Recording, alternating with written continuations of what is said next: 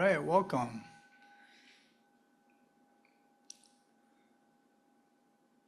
So I thought I'd just start by talking a little bit about this retreat and giving people a little information about myself, and then we can kind of naturally evolve from there into what we're going to go over tonight. So if I recall correctly, the name of this retreat is Natural Being. And I sometimes use a little wordplay in names because that wordplay contains more of the feel than just one definition. So natural being could be what it's like to live as a natural being. And natural being could also just be a mode of being or a way of going through life that feels more natural or less entangled. And it could probably be something else if you can think of another way to put those words together. But those are the two that come to mind right now. So over this weekend, what I hope to present is not just a meditation, although if that's what you're here for, I'll cover that as well. But really a way of interfacing with the world.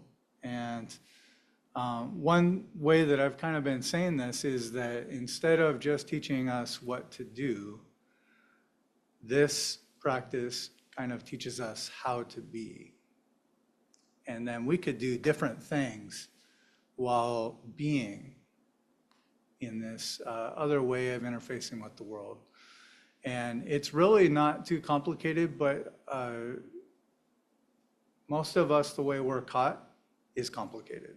And so we have to kind of get out of the weeds. We have to emerge from that. And so this practice is a type of subtractive practice. The term I sometimes use is apophatic, which means to arrive at the divine through subtracting, kind of removing what's inessential to arrive at what's essential, something like that. And those are all just neat words, but really what that's pointing to is that it gets simpler. Once we get the idea of what we might be doing, it doesn't grow increasingly complex. It gets more and more simple as we kind of get a feel for it. So natural being is what we'll be studying and kind of practicing. I'm hoping to give us enough practice time to touch this and to really like grasp for ourselves through direct experience. Is this something that is an improvement? Is this a way I would like to live? Instead of being told or taking it on blind faith.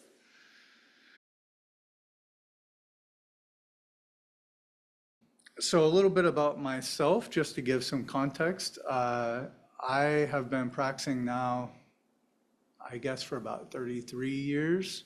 And that practice started when I left home as a almost 17-year-old. And I had ADHD pretty badly, and I also just had trauma. I don't think I was really aware of it at that time, but my life was in complete upheaval, and I was really worried about how I would function in the world without falling into some pitfall. And so I started practicing martial arts, and part of that was to help get some self-discipline. That was something I was looking for, and my teacher at the time, I think probably just as much as a favor to himself as to me, taught me some Zen exercises and practices, especially after I voiced this. And so I took them really seriously because they felt like my only lifeline or my only safety net. And so I did them, and they're very, very difficult, but eventually they weren't so difficult, and they evolved, and my experience changed a lot. It changed me in some ways that I wasn't expecting, and I also wasn't really interested in. I wasn't practicing for a spiritual reason. I was practicing to just have better quality of attention and kind of better control over impulse and that kind of thing. And all this other stuff kind of changed in me. And I had to grow into it. And that gave me some confidence in this process later, because I wasn't aiming for it, and I also wasn't projecting it. In fact, I didn't really want some of it, but I found it to be an improvement. I found how I was acting to be not totally better, but improved. And that, some part of me really hoped that for myself, that I could step out of just kind of the burning life that I was in. And so I was first introduced to Chinese Buddhism, and that was kind of my norm. Early Zen, Chan, and Tiantai Buddhism. And I thought that was what all Buddhism was, and it wasn't until much later that I realized that almost nobody knows anything about those things in the West. So I was really fascinated when I was exposed to Theravada Buddhism after having been shaped by East Asian kind of Buddhism. And when I started to delve into the Theravada world, it was completely alien. And I just couldn't, it seemed like 95% different. But it was very technical. There was a lot of terminology, the whole Pali language, and the practices illustrated across the suttas and the thousands of suttas full of different teachings of the Buddha. That all fascinated me. And I kind of voraciously crawled through it, practiced with it, sought out teachers, and explored.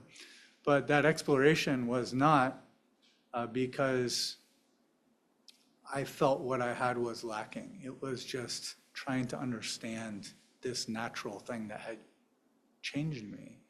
And I figured more information might be better, might help me understand more about it. So I spent maybe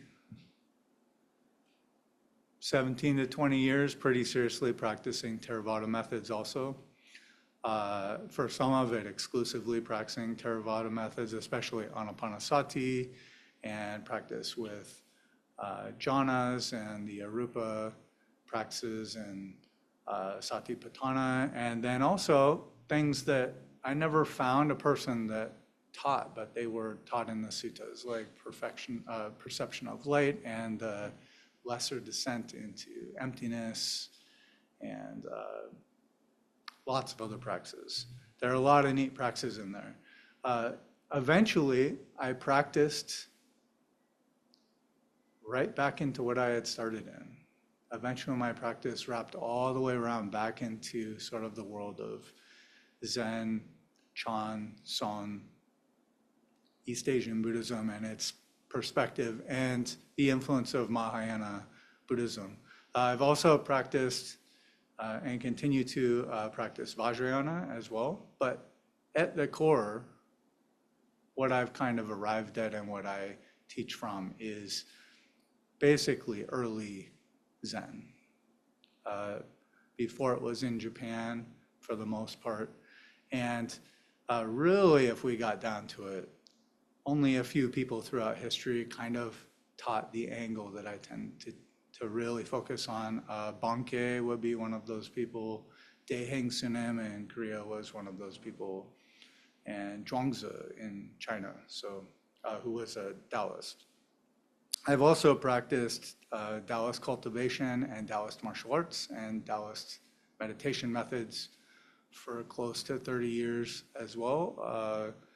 And for a long time, I kept them totally separate until they grew together enough that I then, through hunting around, realized in some places they were never really apart. In Chinese Buddhism, Taoism is in there. Not necessarily the Taoism that's modern Taoism, but the early Taoism of the Tao Te Ching and Zhuangzi's teachings and things of that era. Those are just sort of woven into it. And so I use that language quite a bit. More and more, I don't really use language initially that is strictly Buddhist language. I try to talk natural. I try to just speak about experience, direct, touchable experience. I want people to understand that this is something you can touch and evaluate. You can find out. And it has radically changed me and continues to, but not in an unwelcome way, and not because I wanted it to. In fact, sometimes when I really wanted it to, I thought it did, and it didn't. It's possible to project ourselves into a fake attainment or a fake way of being, or whatever, that's artificial and doesn't stick. And so I kind of try to represent, informed by all the different places I've practiced, I try to bridge into all of those, but I don't try to represent any of them in my formal teaching. I teach directly from experience, from interactions with some of my Dharma mentors, and things that I've found in suttas and sutras that are just experienceable truths for me, and as much as that can be a thing. And so if people are curious, I can usually dive into where this came from and why I do it and all that. But really, it's not about that, because I'm not asking you to believe something. I'm trying to share something that I've found to be the most valuable thing in my life. And so I hope that comes across tonight.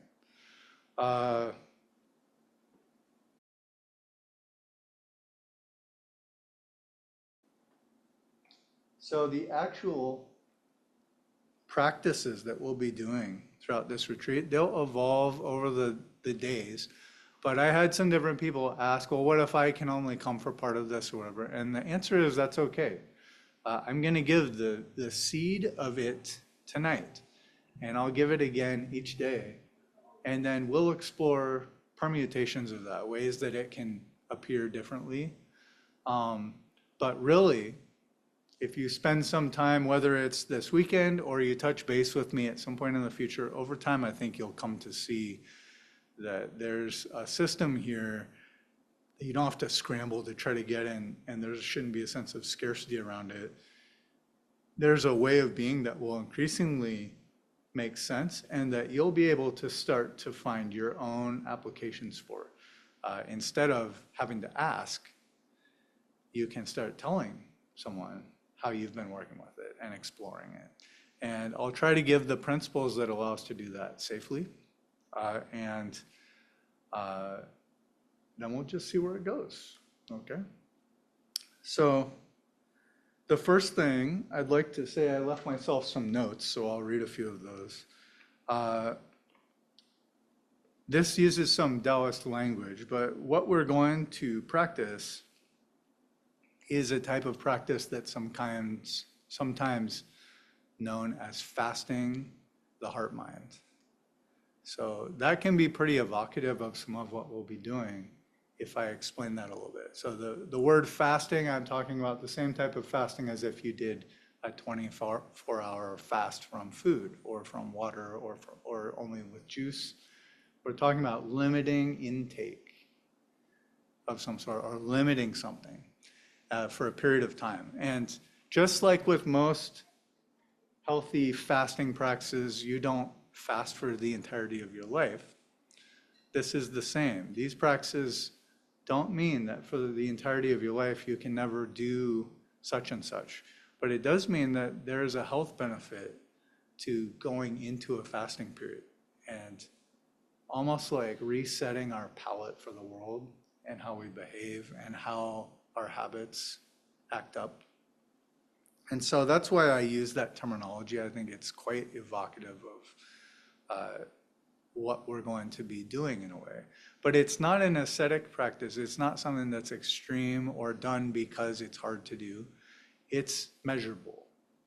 And I recall one of the early people that brought Buddhism to England, I believe, I either read or heard an interview with him. And he said in there, when he described Buddhism, before there was language for it in English, he said, it seems to be a type of prayer that's measurable. And it is measurable. That's part of what makes it so neat, is that it's not all at the end the reward comes. It's it changes us, and we can kind of notice how it's doing it and see how we feel about it. And you can back off from something if it's too much at a certain time, and then later you can invest in something and see it grow again. So this fasting the heart mind is like that too.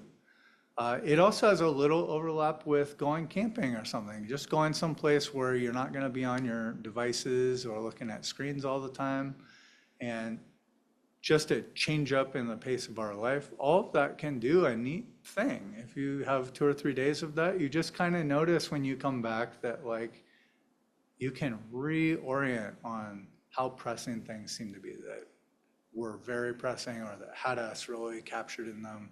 And we can look at things with fresh eyes and sort of with a fresh perspective. So that also comes from this type of practice. When we fast the heart mind, a natural intelligence arises. And I can't really say enough about that. I also don't want to say too much about that or make it sound too weird. But I'll just say that our modern world skews towards use of the discriminating mind and a certain way of using our minds. But there are other ways that the human experience can be and can work that are often kind of just pushed into a corner by our modern society, or even just without knowing with our habits. And so this type of practice allows some of these things to show themselves, and they may pleasantly surprise you. I've found that to be the case. And as the natural intelligence or wise responses begin to show up, a natural unfolding can begin to happen. And that's also a wordplay. So part of that means some favorable circumstances can kind of just align and show up that we might not know how to do on our own, but they still nevertheless occur. And also, we as beings have kind of folded ourselves into a knot or a wad of paper or something. We're kind of kinked up because of all the different times that life has hit us, and we've had to respond in a certain way and adapt to different things. And this is also that type of unfolding. It's like something righting itself, correcting itself without us ironing out everything like manually. And it's a bit like a flower just blooming and us not having to tease the petals out. So this can, if we really embody it and really explore it, it can go into places that are very difficult to do anything with, like trauma or deep, deep polarized worldviews, or preferences that we can't help but kind of manifest as.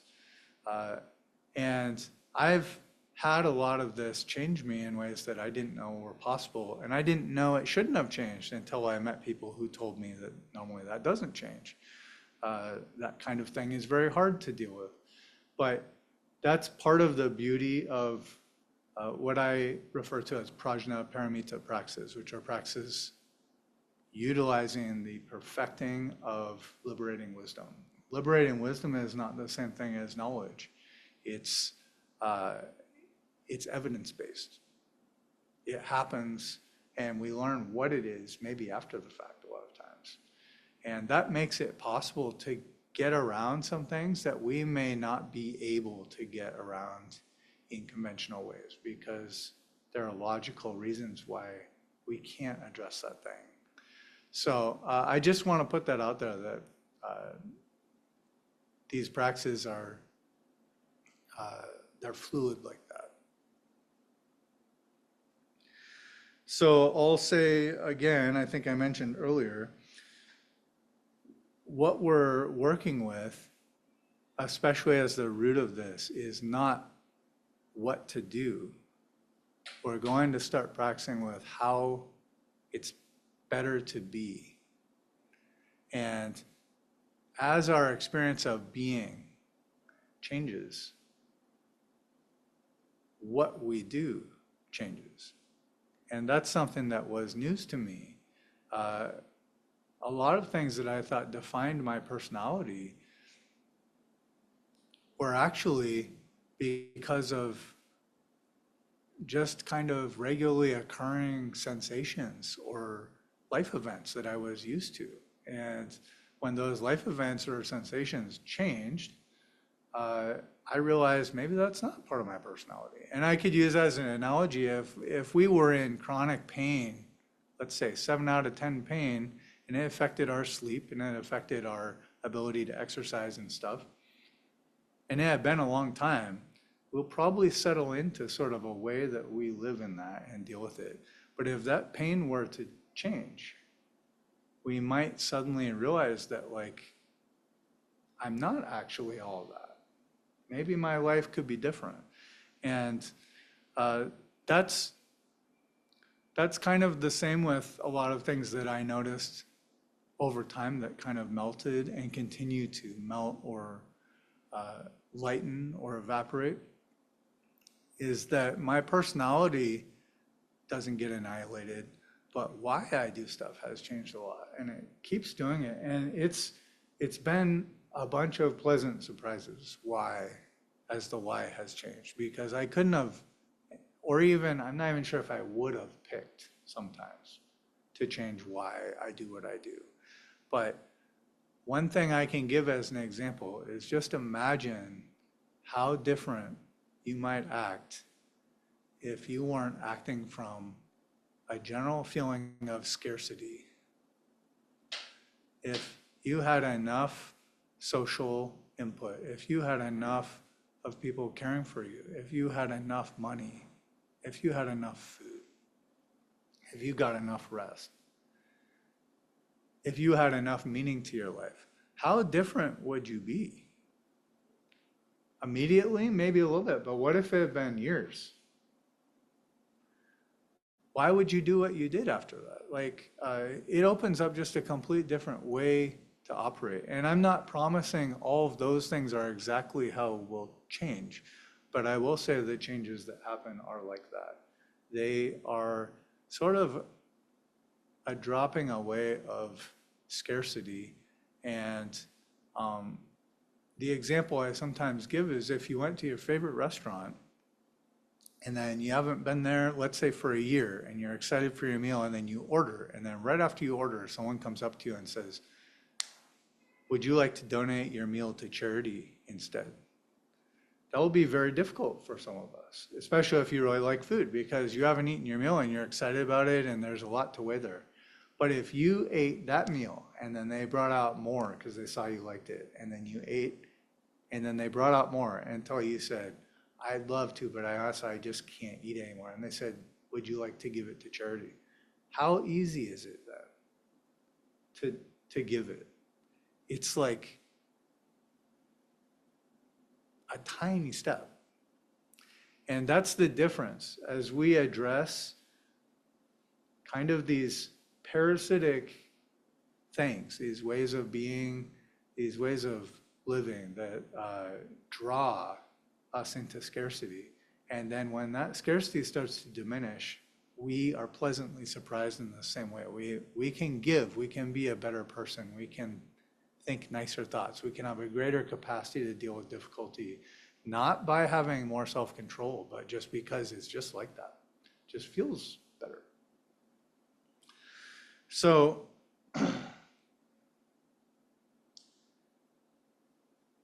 instead of focusing on just a meditation technique, and this will all be taught, at least I will do regular meditations, but they're going to evolve what they contain. And I'm also going to teach some other stuff that this can go into. I recommend once you get the base principle, for the weekend at least, if you can, try it everywhere. And don't worry about how well you do it or whether it changes anything immediately or whatever. It's just something we want to get very, very familiar with instead of it being a big deal and being kind of a daunting thing. So the root of what we're going to be working with to start, the seed, is tension. Just how much tension our system carries. And this tension, I'll start by defining it a little bit, but really it's best if you don't define it as mental tension or physical tension or tension due to the world or somewhere out there or in here. It's just any sense of tension or resistance or vexation, or another word is, let me think how I usually translate this. Disturbance, a sense of disturbance. Being disturbed, disturbing. I'm given kind of a word cloud here, so you can pick your own words for this. But there's a resistance or a hardening or a tightening that happens to our brows and happens in our throat and happens inside our head, kind of feels like if we concentrate hard, or happens when we have to ignore something that hurts us to deal with. There's something that has the same taste through all of those things. And it's a type of contracting or tensing or resisting.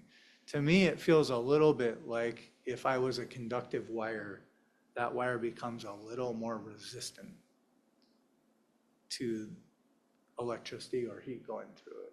It's like it's resisting a little bit. There's some opposition to the experience of life happening. And this is to directly address that. So the method itself, the way we'll start with this, I want you to memorize 4 letters, R, S, S, R. And then we'll go through different permutations of this, but these 4, I'll go through the phases of this. You don't have to memorize them. We'll practice them. But just so you get an idea of the model. The first one, R, is to realize. And so let's say we're doing a meditation and we get our meditation instructions and then we begin. And then at some point, we just naturally realize we're not doing it, right? We're distracted, or let me list some of those different things that I would consider realizing. Suddenly I feel really bored, or I'm focused on my knee that hurts, or I'm remembering I was supposed to do this other thing and maybe I should get up, or I feel really sleepy and this isn't going to be a good meditation, or my mind is very scattered, or I just feel off, or I feel very calm and this is really awesome. Maybe I should dive into this. And that reminds me of this other thing that I did. Maybe I should do that instead. All of these are actually realizing that we're not doing what we aspired to do. So if you can kind of take that as what I mean by realize. Realize is not a step we do. Realize happens automatically. It's the kind of sobering up that happens out of another lost state.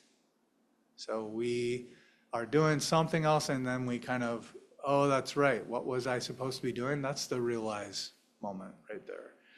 Or if we just notice that I think I've kind of veered off from what I'm trying to do, that's the realize moment. So that's the first R, but you don't have to do that R. This practice is actually just 3 stages that we'll go through. The other one happens automatically. So once we realize that things aren't quite what we were trying to do, the first step in this practice is to feel what you feel like and soften anything that can soften. And that doesn't mean the same thing as soften everything, because for instance, I need some tonus in my muscles to not fall over, right? Like, so if I'm going to be sitting, I soften my posture, but not so much that my posture fails. And we may feel like we need some tension in the mind to persevere in our practice right now. Or we may have some other reason we feel like we need tension in our system. So this isn't a blind softening. This is an experiment that we run over and over and over again. We keep kind of fine-tuning what tension here can go, because we'll notice some of it, even if you try, it doesn't go. So what tension can go, and then how much seems good to let go of. And we're going to keep kind of exploring this fine line of not enough, and then maybe in some cases too much. But as we get further into this, there's an art of being able to soften more and more and still function well. And so this softening is not to be like a limp noodle. It's more like to become like a sapling, or like a springy little plant that you can brush it and it just springs back into shape. It's very changeable. Okay, so softening is the first step. Softening is releasing tension, and tension takes effort. If you just think about it, to tighten the body or to tighten the mind or to tighten the nervous system, it takes an energy expenditure. And so we can tap into human beings. Most of us seem to have a slight preference to spending less energy if you don't need to spend more. And you can see that if you just watch most of us when we get on an escalator. Do you want to keep walking or do you stand there? And if you're standing for a long time, do you prefer to stay standing rigidly, or do you want to lean on something or sit down? Or like we have a natural preference to be, I don't know if I want to say miserly with our energy, but to be conservative with it. And so we can tap into that. So when we soften, if we just notice what it feels like right then, softening feels relieving. And it doesn't have to be black or white. It can be just 1% softened, but that left, it feels 1% more relieving to kind of do the same thing without that extra energy and that tension. So I call that step savor or smile, either one. And you can mix them together, but it's to just feel how it feels to have softened. And if you can, smile in response to it. That will actually do some really favorable stuff. It may take some energy to smile, and then you've got to think about, well, wait, I just softened. Now I'm tightening up my face to smile. Just soften the smile a little bit too. And then as soon as we've done that, we've realized, we've softened, we've savored or smiled, then we just rest or return to what we were doing. And what we're going to be doing this weekend is mostly we're going to be resting in just existing, just being. And that doesn't have to be a horrible thing. I've read some studies that talk about people preferring to administer a mild electric shock to themselves rather than to just exist in a room. But I'm going to try to help it be much nicer than that. So just bear with me as we explore it. The softened step itself, I'll try to share this again tomorrow, but softening, I've used that word. I used to say relax, but a lot of people, relax is a difficult term for them. Like it feels like I don't know how to do that. Or when I try to do that, it's very frustrating. So soften is not a complete letting go of everything. It's just any amount that we can soften. But there are some hacks we can use that you're welcome to use this weekend to help with that process. So one of them is to tighten up the body or the area that we can't let go, we can't soften, then just squeeze it a little bit. Like if I wanted to soften my arm here and I can't, I can just tighten it and then let it go. And this can get through what I've sometimes heard termed as sensory motor amnesia, where we won't know how to exist in a softer state. We kind of can't do it, but we do know how to get tighter. So you can bring a little tension in to your mind or your body or whatever part of the experience is tight, and then release it. You can also quietly sigh, or just use that phase of the breath. Breathe in and just kind of let everything settle a little more. And then breathe in just how you are now. And if it helps you, you can envision breathing into the tension and then breathing it out as black smoke or as something that evaporates.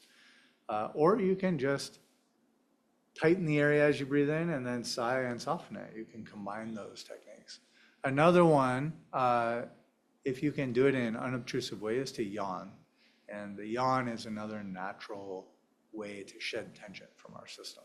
So feel free. I'm not a person who emphasizes staying still in a very strict fashion.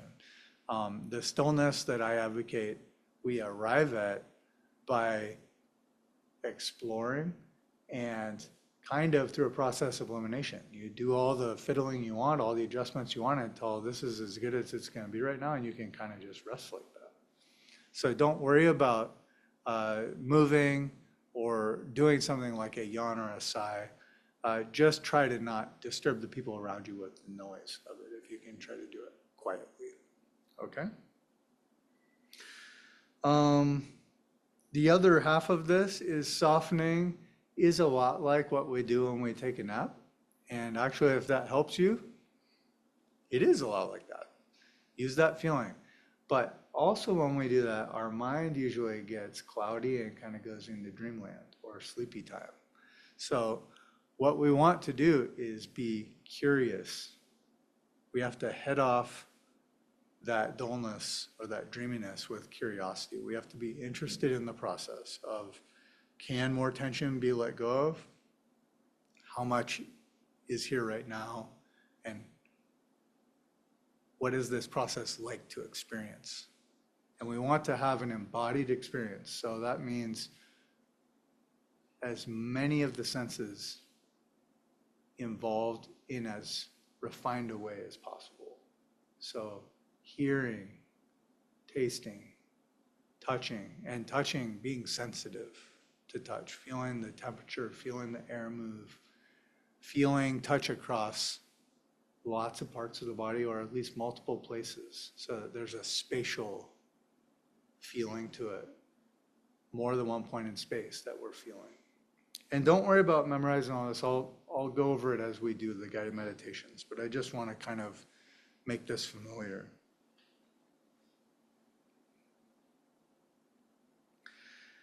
As we practice this, what's going to open up is the body can become an intuitive teacher for some other skills that we don't necessarily know how to do. And so that's where things will start to move throughout the weekend. If we learn how to work with tension and releasing tension with the body experience, we will start to intuit how to do it with experiences that aren't totally physical, because it's the same thing, learning how to relax. But if we start with subtle things, there will probably be things that we don't know how to do anything with. So we're going to start with the easiest, which is the body itself. And whenever you're working with the body and you intuit how to also release something else, just include it. You're free to explore.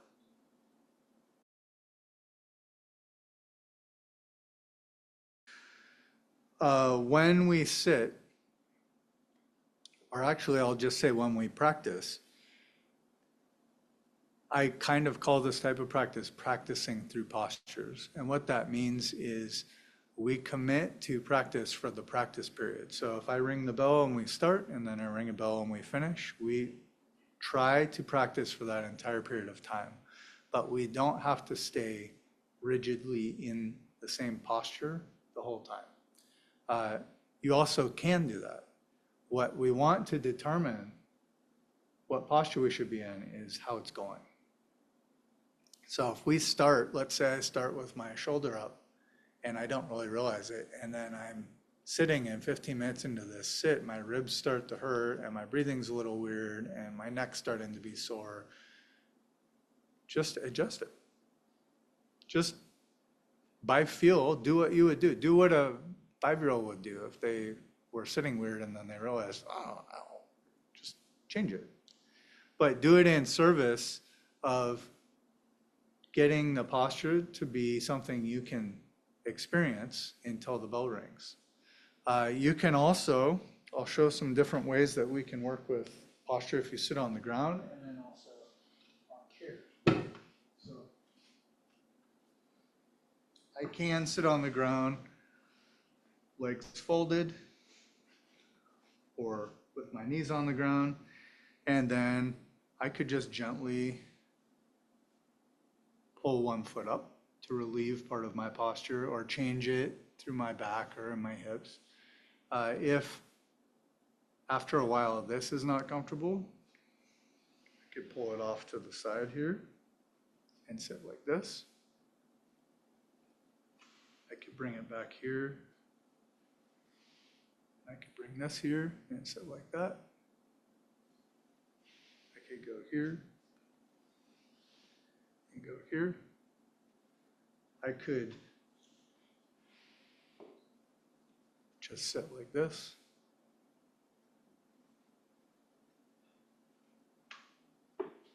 If I'm sitting on a bench, I could sit here on the bench, and then I could pull one of my legs out and sit like this. So I hope you're kind of seeing what I'm trying to do is keep most of my experience unbroken. So my back is still aligned. I'm still working with my method, which is to just feel tension and release, right? Soften, smile or savor, and then return to what I was doing. But if my body starts to scream or become the predominant experience and it's pulling me off over and over, just change it. Don't let it be an excuse. And you can also gently stand up and then just practice. You can put your hands here or just leave them by your side. And you can give your legs a complete break if that's what's bothering you. If you're sitting in a chair, you can just gently stand up, and then you could practice the whole time standing. I'm going to teach some practices where we stand as the practice, but also if your legs then feel like, oh, they feel better, sit back down into the chair or kneeling or cross-legged. So what I'm kind of offering here is, if you can, make it so you have no excuse. There's really no excuse to stop. The time's just passing. And I haven't said anything about how your mind should be. I haven't said your mind should be quiet. I haven't said you should be concentrated. I haven't said anything about that. And that's because we're not going to interface with the mind that way. We're not going to try to control the mind. We're going to work with the physical experience and the experience of tension, and then we're going to see what the mind is like to experience. Okay? So we have time for maybe a few questions, and then we'll take a short break, and then we can try this as kind of the way to cap off the night. So are there any questions or comments about this process? I know it sounds like a lot, but I promise when I guide it, it's very simple.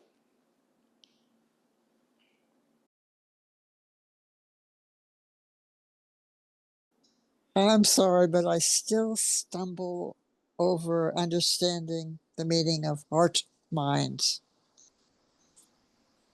Of what? Heart mind. Oh, Heartmind. Yeah, I wanted to speak about that. Thank you for being the reason that I did.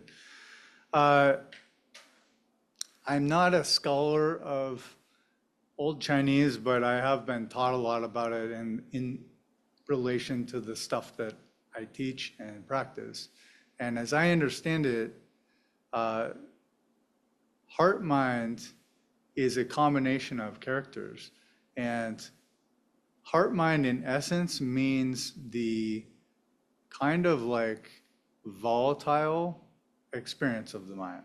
The mind that responds, the mind that reacts, the mind that throws a temper tantrum or reaches a threshold, and also the mind that wanders, like the monkey mind, moving from thing to thing to thing, whether we want it to or not. I know that's a commonly misunderstood term in the West when it comes from Asian Buddhism.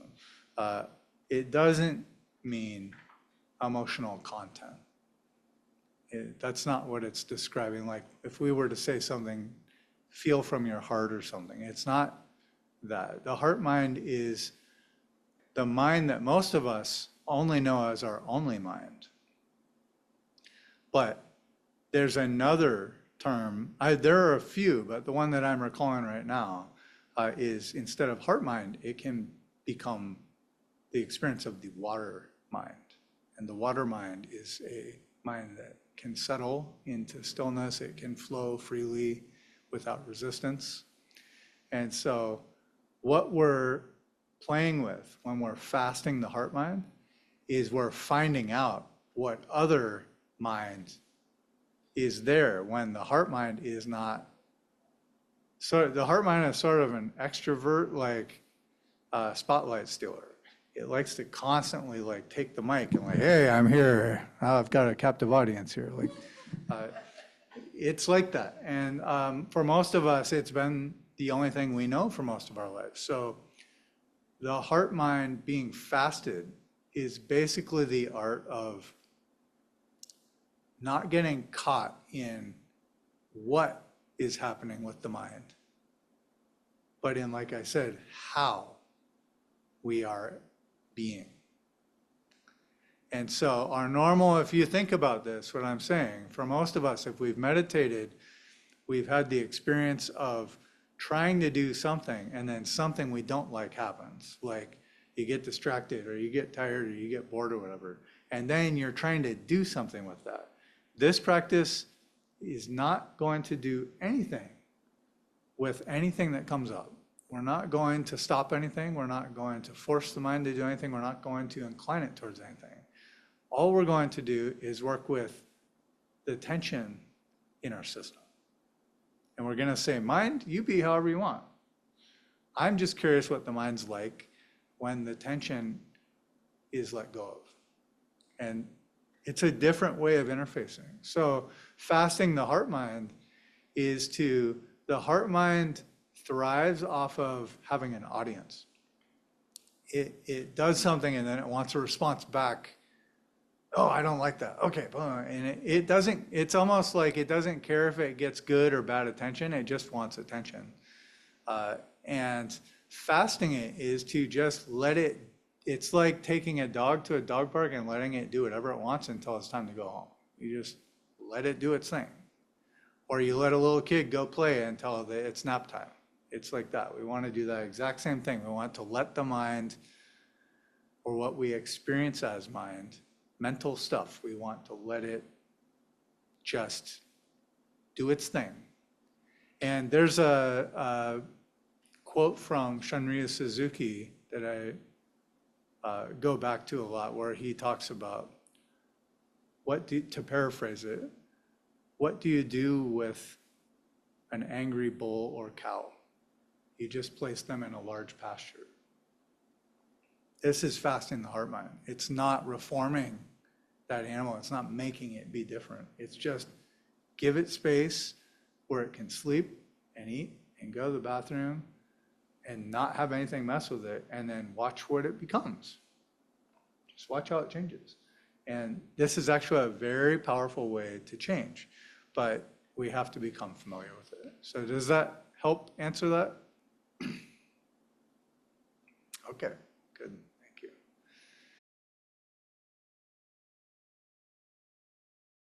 All right. Thank you, everyone. I'm so grateful that each of you are here. And here doesn't have to be in the room, but just present and participating. I'm happy to do this with you. And I'll just go over a short intro and some instructions today. I gave more information last night, but most of that is just words. It's not necessary to do the practice. So the title of this retreat is something like Natural Being, if I remember right. And I'm going to be sharing some things that integrate together to allow us to uncover an easeful and natural, or increasingly natural, if we're very far from natural, way of going through life that is uncomplicated, and it's something that all of us already have. It's something that all of us have access to, but we've not seen it or learned our way out of it or felt like we couldn't access it to some degree. So a couple things around the day. What it's going to kind of look like is we will have practice periods, and at the end of each practice period, I have scheduled in a break, so that's a good time to go grab water or use the restroom or whatever you might need to do. If you want to do longer sits, the best way to do that is just skip the break and just keep sitting. And you can sit and then sit through the whole next session as well if you want. The way that I teach and what I encourage on this retreat is something I just call practicing through postures, which means anytime while you're sitting, if the body starts to be the main kind of thing that's drawing the attention because it's uncomfortable, just adjust. And that adjustment can be an adjustment of the shoulder, the neck, or the spine, or it can be changing your legs or standing up. I don't know if I'll stand up or not, just depending on what happens, but you can stand up anytime. Just do it in a way that's not disruptive for other people. So just be aware of your movement, be present as you do it. Stand up and then just hands at your side, or you can hold them in front of you and practice that way. Your spine's still upright. Your legs have just changed, but the upper body is pretty much the same. And then if you want to sit back down, sit back down. So what we're trying to accomplish here is to take away any physical excuse for practice stopping. So we'll do sessions that might be longer than some of you sit, but you don't have to sit still the whole time or even sit. You can stand and sit. You can also, if you're on the ground, you can kneel, or you can do a standing kneel and then sit back down, whether it's that way or cross-legged. So really embrace that.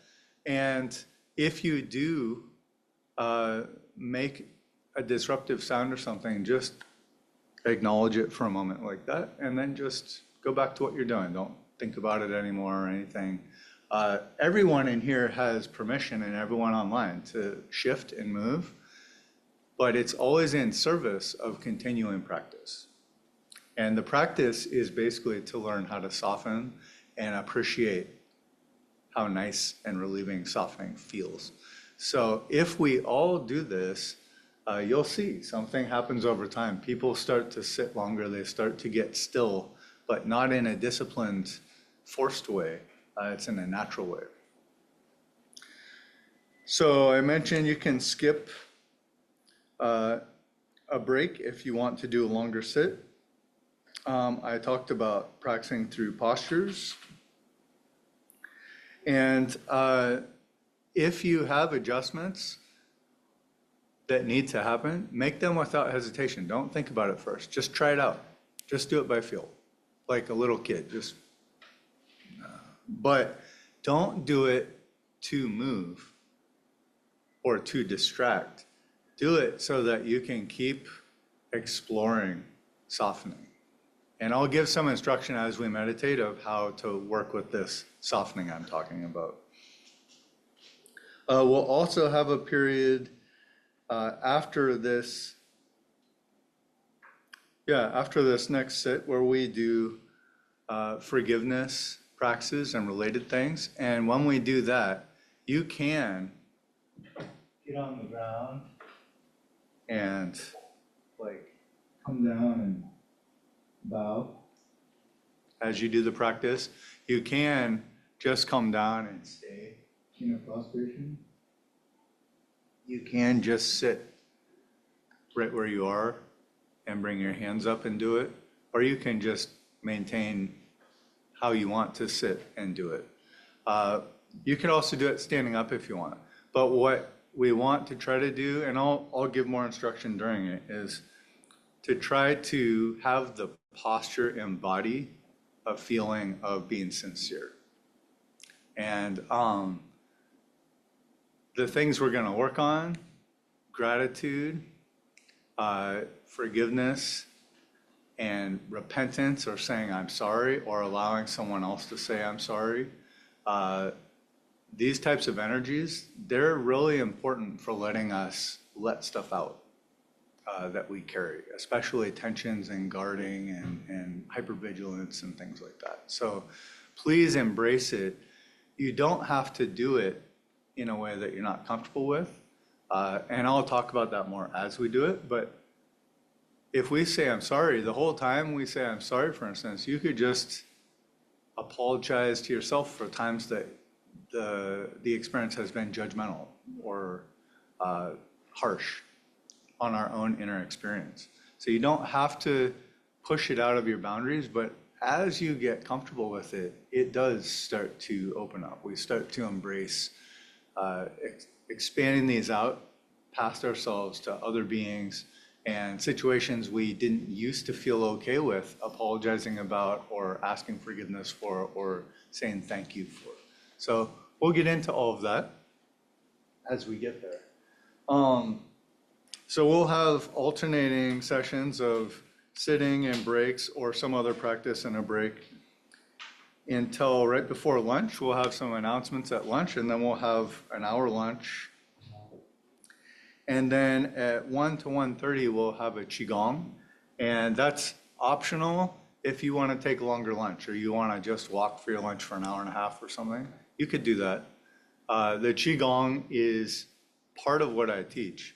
And if you want to learn it or you want to practice it, it integrates. But if that's not your thing, you don't have to do it. You actually don't have to do any of this, but you're welcome to. So Qigong is a way of learning how to soften and sense the experience of energies in the body experience. And also, it has a connection with how the mind works. So if that's interesting to you, we'll do some of that at lunch. After that, we'll have some instruction and a guided meditation that will kind of evolve what we've done this morning.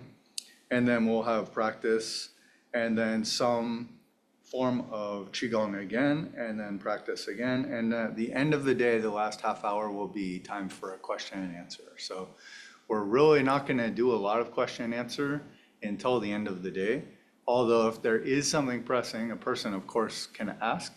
But this is going to be an experiential process. If you just do it, don't worry about getting it exactly right. It's okay, no matter how you do it, to evolve it. And it's designed that way. So just kind of explore and don't worry about anyone else's judgments or anything. There is no comparison between human beings. We all have our own knots, our own history, and we have to learn the puzzle ourselves. Okay? And then tomorrow will be similar. All right, so the root practice that we'll be starting with is something that I talked about last night. There are 4 kind of letters we can use to remember it, RSSR. R is to realize, S is to soften, the next S is to smile or savor the relief that is what softening feels like. And we have to, it's not an idea, we have to actually feel it and see if that's true. And then the last R is to rest or return to what we were originally doing. So you don't have to memorize that right away. You'll get it. It goes in a loop.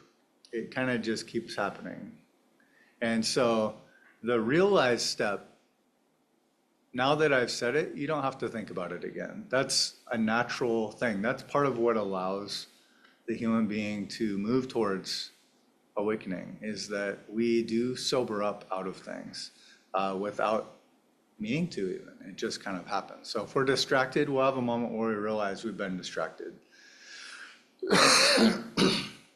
If that happens, or when that happens, there's no need to go back and say, gosh, I was distracted for this long, I've wasted this much time, etc. That time has passed, and it's fine. It's part of the process. So embrace that. Don't get like a perfectionist mindset where we're trying to sit in a type of calm or clarity, and then anything else is an enemy to that. In fact, this technique that I'll teach, we will not, I don't think at any point, be controlling the contents, especially of the mind, but also of life. We're not going to try to control things. We're going to, instead of focusing on what's happening, we're going to work on the relationship to what's happening. Does that make sense to people?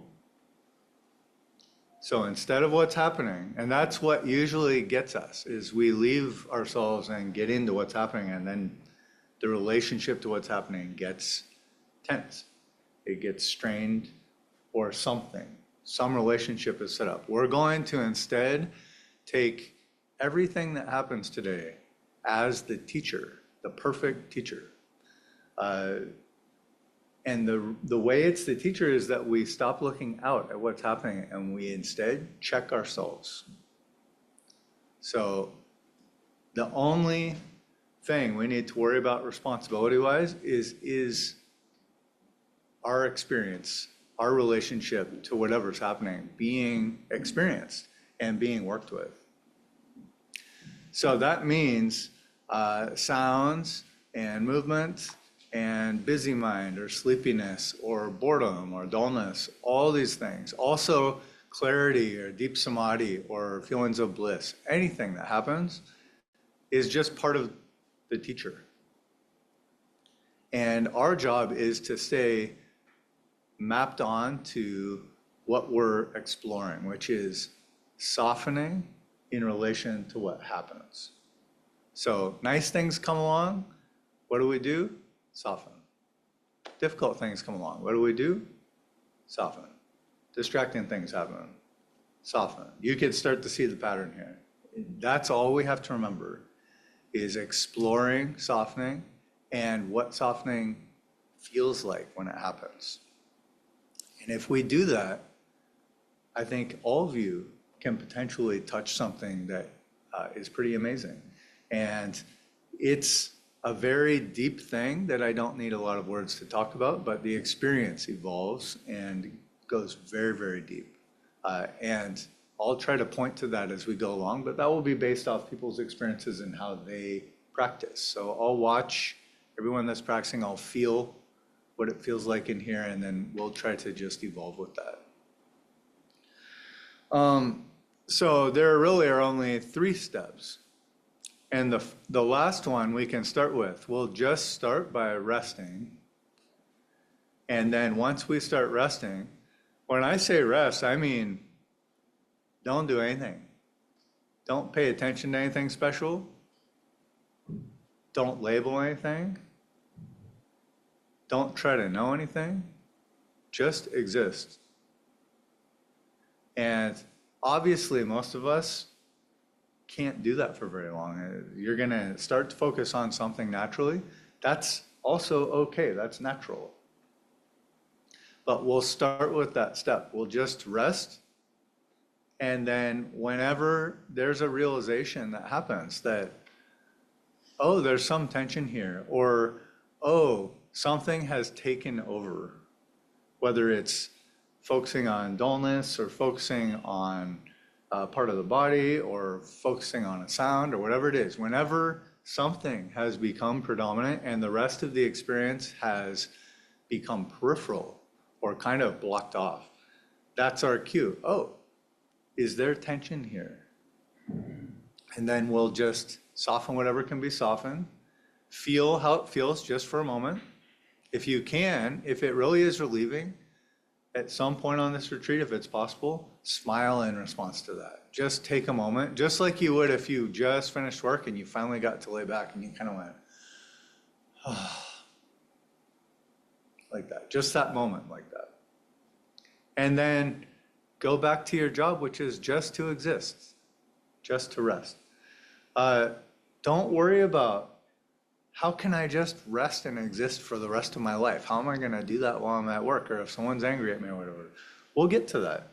But we have to first learn familiarity with this.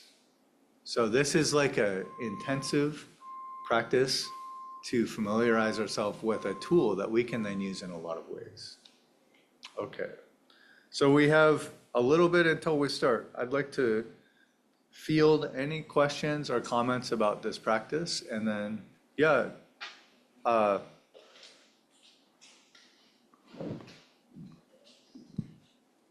Noam. I'm wondering, I want to just make sure I understand. What you were saying is, if we notice, like I just noticed a beep out in the street, that's not something I need to like soften to. It's just if I like start, you use the word focus, if I start like putting all my attention there or thinking about it, adding more to it. It's not the noticing that I'm softening. It's just if I go beyond that. Yeah, to start, I'd say if we go beyond that, if we notice the behavior of fixating on something with our attention without intending to, right? Like, or even if we do intend to, Okay. and you aren't supposed to be doing it, Okay. both of those, that takes a type of energy to focus it, right? And we just soften that energy as much as we can. But after we do this for a little while, what's going to happen is we're going to just become sensitive to the feeling of tension or the feeling of disturbance, feeling disturbed, feeling like something is interfering or we're interfering with stuff. Any of that will be what we soften. But to start off with, yes, if you hear a sound and it's just a sound, don't worry about it. It's only when there's a noticing of something feeling tight or contracted, then that happened automatically, and then we just start working with, can any of that be softened? Thank you. Yep.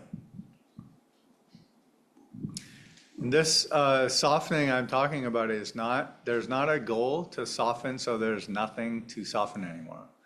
There's not a goal for things to become a certain way. The goal is to continually be okay with noticing without the narrative that tends to come up with noticing. Oh, if it wasn't like this, blah, blah, blah, blah, blah. Whatever normally happens in your mind. Just let it be enough that it's like how it is right now. And then check, however it is right now, how much tension is in this experience? Anywhere. You can start within the body, but as it expands out, anywhere. You don't have to name it. Just if you notice tension that doesn't have to be there, soften. And then the softening is letting go of whatever we can actually let go of. What remains is not up to us. We just found that out. We just tried. And we let go of what we could, and then whatever's there isn't up to us. It's not mine. It's just there. And so that's good enough. Then we experience, was that an improvement? How does that feel to let go of some of that? And especially just look at how we use less energy when we soften. We aren't having like a parasitic draw on us all the time. So just feel, that's relieving to kind of have a little less pulling on my vital energy. Yep. Hold on. You got to use this.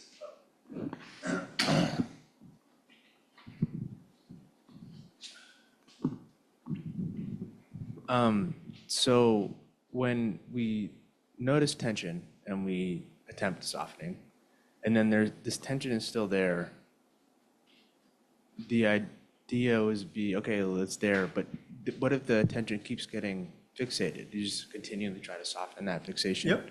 Yeah, that's it. Okay. But That makes sense.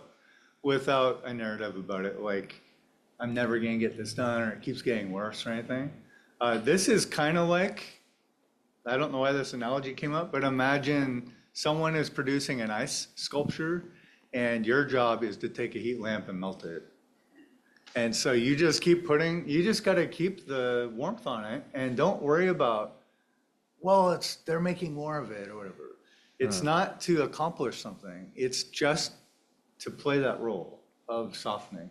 Sensitive and softening, sensitive and softening. Sometimes there will be tons of tension. Sometimes you might not find any. It's still just to be sensitive to, is there any that can be detected? And if so, can any of it be let go of? And I call this the skill of release. We're learning the skill of release, and we're not perfecting it so we can be done with it. We are just becoming familiar with this thing that will become part of our life and will be used all the time, or will happen all the time. Okay? Okay, thank you. So we talk about not controlling the mind, right? And it feels like my tension, my dissonance often comes from the mind in my excessive processing, I could label it as. Yeah. And so when I soften, it's inherent that it's sort of like if I was doing this kind of fast-paced talking and then all of a sudden, but that action in itself kind of feels like I'm doing something. Like it feels like I'm decelerating, which is a good feeling. But then I kind of like note to this, like, am I controlling the mind? Like, Don't worry about it. yeah, Don't worry about whether you're actually controlling the mind or not. Just don't try to control the mind. Just the feeling of trying to make it be anyway. right. Whenever you do that, how many people have not heard of the game Hot Potato before? Has everyone? Okay, so it's hot potato. The potato lands in your hands, it's hot, what do? That's it. Yeah. It doesn't matter if it's I'm controlling it or I've realized I'm controlling it or anything. It's just the exact same thing. Whoa, just do that. And that's over and over and over. If you have a habit of grabbing or controlling or feeling, thinking about anything like that, it's okay, but immediately drop any part of it that is holding it. Right? Like I can't make my hands perfectly soft, but I can do that.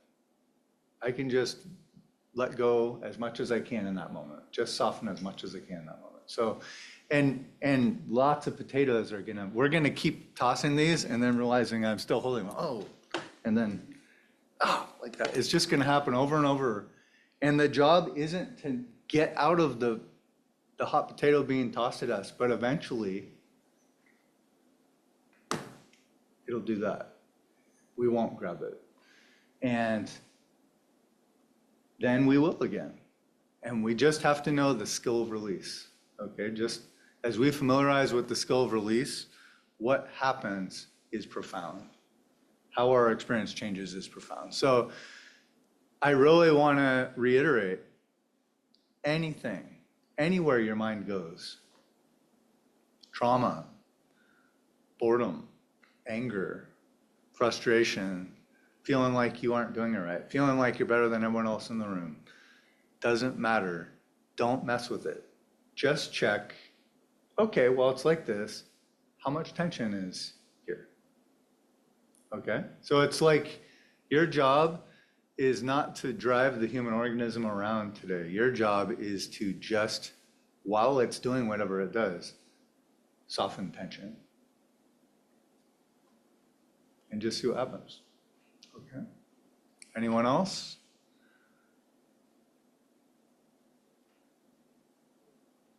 Okay.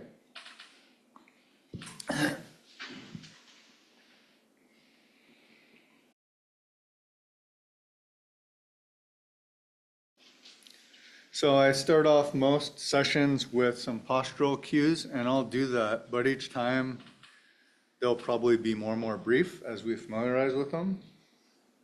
And at the end of most practices, I guide us through a self-massage, which is also helpful with learning the skill of release and with starting to sense and experience energies within our body experience. Energies are something that can be softened as well. Thoughts are something that can be softened. Anything is. If it can be let go of or it can be released in some way, try it and just find out. Don't bind yourself to any ideas of how things work. Just try it wherever you sense it. Okay, so why don't we settle into our positions, and then I'll ring the bell to formally start. And I'd like to remind people again, if this is longer than you're used to practicing, just change postures as many times as you need to. Stand up, sit down, change how your legs are, lean forward, lean back, change your shoulders, stretch your neck, but always do it in service of settling and softening. And this type of settling is like muddy water in a glass, and just setting it on the ground and letting the silt settle over time. Okay, so don't worry about how much is in there or anything, just don't keep shaking it up. That's all we have to do is shake it up less and less. How long is this sit? I don't know yet. We'll find out.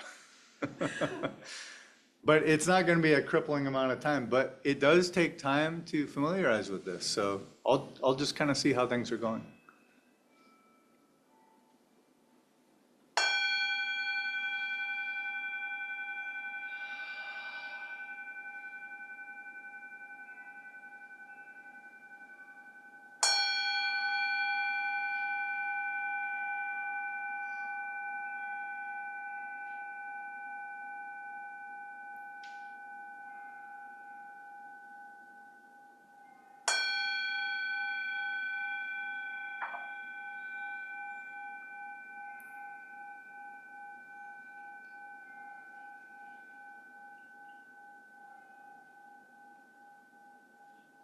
So let's begin by first experiencing the legs.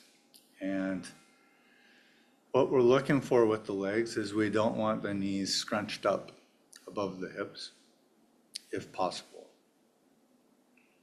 And the main reason behind that is that when the knees are above the hips, it affects many of the systems of the body and kind of how we experience things. It tends to be less easeful. So we don't want it to impact the breathing or the alignment of the spine. So once we have the knees not scrunched up, just try to get the legs into a position where they feel stable, safe, and they aren't going to grow into a concern any more than they have to. So I often say this is something like you might watch a movie or read a book. You want to posture similar to that, and it's okay to adjust it. But start by just getting to know what might be a good starting place. Okay, so once the legs are in a position that seems to be like that, then we're going to start to experience the spine. And the first thing to do is on the next inhale, as the exhale happens, sigh and let the whole body settle down. Just get heavier. And let this happen a few times. Whenever the inhale happens, on the sigh, let any tension sink.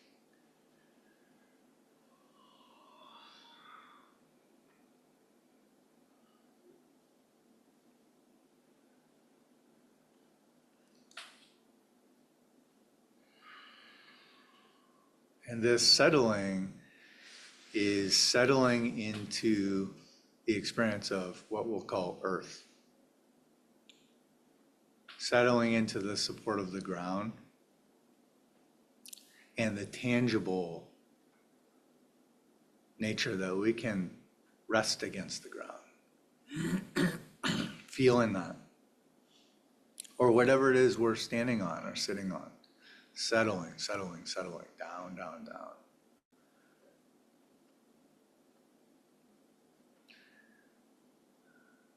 And so there's this settling, sinking feeling. I sometimes give the image of like a young pine tree with snow on it, and that snow is weighting down the branches. The branches are springy, but they're weighted down by the snow. But that central trunk of the pine tree is upright. So there's this settling, but there's an upright body. Okay, so this is the earth part of this posture, but this posture is called heaven and earth. So the heaven part is the crown of the head, the very top of the head. Let it feel like a helium balloon that keeps trying to float up towards the sky. And let the spine or the torso be like the string of that balloon. So it's tied on at the bottom. The settling is happening at the bottom. We can feel that settling, sinking of tension. And also we feel this buoyant feeling at the crown of the head. The head floats. And the human experience happens including both of these. So there's this very gentle stretch along the spine, where at the top it's floating up and at the bottom it's settling down.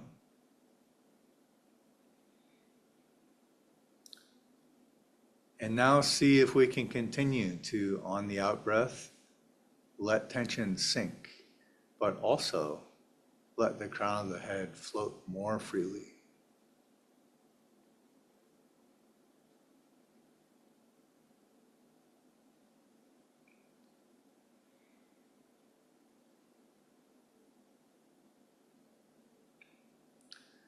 And just like a balloon, how it will kind of wobble and shift in the wind, our postural system is like that. If you tune into it, it's not perfectly still. So wave around a little bit, left and right, forward and back, and come to rest where that balloon is floating up, and at the base, the body is settling down, and it feels like upright. And it's okay for this to not be locked in, for it to not be static.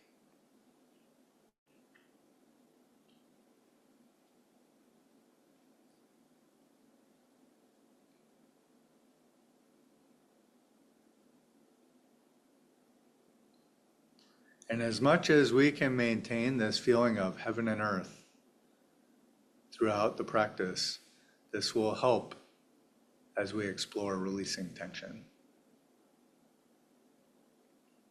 So remember, anytime softening happens or release happens, we can let the tension sink and settle. Now just put your hands somewhere close to your body so they don't pull your shoulders forward, and let them be soft, however they are. You can hold them in a mudra, or you can just put them palms down. But take any tension out of the hands that doesn't have to be there.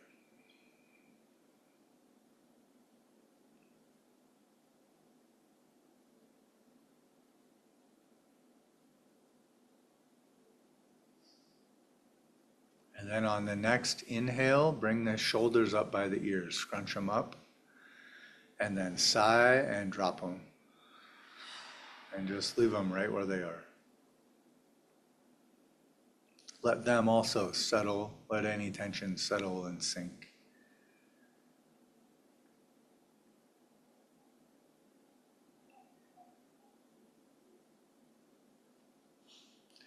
And we'll make a small but important adjustment with the head. So we're going to move the head so that the jaw goes down and back, and the crown of the head gets taller, and that looks like this. And that opens up this area at the back of the neck where it meets the skull. And we get a little taller. The head goes a little further up towards the sky.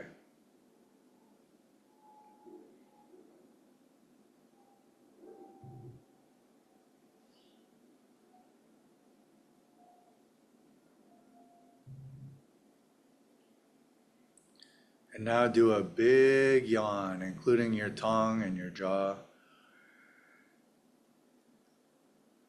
And at the end of it, don't put the teeth back together. Leave the jaw softened. Let the tongue be as soft as it can. And if possible, relax the tongue so that it's not ready to speak. And the tongue can just be almost in a pool at the bottom of the mouth, or it can be gently rested behind the front teeth.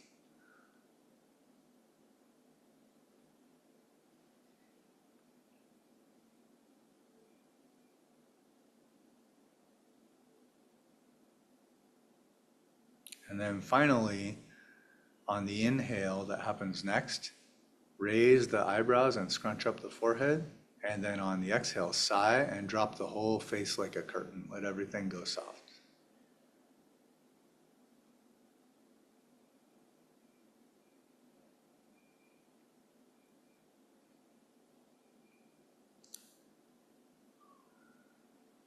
And the eyes we leave unfocused, softened.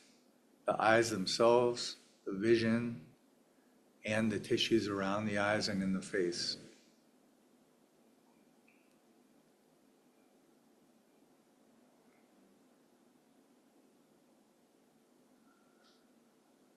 The eyes can be closed, open, or open enough just to let some light in. Just find what works well or feels natural now. And as we practice, if things start to get really dreamy or tired, then open the eyes more. And if things get overstimulated, we can close the eyes more. So the eyes can be like a natural throttle.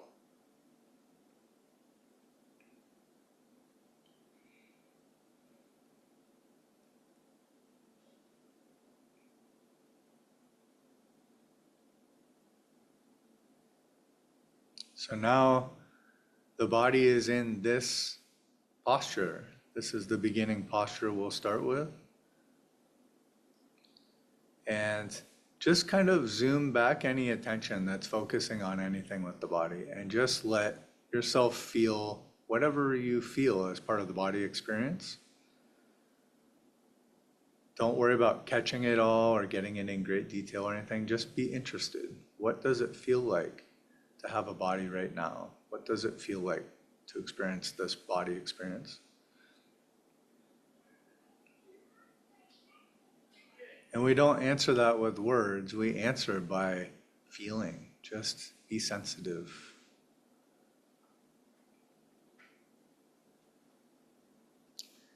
And if anything needs to be adjusted, let it adjust in service of tension, settling, and sinking. And in service of the body not becoming painful unnecessarily.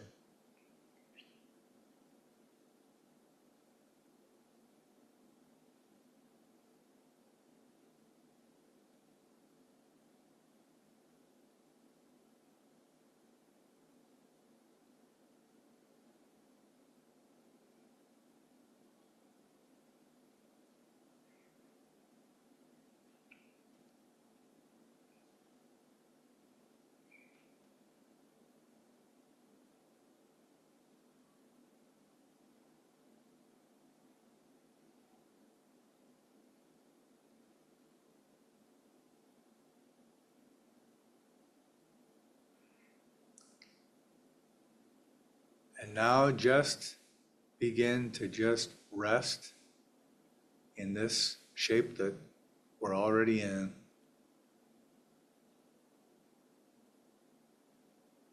It's sort of like a nap in this posture, but we have to monitor how the nap is going.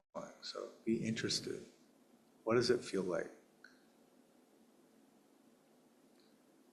But in a very, very gentle way, just rejuvenating, restful, settling.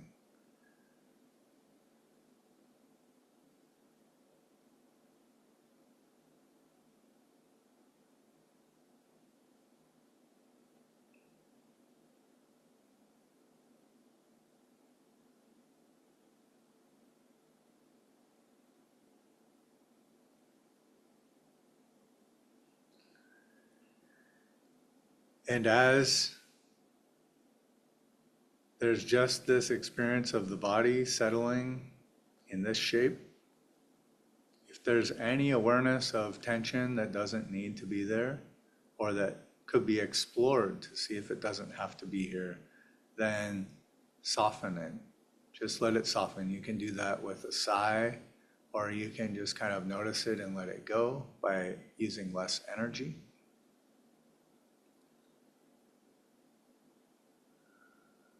Or you can make an adjustment to the body if it feels like that might help it soften. And then once that soften attempt has happened, just feel any softening that happens. Isn't it relieving to use a little less effort, to just exist without maintaining anything?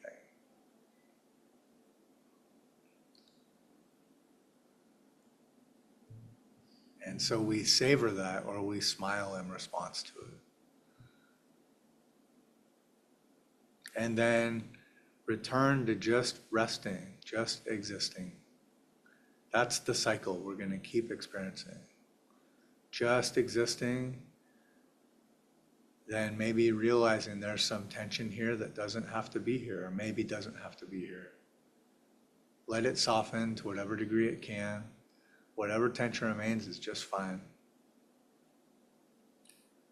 Feel the relief of that, and then go back to just resting. And then as we go through this process, if eventually the body is hurting and it needs to change positions, just gently change positions and go right back into resting in that position. And then softening any tension that doesn't need to be there. And then smiling because it feels relieving to let that go. And then just rest.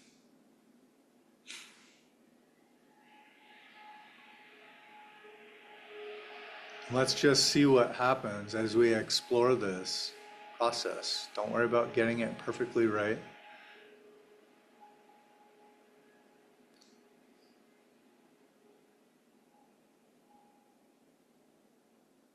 We don't control the mind. Sleepiness is okay. Being wound up is okay. Being bored is okay.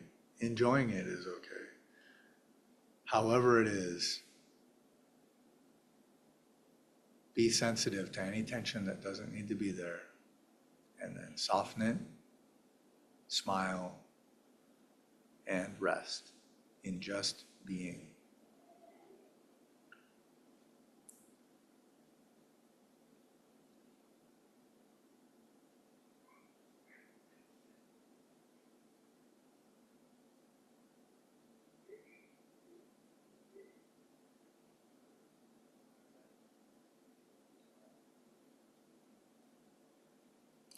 And let mind have complete permission to do anything that it does. Thinking or not thinking, being busy, being slow, doesn't matter. Just check the tension.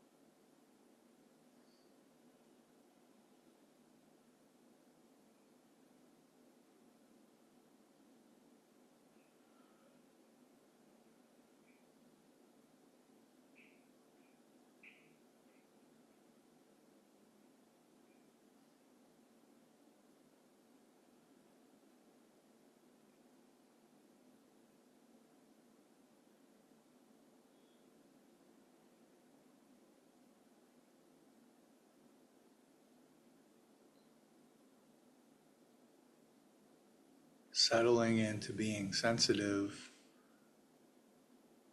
to feelings of contraction or tension, or feeling disturbed, or feeling like there's a disturbance. And then just not spending the effort.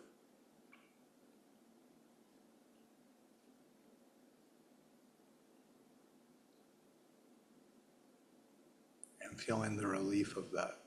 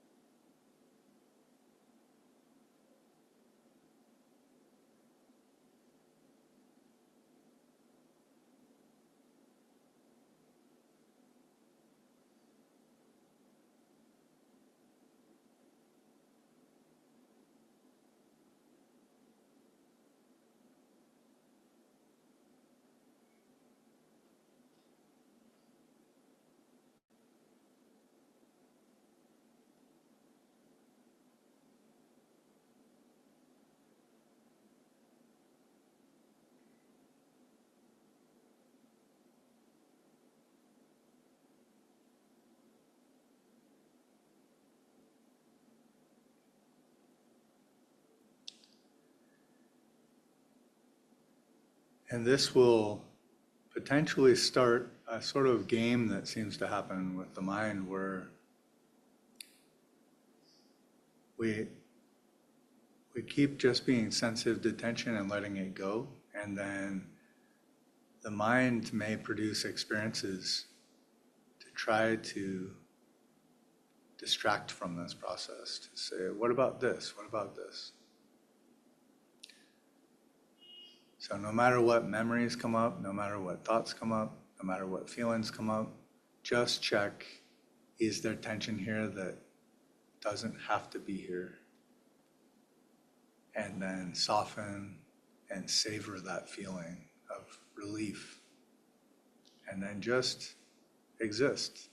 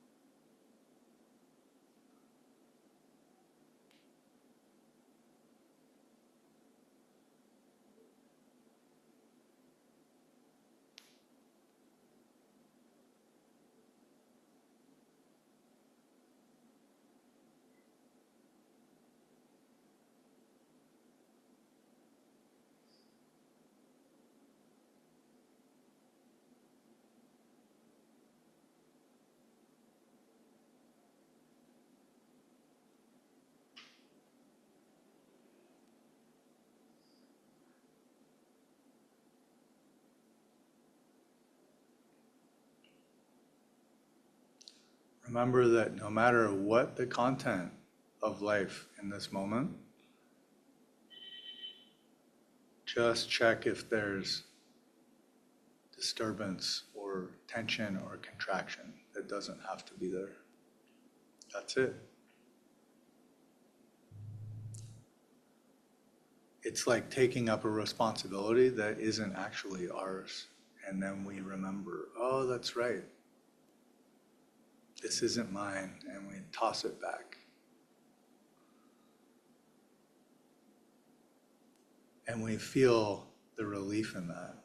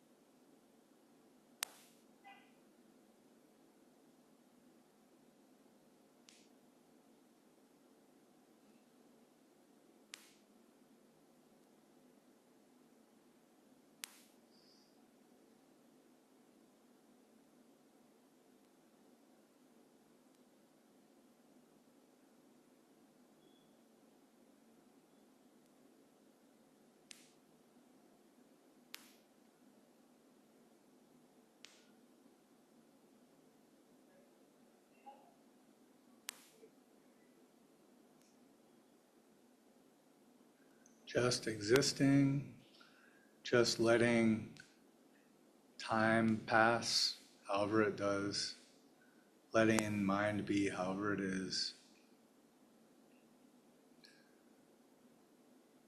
softening resistance, softening tension,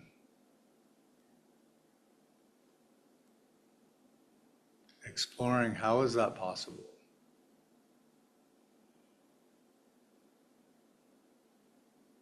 And does it feel relieving to let it go?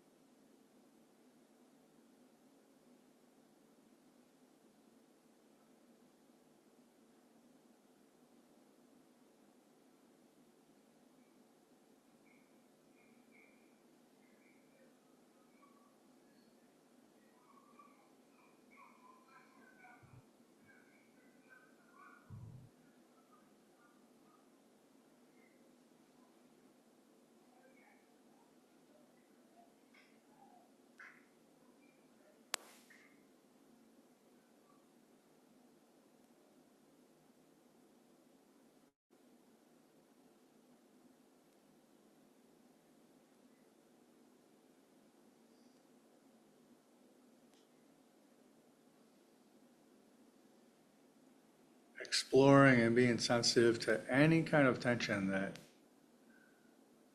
is noticed, and just seeing if it can be softened, no matter what it is, no matter what kind of energy expenditure it is, if it's unnecessary.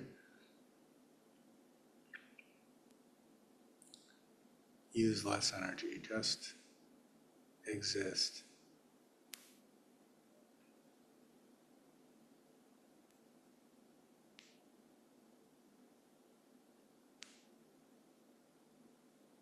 And we'll find as this happens that a lot of things are not up to us. The sense of touch just happens. The sense of hearing just happens. The mental experience just happens. Thoughts happen.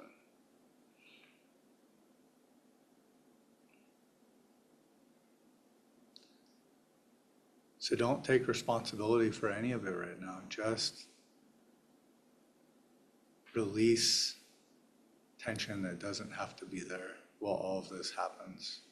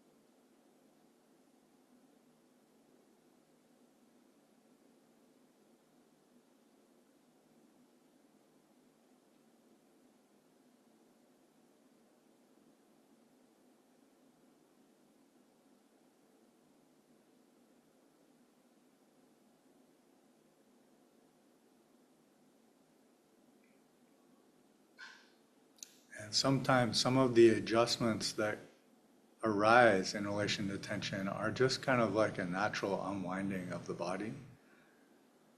And if that happens, just let it do that.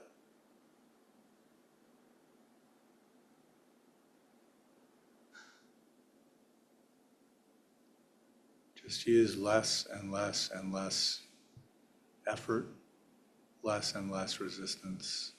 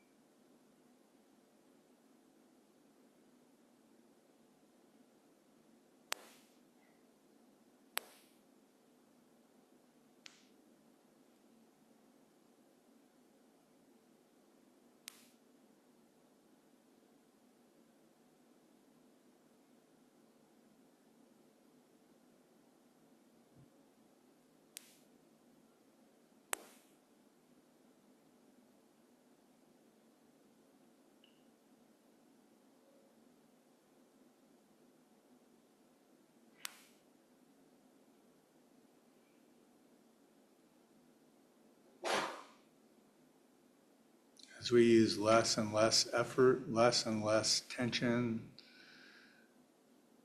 we may notice that seeing just happens, hearing just happens, the sense of touch just happens, the heart beating just happens, breathing just happens, posture just happens.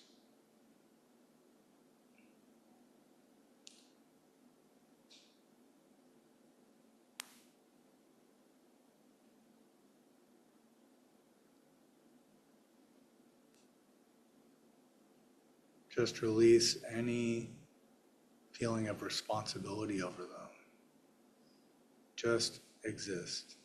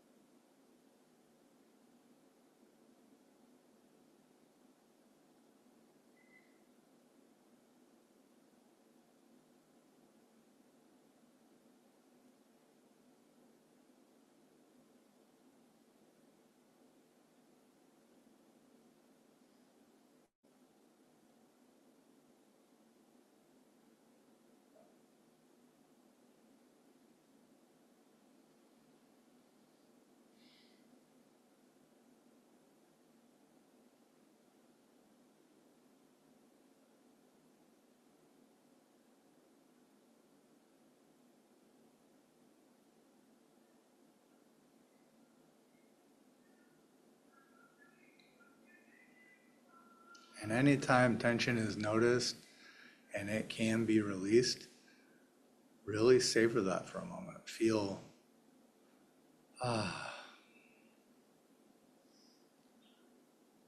it doesn't have to be that way. It doesn't have to be tight. It doesn't have to draw on our energy.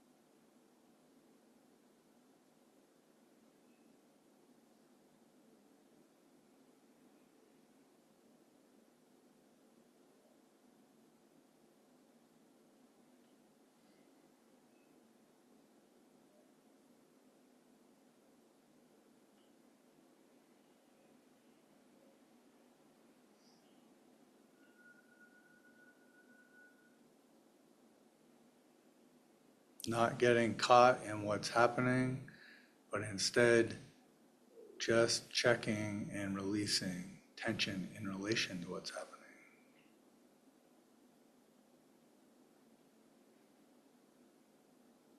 And each time feeling the relief that some of it has been let go of.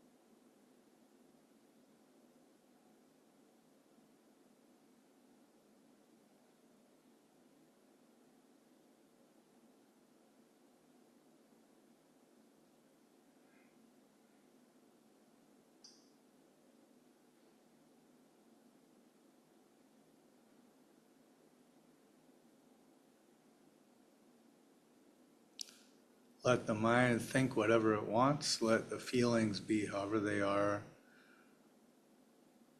Let the senses operate however they're operating. Just releasing any tension that doesn't have to be there and feeling the relief in that.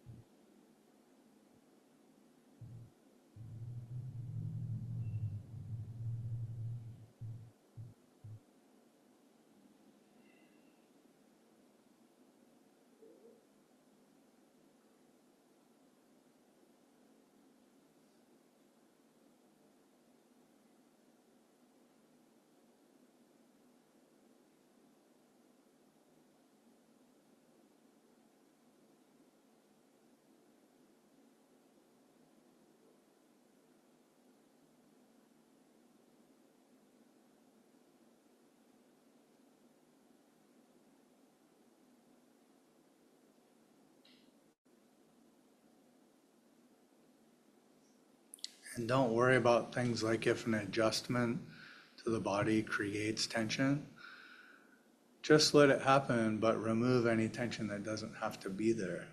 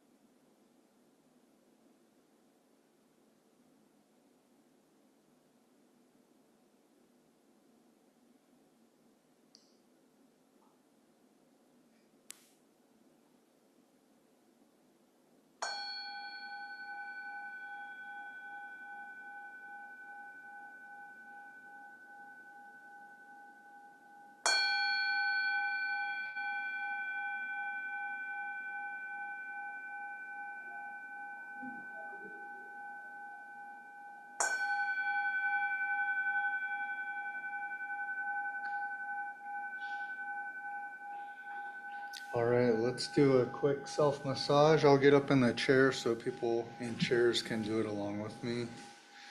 So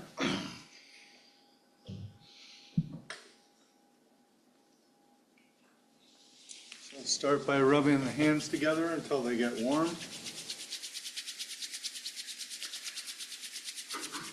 And then start over the eyes and massage the face in circles.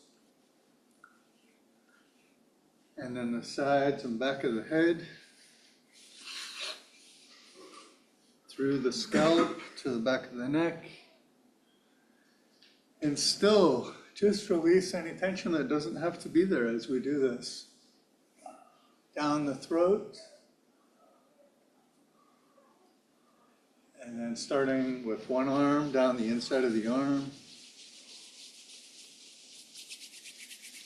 And on the back of the hand, go back up the outside of the arm until we reach the shoulder. And same on the other side.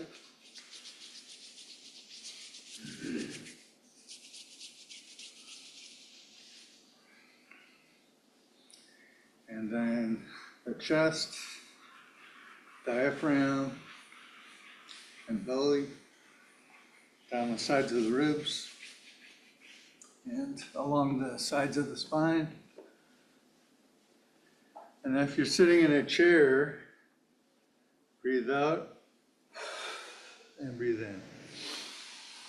Try that at least 3 times.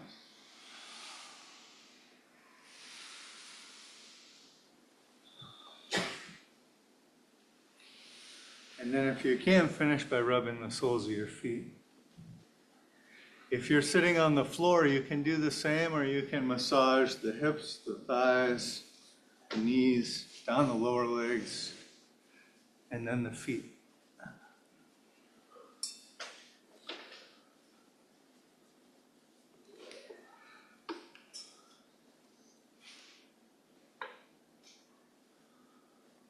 All right. Thank you.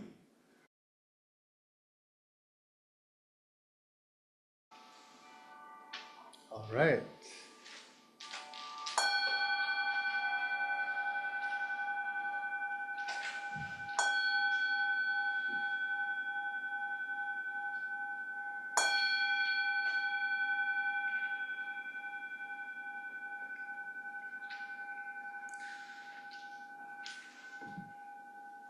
So before we go into the next phase of practice, I'd just like to say a couple things about softening. This is something we can explore. There's not just one way to do this. And in fact, it's the more ways we find, the better. We can have kind of a toolbox of softening. So I'll just give some ideas. There are some natural human ways. And actually, if we watch animals, animals do these things too. So exercise can help us soften. If we don't get enough physical movement or stimulation, our nervous system can get uptight. It can just get more tense. Tightening can help us soften. If we don't know how to soften, just try with your hands. Feel your hands relaxed. And now squeeze them really tight for a few seconds. And then sigh and let them go relax again. There's something there. We can eke out more understanding of how to soften when we contract and release. A sigh is a very natural way to soften, and we can kind of almost contract or find tension on the inhale and then sigh and let it sink, let it settle.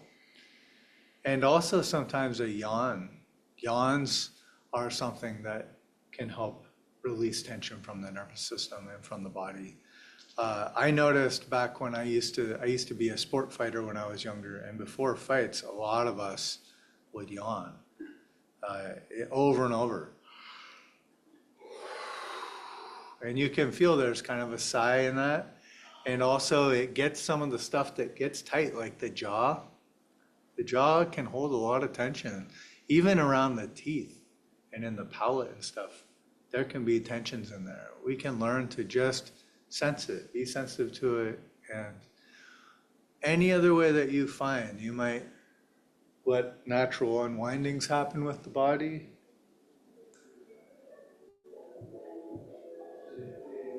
We might try, like we've been hit by a tranquilizer dart, and just let everything go limp. But I really mean it. You can explore. It's okay. This isn't static. This is like a mountain hermit's practice, not a practice for a meditation hall where everybody's holding a strict form. This is like you just figure out right now what's best. Okay, so another way is through how we hold things conceptually. And that's what we'll do for the next 18 minutes or so, is we'll practice, actually for the next about 8 minutes. We'll practice a simple formula. This comes from a Hawaiian practice. There are Dharma practices for this, but I find this Hawaiian practice is a really effective way to get into this. And then you can always change it naturally based off what you need. So the practice is just these words: I'm sorry, please forgive me, thank you, I love you. And this can be reversed. It could be someone saying it to us, or it can be us saying it.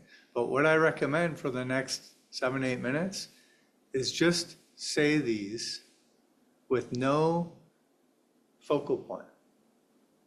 And then let it be like a free association thing. If your mind brings up anything in relation to it, say it to that. I'm sorry, please forgive me, thank you, I love you. And then if any of those become a place where we should just stay at the thank you place or the I'm sorry place, then just repeat it sincerely. And don't force anything. Don't make it be anything, but do leave it open, like an open door that anything can come in through that door for this period of time. And you can do that sitting, you can do it standing, you can do it prostrating. Prostrating is very effective, but if you don't have space to do that, just do it sitting. And bring your hands in a sincere shape, if you like this. Thank you, thank you, thank you. I'm sorry. Please forgive me. And you can kind of embody that through your hands like this. Or just settle and leave distractions behind for a little bit and just start saying this internally and really explore sincerely. I'm sorry. I don't even know for what. I'm sorry. Please forgive me. I'm not sure for what yet. And let's just say it on a loop internally, and I'll ring a bell when we finish. Yeah? If people want to prostrate, they can go in the library or the office. Okay. And people at home, you can obviously make space to do it if you like. A lot of times I do this I'll just go down and stay in that position. So I'll probably do that for a few minutes at least. So let's begin. Again, it's I'm sorry, please forgive me, thank you, I love you. And it could also be I'm sorry, I forgive you, thank you, I love you.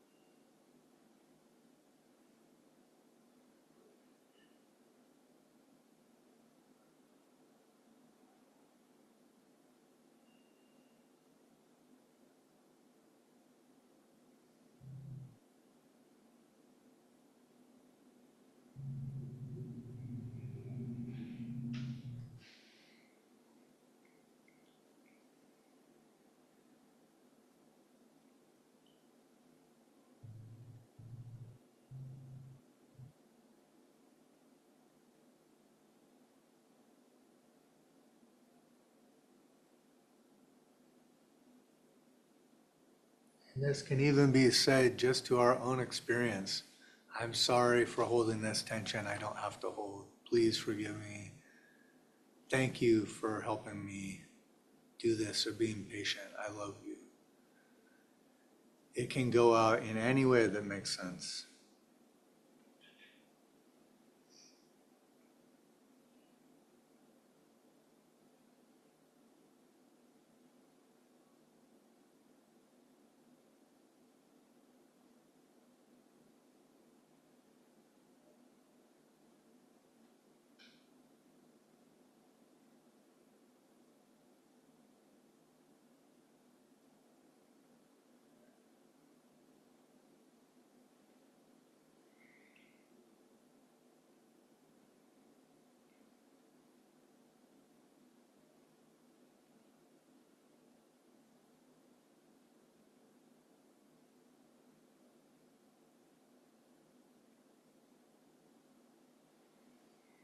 We can also just say one of these and then just wait to see what bubbles up, like, I'm sorry.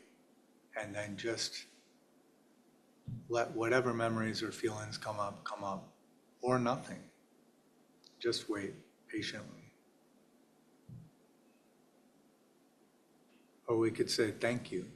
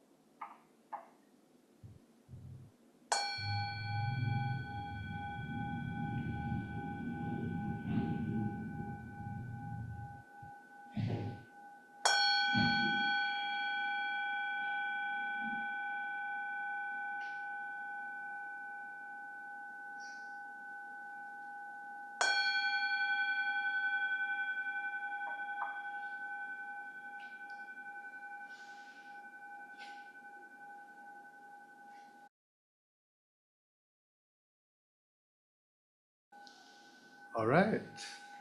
So let's set up for our next, at least started, seated practice.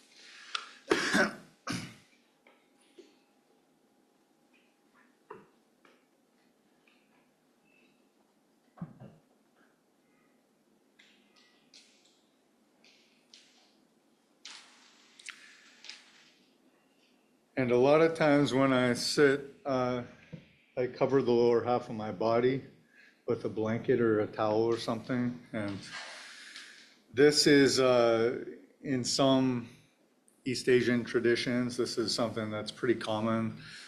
It can depend on the weather. If you're in a really hot climate, you might not need to do it, but it does help draw the attention and the feelings in the body down. And it keeps the big joints warm and comfortable. But it helps bring us out of the head-centric way that we tend to sometimes operate. So if that's of interest to you, you can try that. But at least you know why I'm doing it.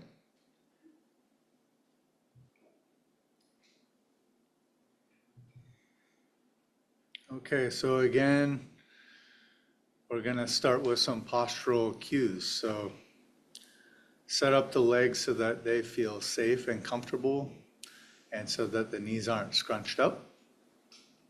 We want them level with or below the hips.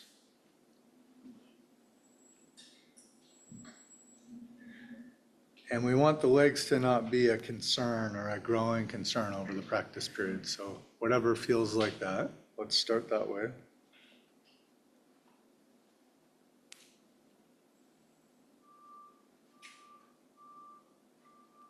And then we'll now begin to work with maybe one of the most important parts of the postural cues is the heaven and earth relationship of the spine. So on the exhale, sigh and let anything, any tension, any held, anything in the body, let it settle. And feel that almost like dead weight settling down into what we're sitting on.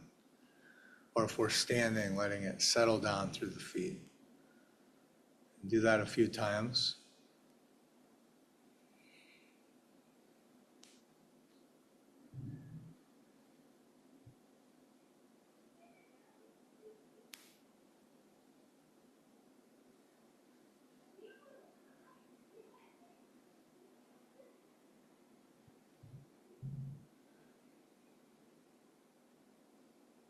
Remember like that young pine tree with snow weighting down the branches. The branches are kind of drawn downwards. But then the heaven part is like that central stem or trunk. So let the crown of the head float up like a balloon drawn upwards. And feel the gentle sway along the spine, and by feel, sway around until it feels like you're kind of floating upwards and sinking down in an upright position.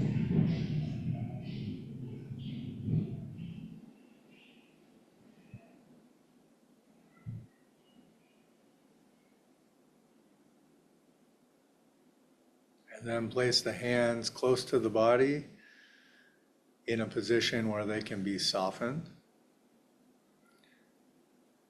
And so they don't pull the shoulders forward.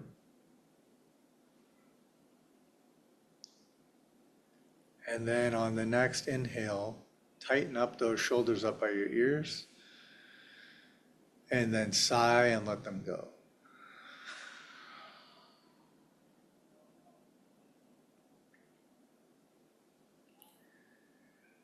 And then we'll make that adjustment to the head and neck. So we're going to rotate the head slightly so that the jaw goes down and in, and the crown of the head gets a little taller.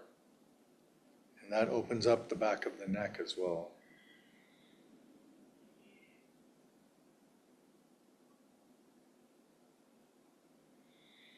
And do a big yawn with the jaw and the tongue involved. And leave the teeth not quite touching.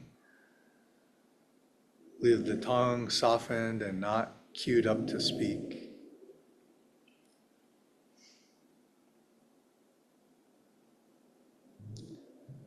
And then finally just drop the whole face like a curtain dropping and let everything get soft. The eyes, the areas around the eyes. Any tension in the face that doesn't have to be there.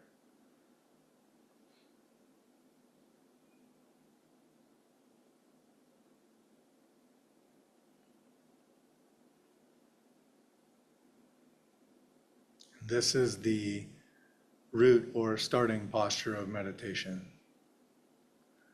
So now just experience this shape that the body's in and freely let any adjustments that need to happen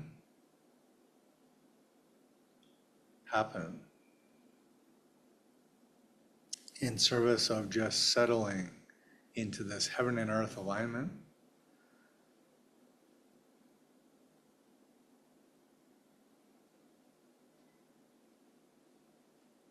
And then we'll just exist in this shape. And whenever there is awareness of tension or disturbance or contraction anywhere in the experience, see if any of it can be softened. feel the relief in that. Even the relief in just having been aware and wishing for it to soften.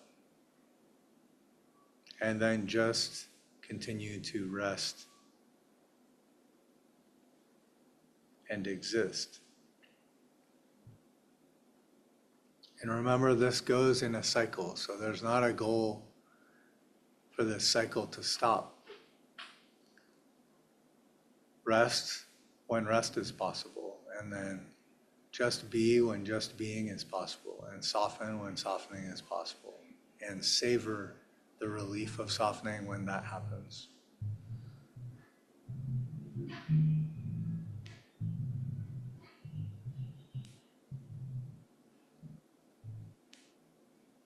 And no matter what happens, mentally, physically, in the world, inside the body, only check, is there tension here that doesn't have to be here?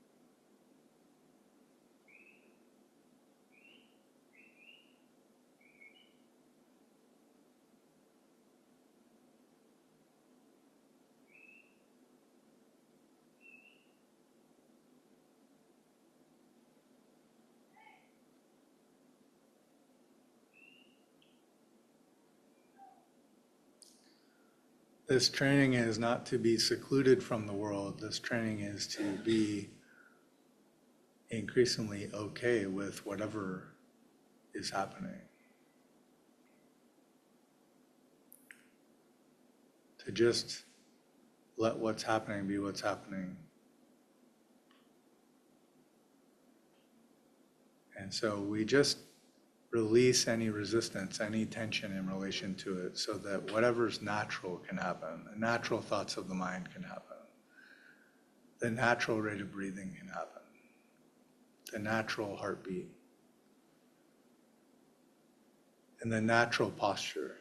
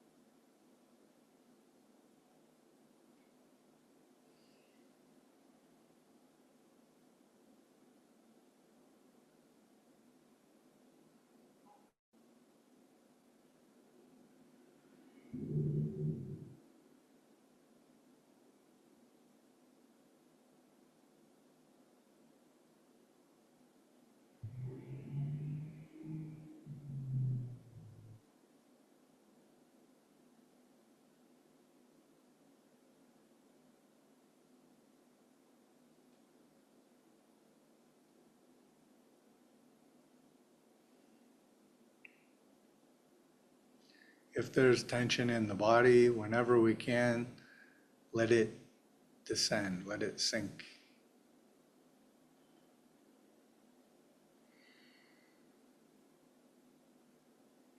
And then whatever remains, that tension is not ours, it's not up to us.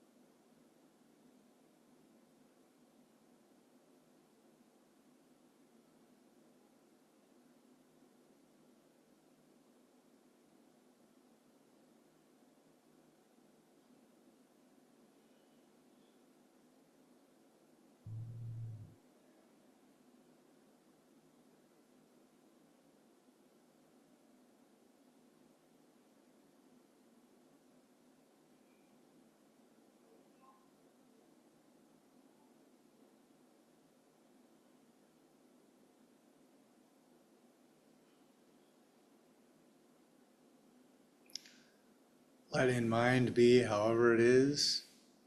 This is not our job to control the mind right now. Let it just free range, let it play, let it think, let it grow quiet. Whatever it does is its own business. Just release friction from within the system. Release tension or contraction whenever it can be softened. And just see what it's like.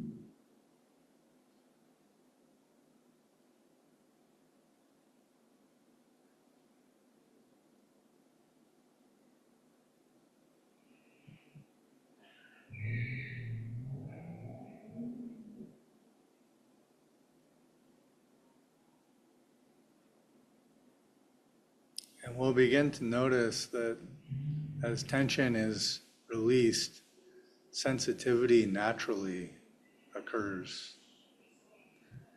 And the senses will grow increasingly sensitive.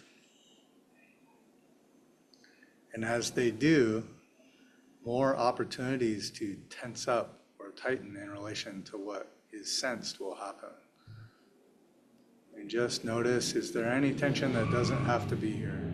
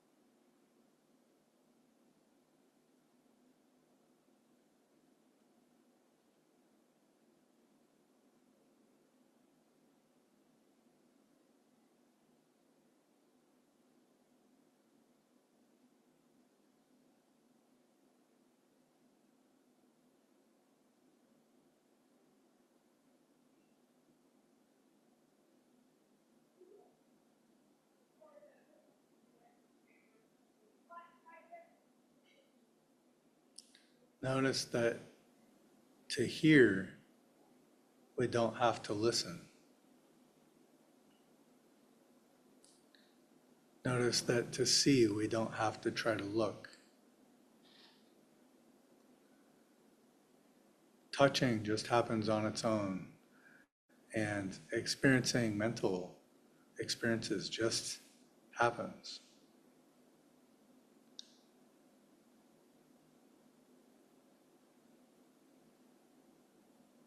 If tension is released from the system,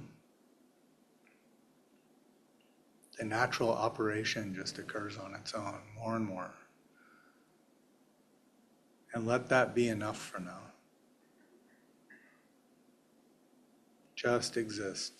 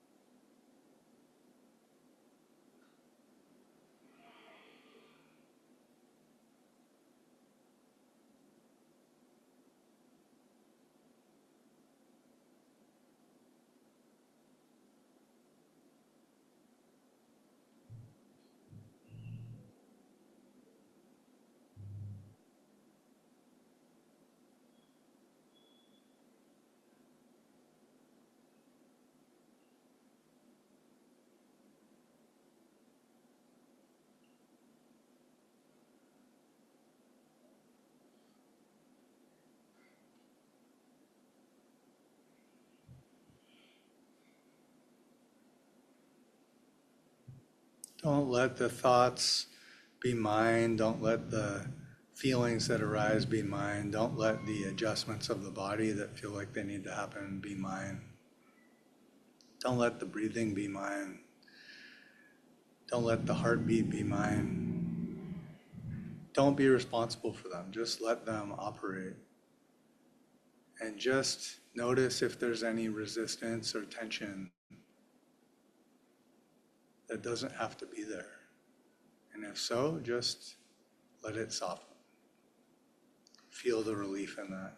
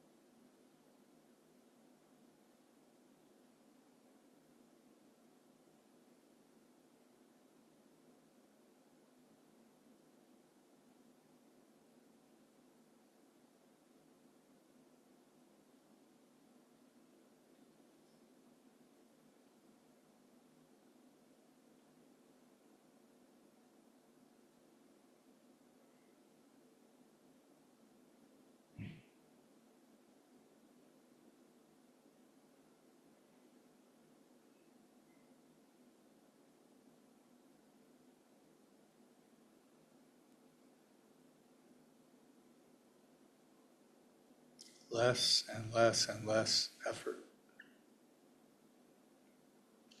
Even paying special attention to something, whether it's on purpose or not, can be done with less and less effort.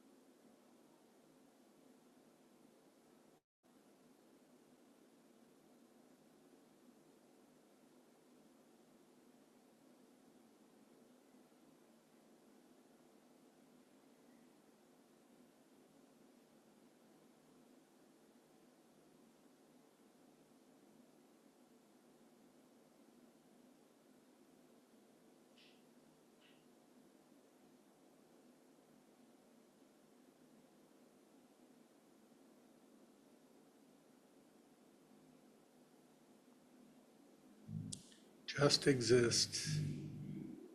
Soften anything that's not essential. Feel the relief in that. It's okay for it to be that simple.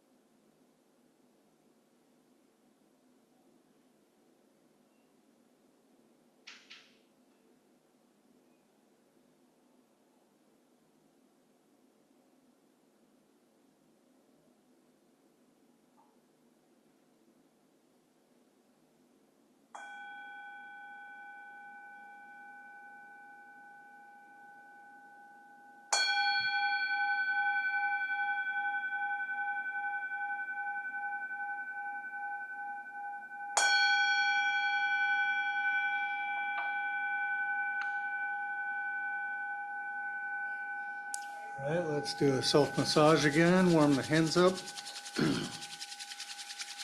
And start on the face. Then the sides and back of the head. Through the scalp to the back of the neck. Down the throat and the sides of the neck.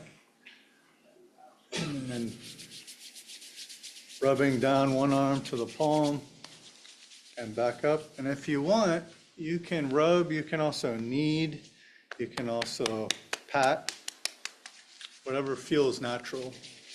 And then the chest, diaphragm, belly. And if during this you notice areas that would feel good to do that more, just take time and do it sometime. And the hips, thighs, knees, lower legs, and eventually finishing, if you can, at the soles of the feet.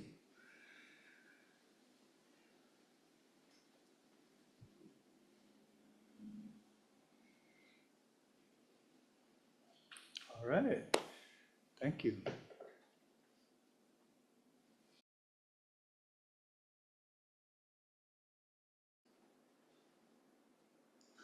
Then the first thing we're gonna do is, I start most of my practices off with shaking. Shaking is something that most Taoist practices begin with at some point. So you basically just start to shake the body and let all of the joints be loose, including the jaw, the wrist, the fingers. You want to basically shake in the least flattering way possible. You want to kind of let the meat jiggle everywhere.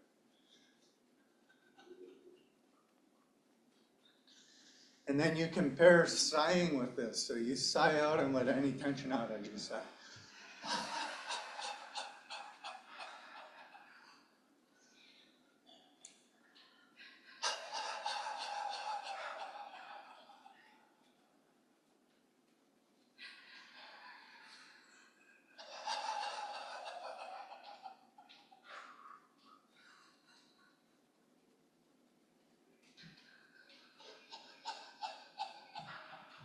Shaking the tension out.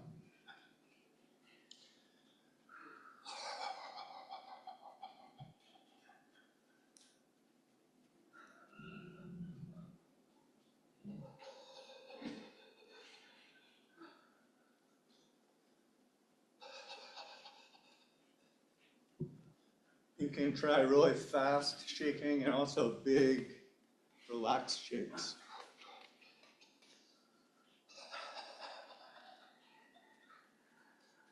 Can even let the teeth slightly click because your jaw is loose enough that the shaking clicks your teeth together.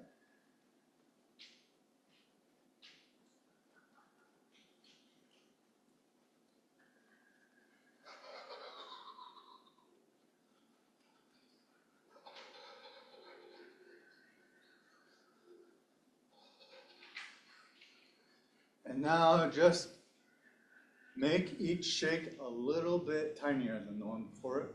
A little bit tinier, a little bit tinier, a little bit tinier. But don't stop. Just get to where you can't see it.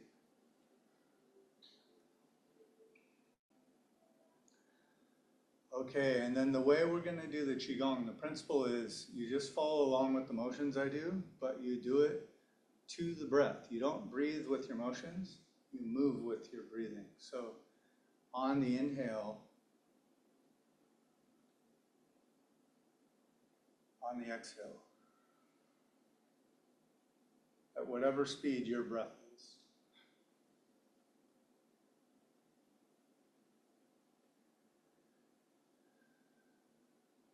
And we do all of these movements with the least amount of resistance or friction possible. So let your body be very soft.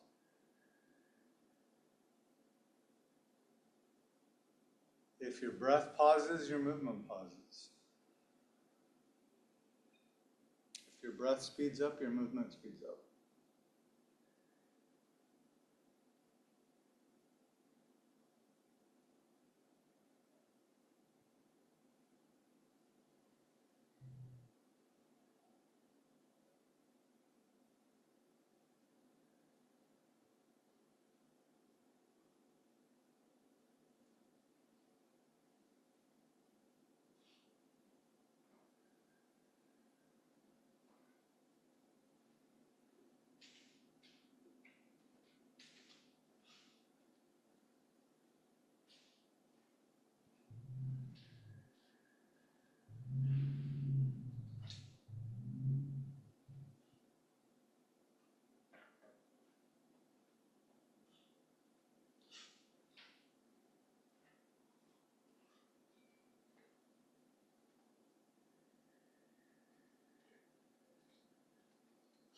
now it will change. So now on the in-breath, my hands are going to come up and go out. Like this. Inhale.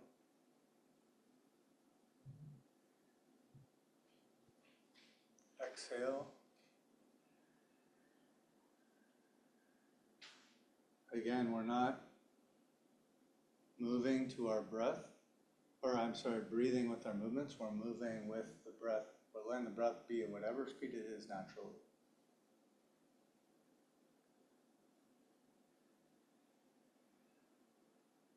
And let every part of the body we can be soft and light as much as it's possible.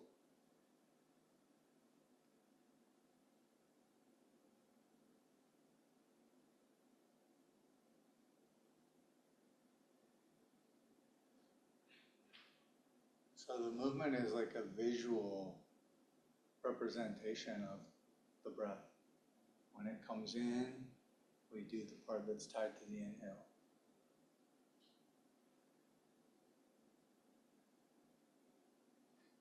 When it goes out, we do the part tied to the exhale.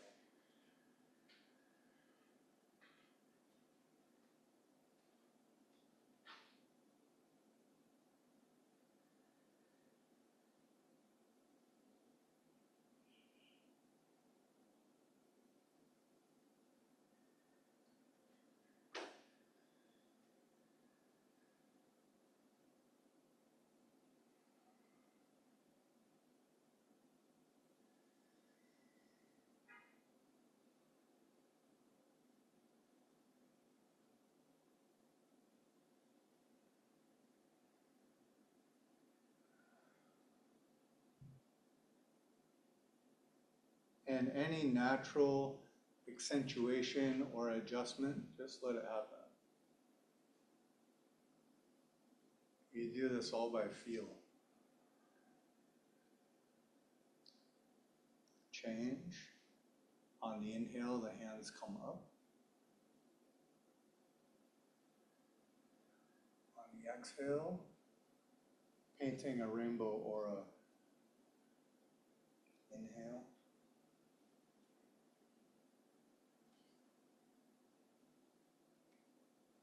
Exhale.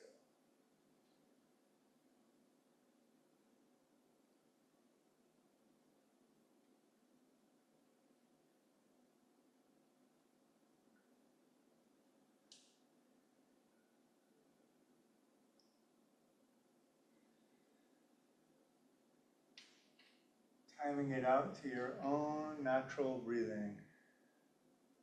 Don't worry about whether it goes faster or slower than anybody else.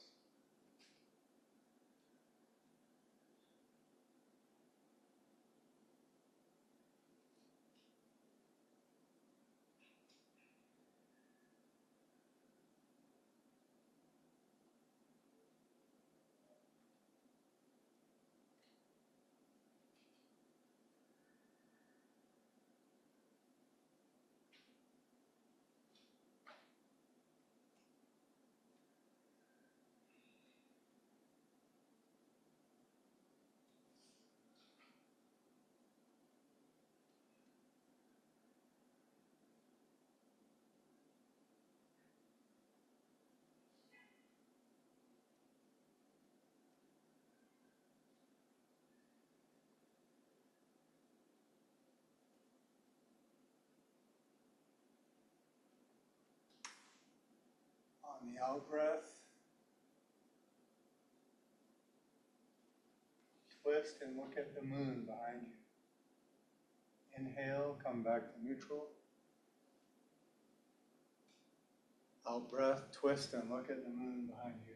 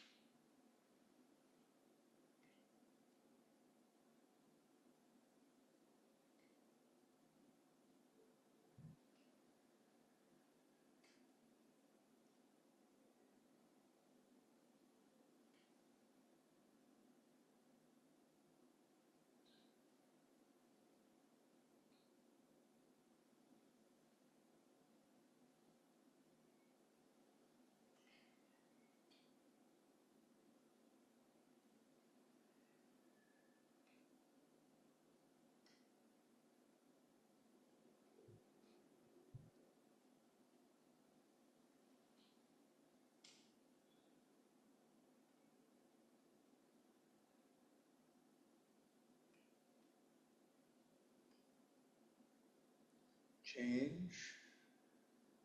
Pressing palms. Breathe out.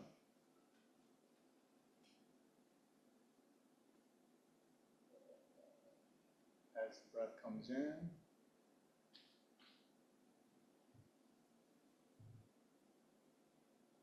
and then out, press across.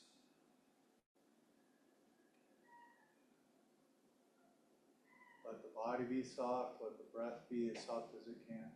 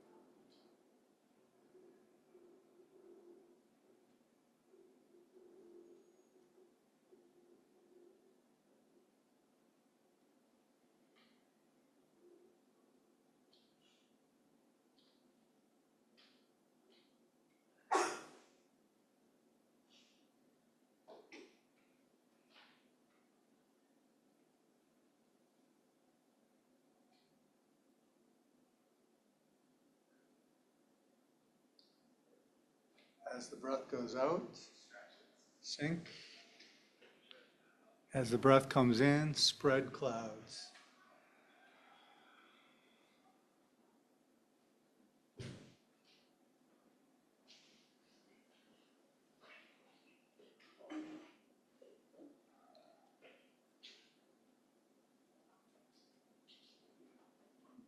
You can modify this to the body if it's painful or difficult to go really low or to bend over a lot, then do it less.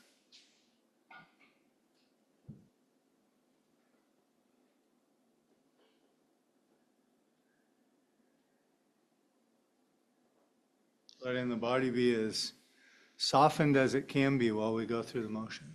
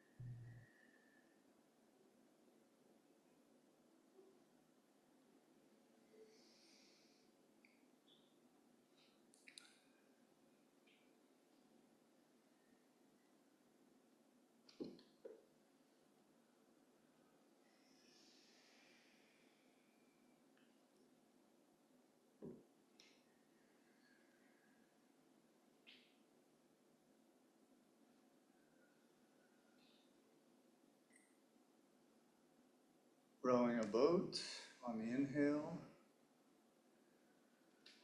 Cup the hands, and on the exhale, row the boat.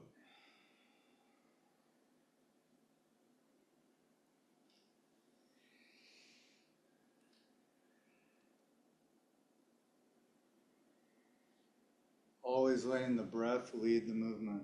So however fast we breathe is how fast we move.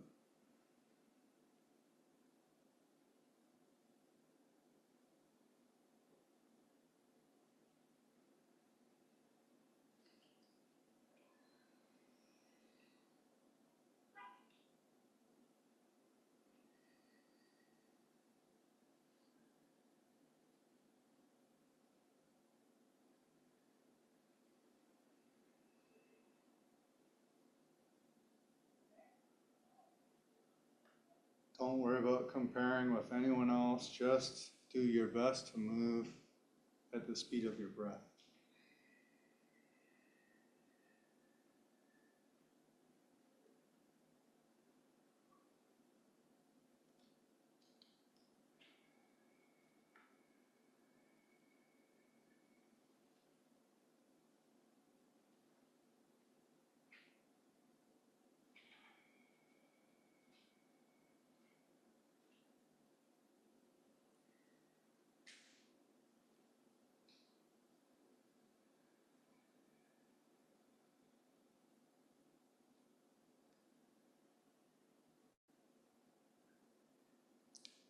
Waving hands at clouds. Breathe out.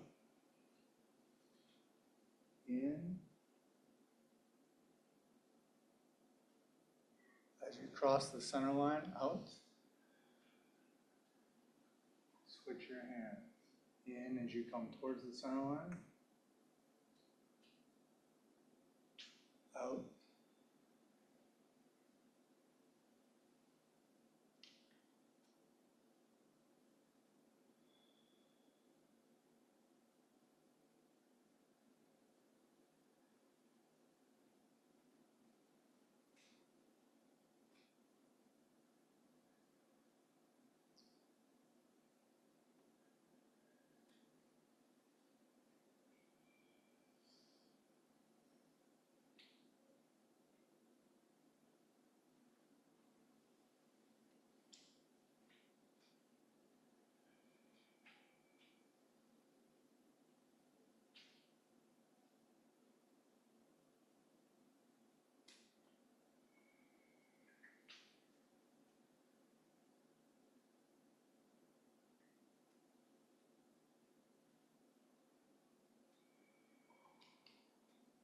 Change. Step one foot out on a diagonal. We're going to bathe in the ocean. So on the out breath, scoop up the water. On the in breath, drop it over your head and feel it run down your body.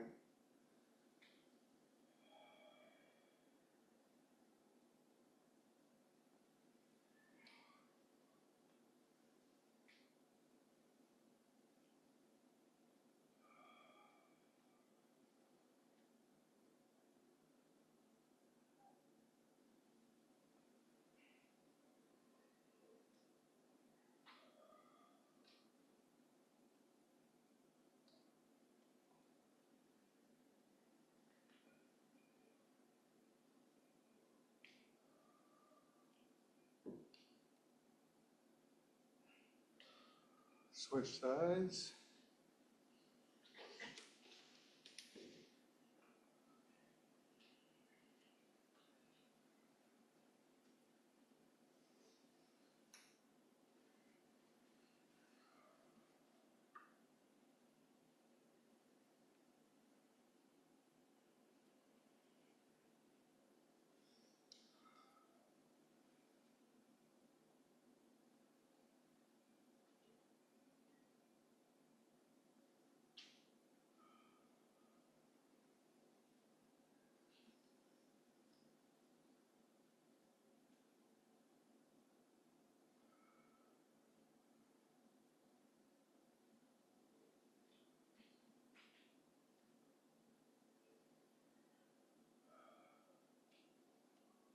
Switch sides, and we'll change the pushing waves. So on the out breath, push your hands along some imaginary wave. On the in breath, draw them back along them.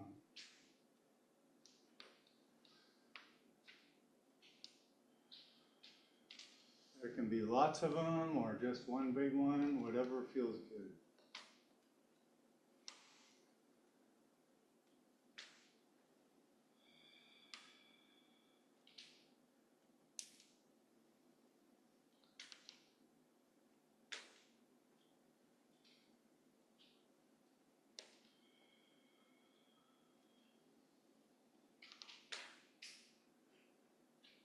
Other side.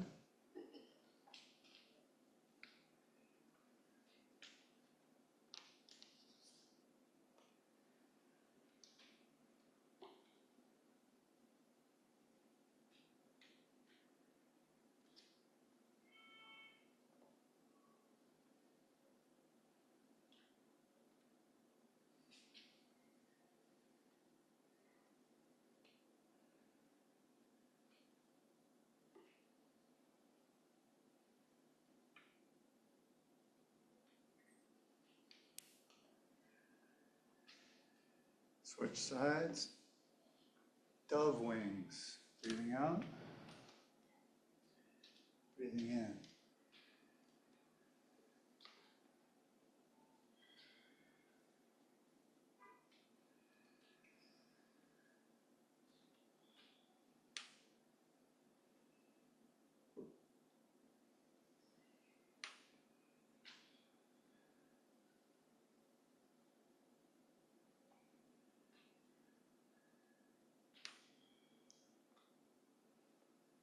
Other side.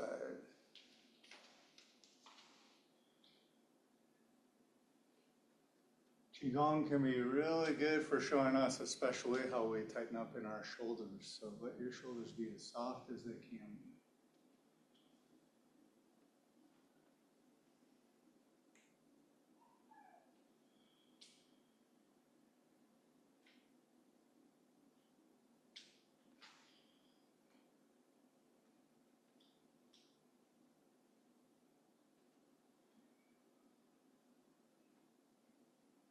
Okay, facing forward. Giant bird flying. Breathe up. Breathe in. All the way up on your toes if you can.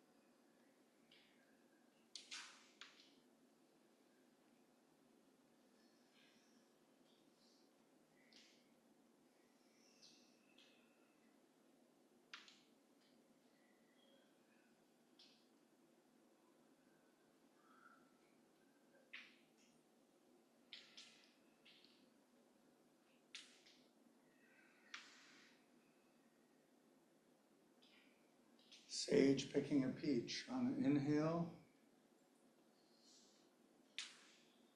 reach up and pick it. On the exhale, let the arm come down.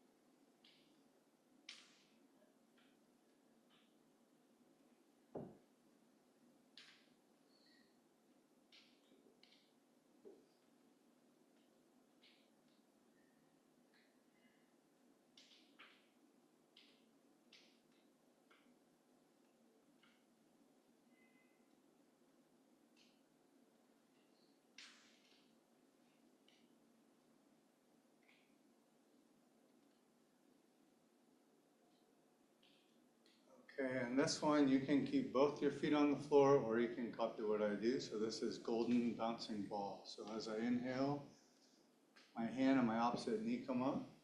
Exhale.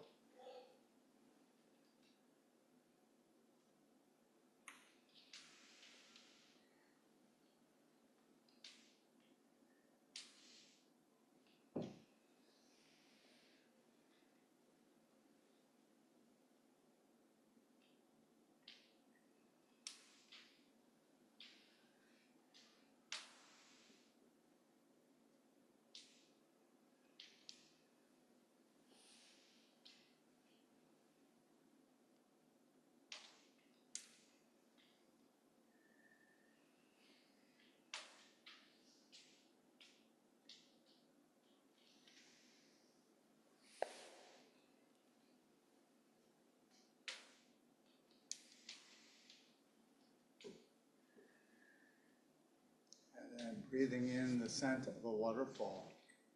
Inhale.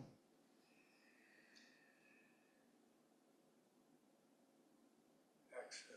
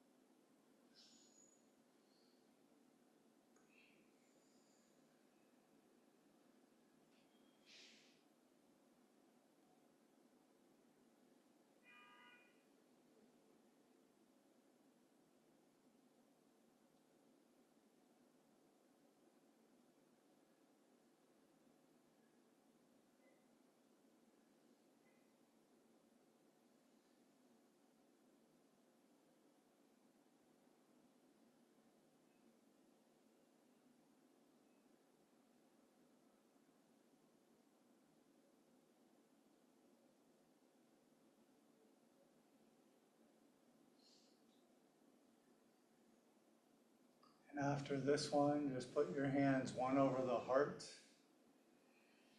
center, and one just below the belly button. And then feel which one of these feels more comforting or comfortable, and then move your other hand to overlap it. And just experience the warmth of the hands and the sensations under them in the body for a few breaths.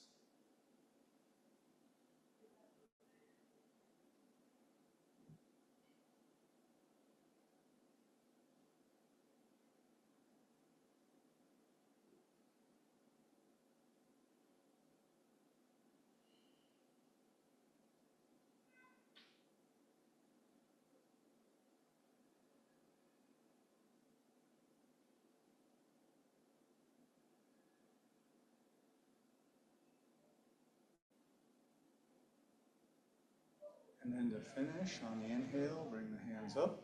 Right hand is a fist, the left hand is like a crescent moon. Exhale. Thank you.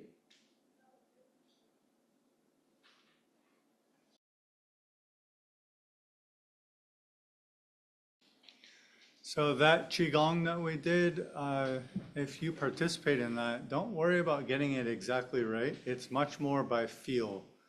If you just go through the motions and adapt them, make sure they follow the speed and the amplitude of your breathing.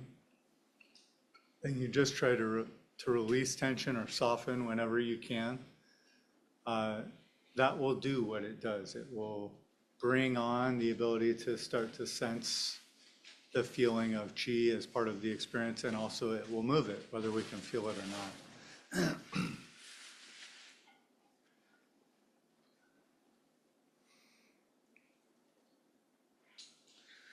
So this period is going to be a short instruction and guided meditation. We'll evolve a little bit what we've been doing. But if you're already just fine with what we have been doing, you don't have to change it at all. And just soften and smile and rest. Just existing, just letting the senses operate naturally without putting any energy into them. So let's start by, I'll just briefly go through the cues for the body. Put the legs in a position where they're not scrunched up and they feel safe. And then let's take a few on the out breath, sighs, and let the body settle down so we feel the earth settling.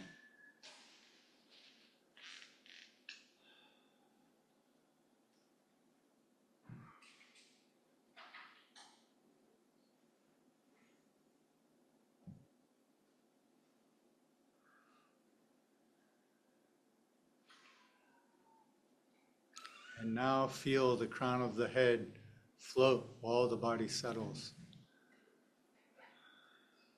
So our experience has equally this settling into earth and this floating towards the sky. And the spine is drawn between them.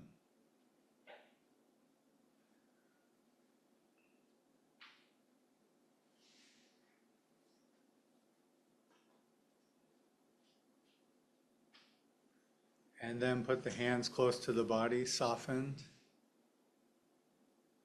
On the inhale, tighten the shoulders and then drop them on the exhale. And then fine tune the position of the head. We bring the head so it gets taller and the chin comes back and in. And this opens up the back of the neck and where the neck meets the skull. Then do a big yawn. And at the end, leave the teeth slightly apart. Let the tongue be soft. Let the jaw be softened. And finally, just drop the eyes and the whole face into softer.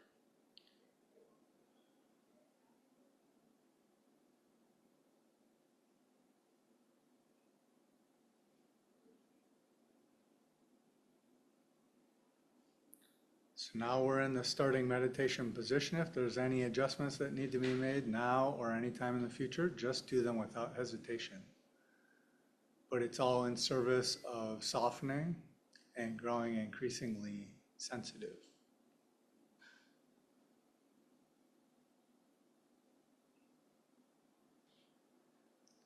And so we just rest, just existing. And then when tension shows up somewhere, soften it. If you're not sure, just rest. But if you feel some sense of, oh, I think there's some tension here, then soften what can soften. Whatever remains, remains.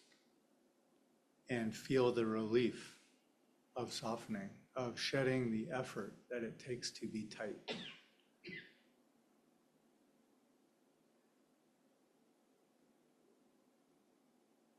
And then just return to just existing or just resting.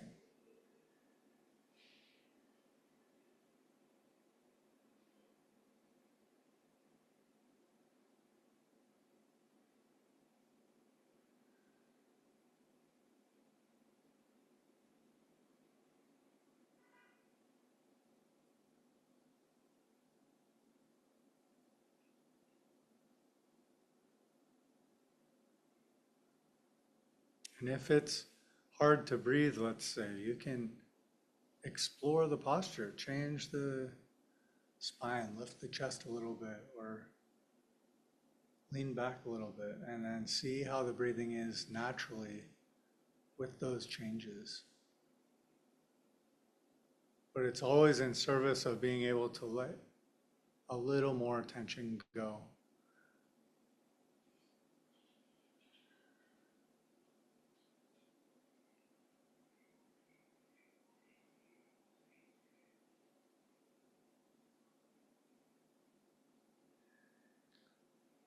And as we let this tension go,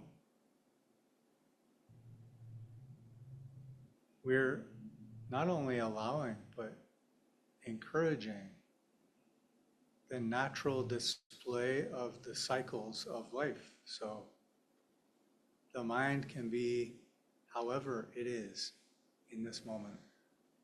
The attention can be however it is in this moment.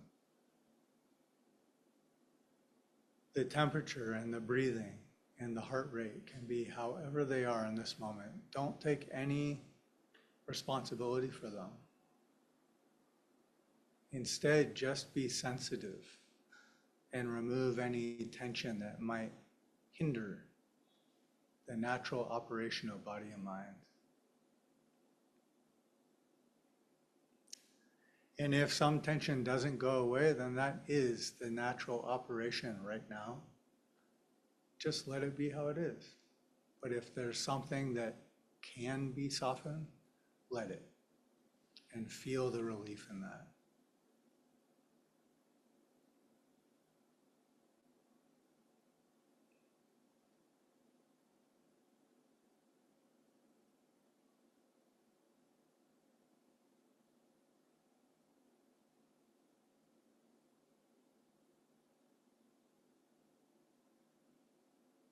And this is a very radical approach. I want to make sure you understand. If you're sleepy, be sleepy. If you fall asleep, when you wake up, be sensitive. Check for any tension. If you're irritated, just let it be there. But do it a favor, remove any tension that might mess with it. No matter what's happening, if it's perceived as external out in the world or internal within the body or mind, doesn't matter. The same response, remove tension and just be sensitive, just exist and see what it's like over time as these natural cycles are allowed to play out and change on their own.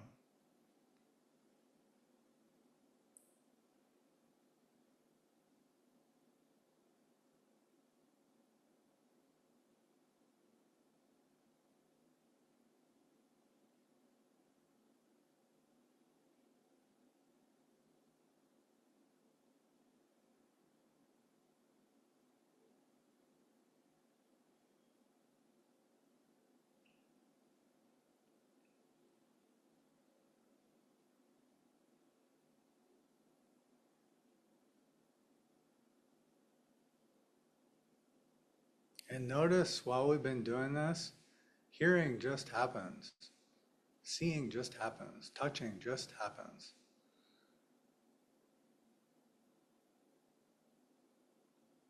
If tension and friction are released, the sensitivity of the senses naturally shows itself more and more.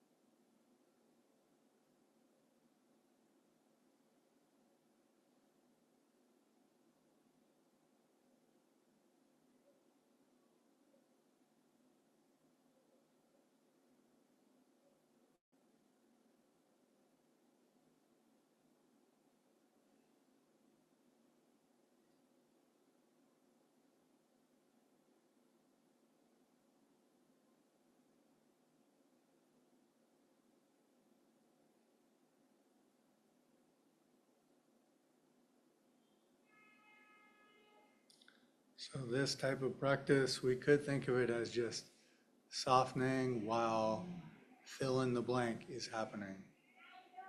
And that's everything. softening while itching, softening while sleepy, softening while sitting.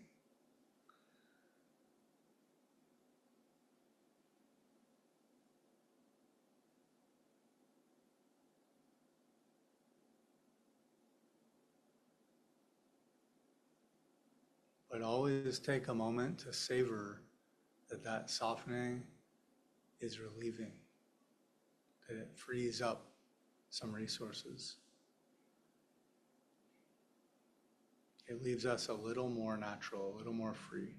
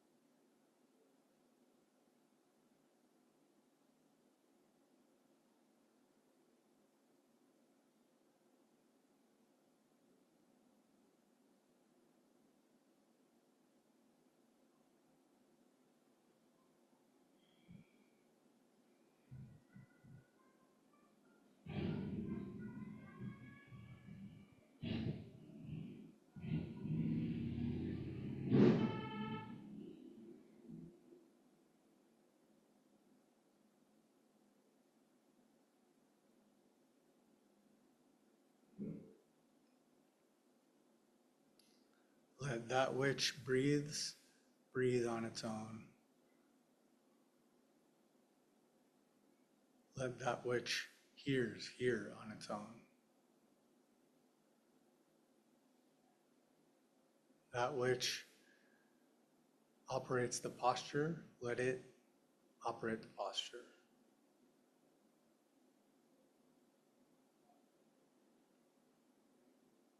Just exist.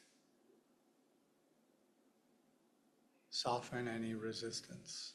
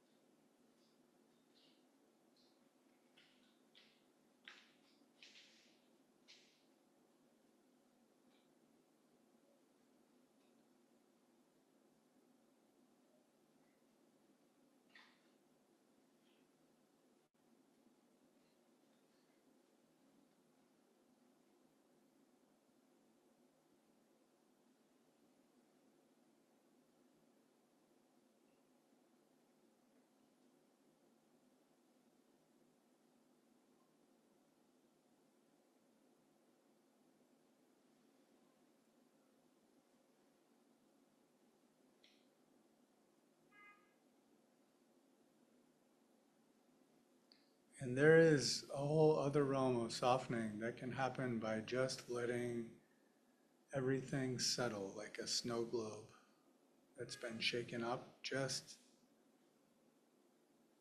exist and let it settle on its own in its own time.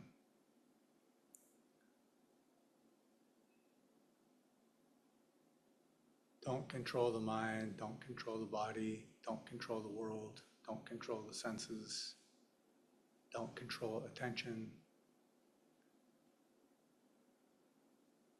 Just rest from doing any of that. Soft and sensitive.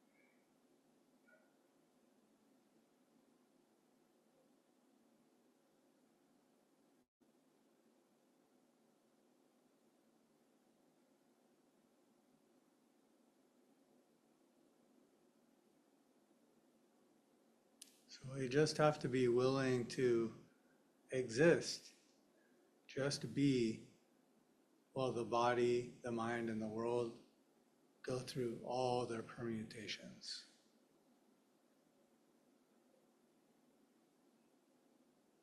Just let them play out, let them change.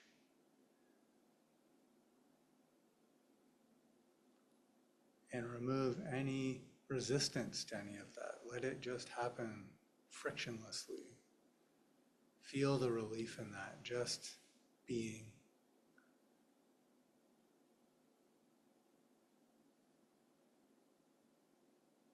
It's so uncomplicated. Unless we make it our business, and then we try to fix everything, and it gets very complicated.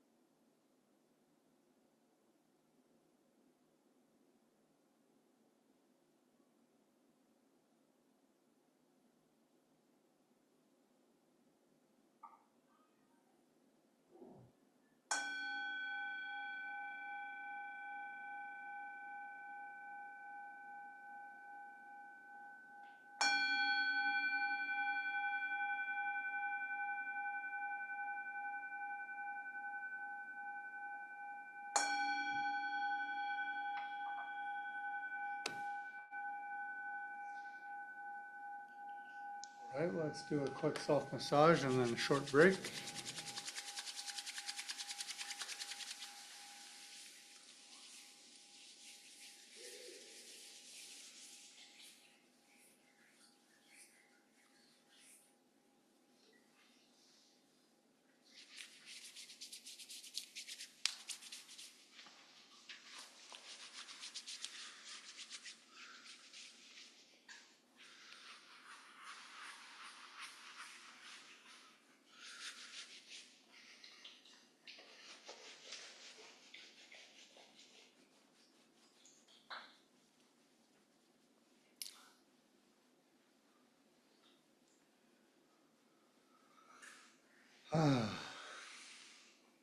So I'll ring a bell in about 6-7 minutes and we'll do our next session. That massage is also a part of the practice. There are many forms of it, but the guiding principle is that where the attention is drawn through the body, the qi and the blood moves through the body. So we move it from the top down to the bottom, and you can do that with any kind of stimulation that feels soothing or comfortable. So it draws the attention there in a relaxed way. You can kind of pat the body, you can squeeze it, rub it in circles, kind of tap it, use your knuckles, scrub it. A lot of times I scrub like I'm taking a shower or something. And make it a soothing act. Eventually you can do it very quick.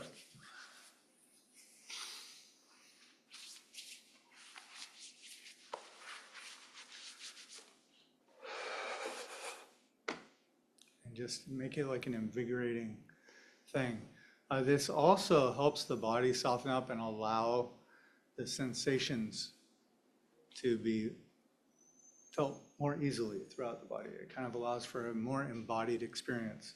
And that's part of where we're going, is to live in an embodied experience where especially the 5 senses that aren't mental are sensed. A lot of times we live in kind of an minded experience where even though there are 6 senses, mental is like 80% of it or 90% of it, no matter what is happening. And we miss out on all that other stuff. Don't let the mind be king unless you need it to be the predominant thing. Learn to feel all that other stuff that's going on, sense it. And all we have to do to catch it is to soften. The body already does it. It does the work. We don't have to try to catch it. You just have to release the resistance. Okay?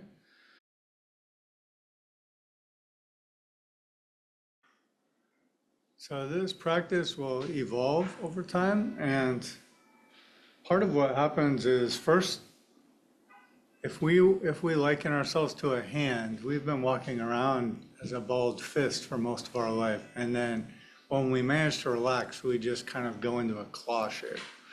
But that's about as open as we get most of the time. And it's because most of it is this, and then we kind of do that. So we're learning to do this, or even like that, and just let the hand hang open. In life, we need to be able to do both. But we need to restore the function, the full range of function and familiarity with how it is. And when we have this function and we stay softened so that the hand can change freely, then we start to be aware that the capacity to respond well increases the more friction is removed from the system. And most of why we're tight is because we can't respond well, so we have to try to respond after that, very forcefully. We try to do things. Once we're able to participate, we try to act on it.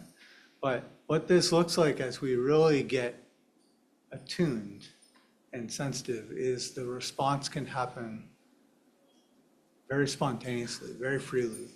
And it lets us make an art out of living, the free response, freely responding, not being caught by some of the stuff that normally catches us. And over time, you'll start to realize if you become sensitive to tension, you'll realize how much of the behavior that we exhibit throughout our day is actually caused by tension and the need to get some relief from that grating feeling. And a lot of our life is defined just by that. The things we like are we mostly like them because it gives you some relief from that. What if that was less? What if there were other ways to be free from it? So,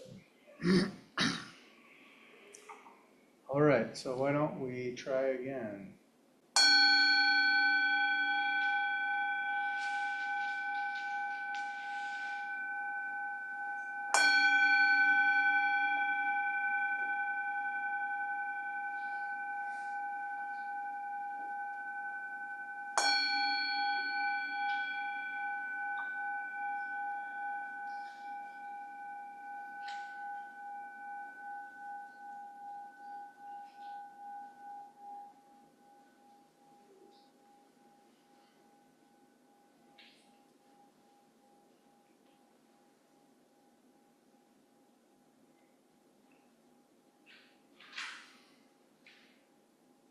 So first we check the legs and we set them up so the knees aren't scrunched up as best we can.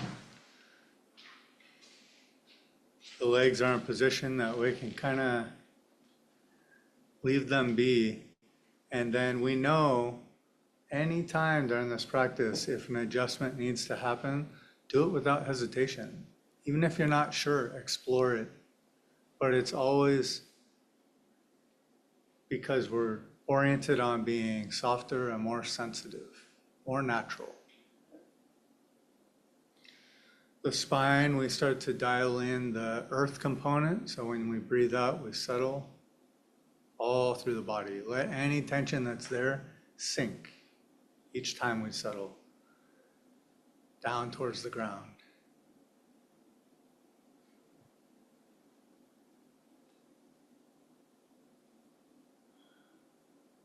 And at the same time as that sinking's happening, let the crown of the head float. So the body is drawn along its length between heaven and earth.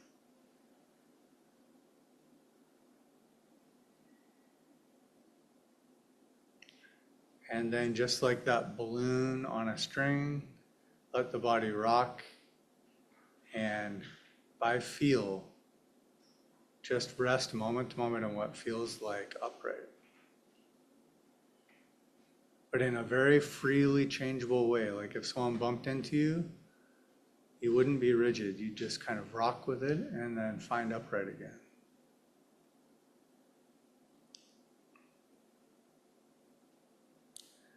Hands close to the body and then let them be very soft.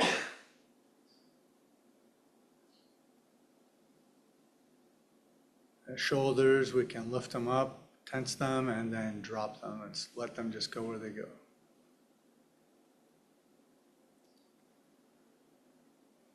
And then we make that adjustment of the head, dropping the chin, getting taller. The crown of the head floats up further. The back of the neck opens up. Big yawn. Finish with the jaw and the tongue being softer than they were.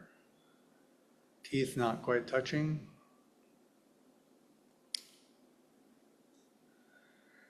And then let the eyes be unfocused and soft.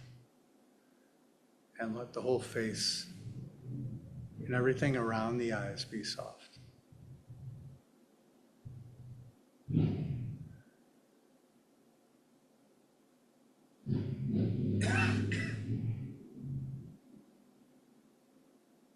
And then just experience the whole posture all at once in a really ordinary way. And allow any adjustments that might fine tune it so that we can now treat this posture like a snow globe. We're going to let it just settle more and more and more without losing this heaven and earth.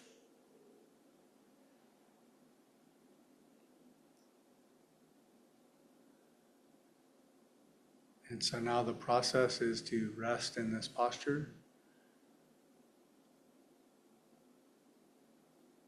and soften and settle whenever that can happen, and to feel the relief in that whenever it happens.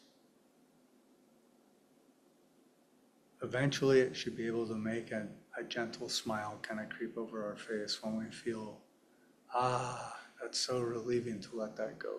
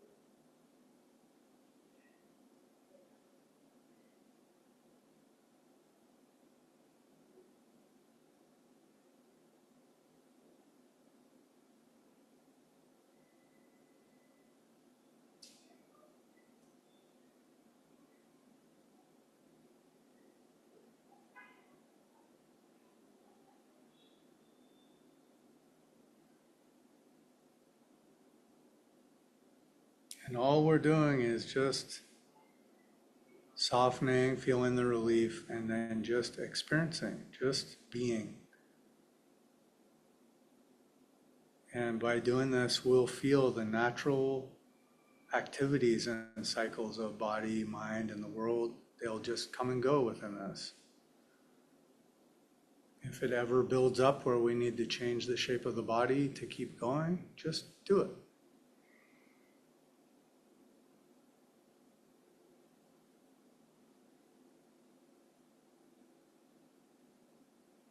But let the senses arrive. Let them play out naturally. Don't put any effort into them.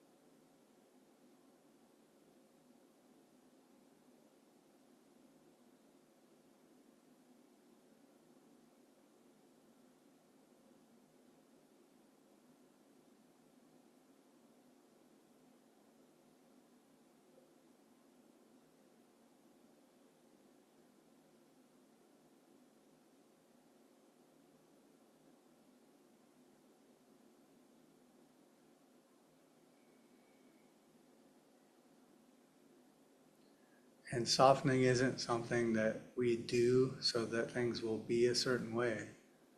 We soften so that that which thinks or that which breathes or that which does the posture can do whatever they're going to do without us interfering.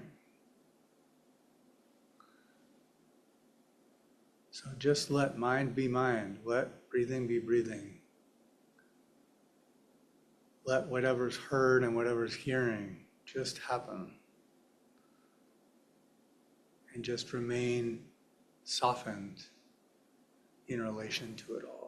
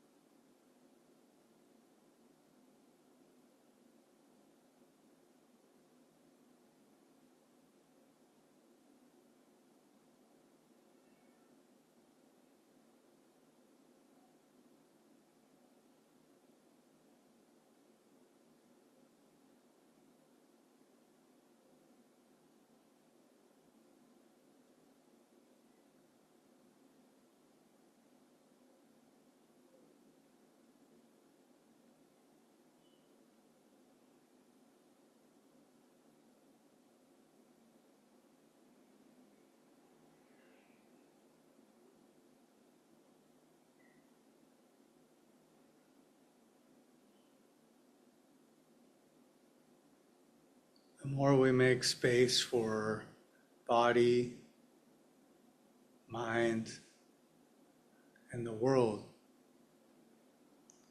without resistance, without controlling or interfering, the more the intuitive responses will show themselves.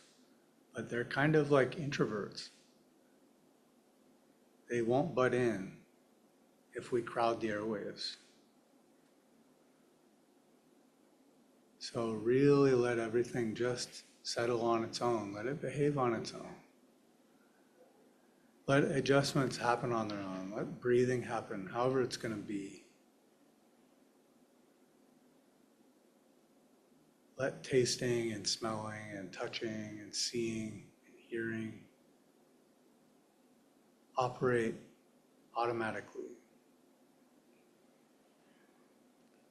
And let mind operate automatically. Let it do whatever it wants. Let it think whatever it wants. Let it be calm when it wants. Let feelings come and go when they want.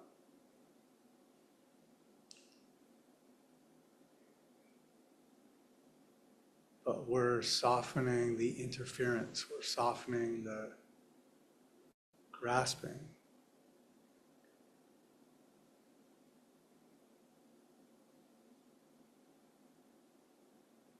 Letting all these systems freely interact and change on their own.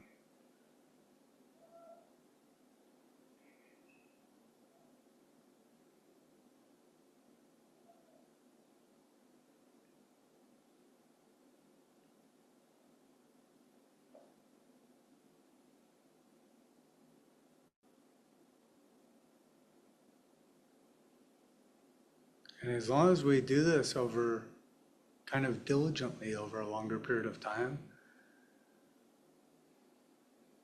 all of this will be self-correcting. The thoughts that come up, the responses, the feelings that arise, they'll all find their right place within the whole.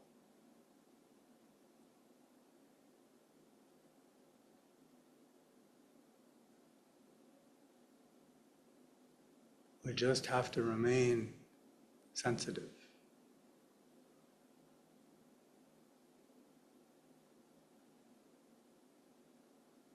Let it all be experienced.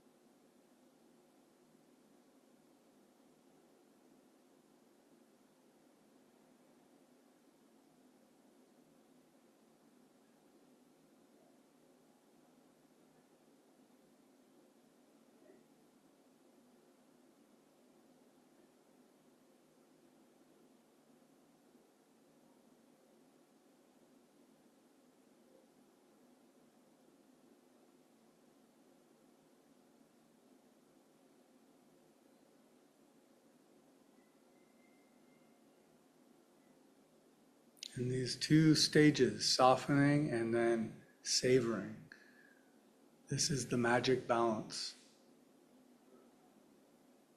You get very soft, very non-resistant, but also very sensitive.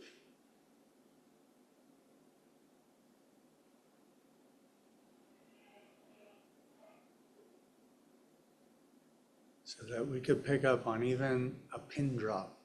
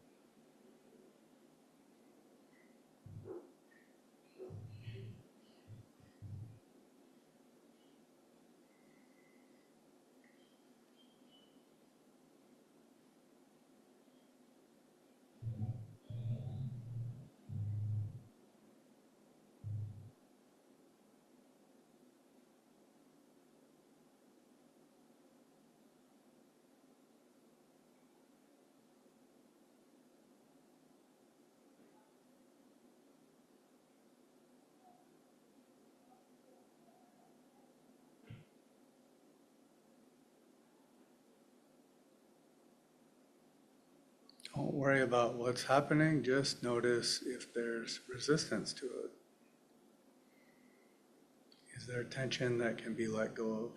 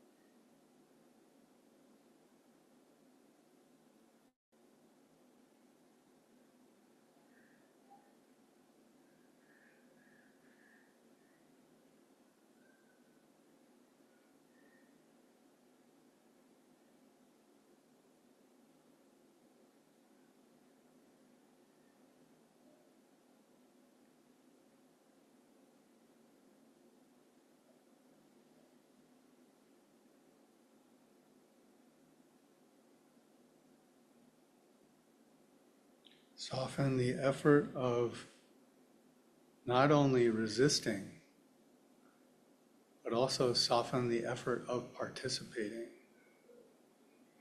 in what's happening. Just let it be however it is.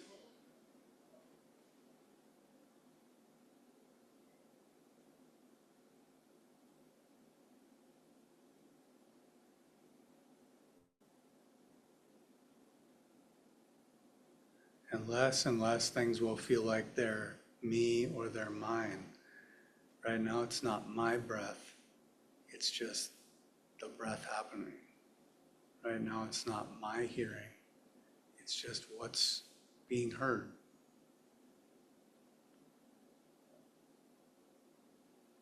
Right now it's not my body, it's just how the body feels.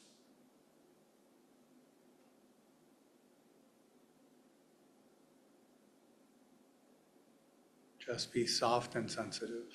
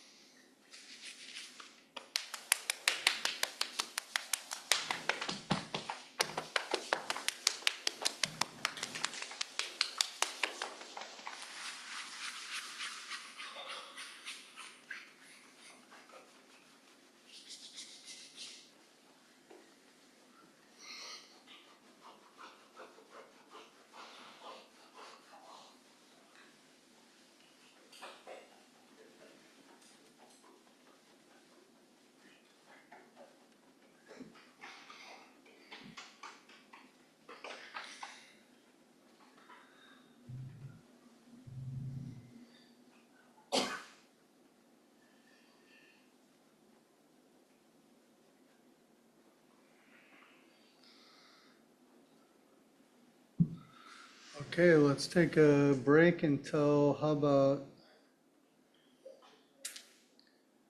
2:45? We'll start the next thing we're gonna do. So that's about 9 minutes. I'll see you then. Take a break means postural change, but not necessarily stop softening. Just keep seeing if you can be this way as you do stuff, as things happen.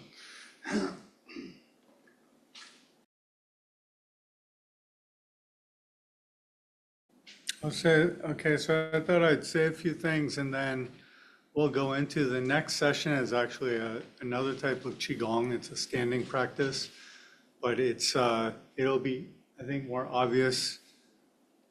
Many meditations, especially the ones I teach, could be classified as Qigongs, and many Qigongs could be classified as meditation.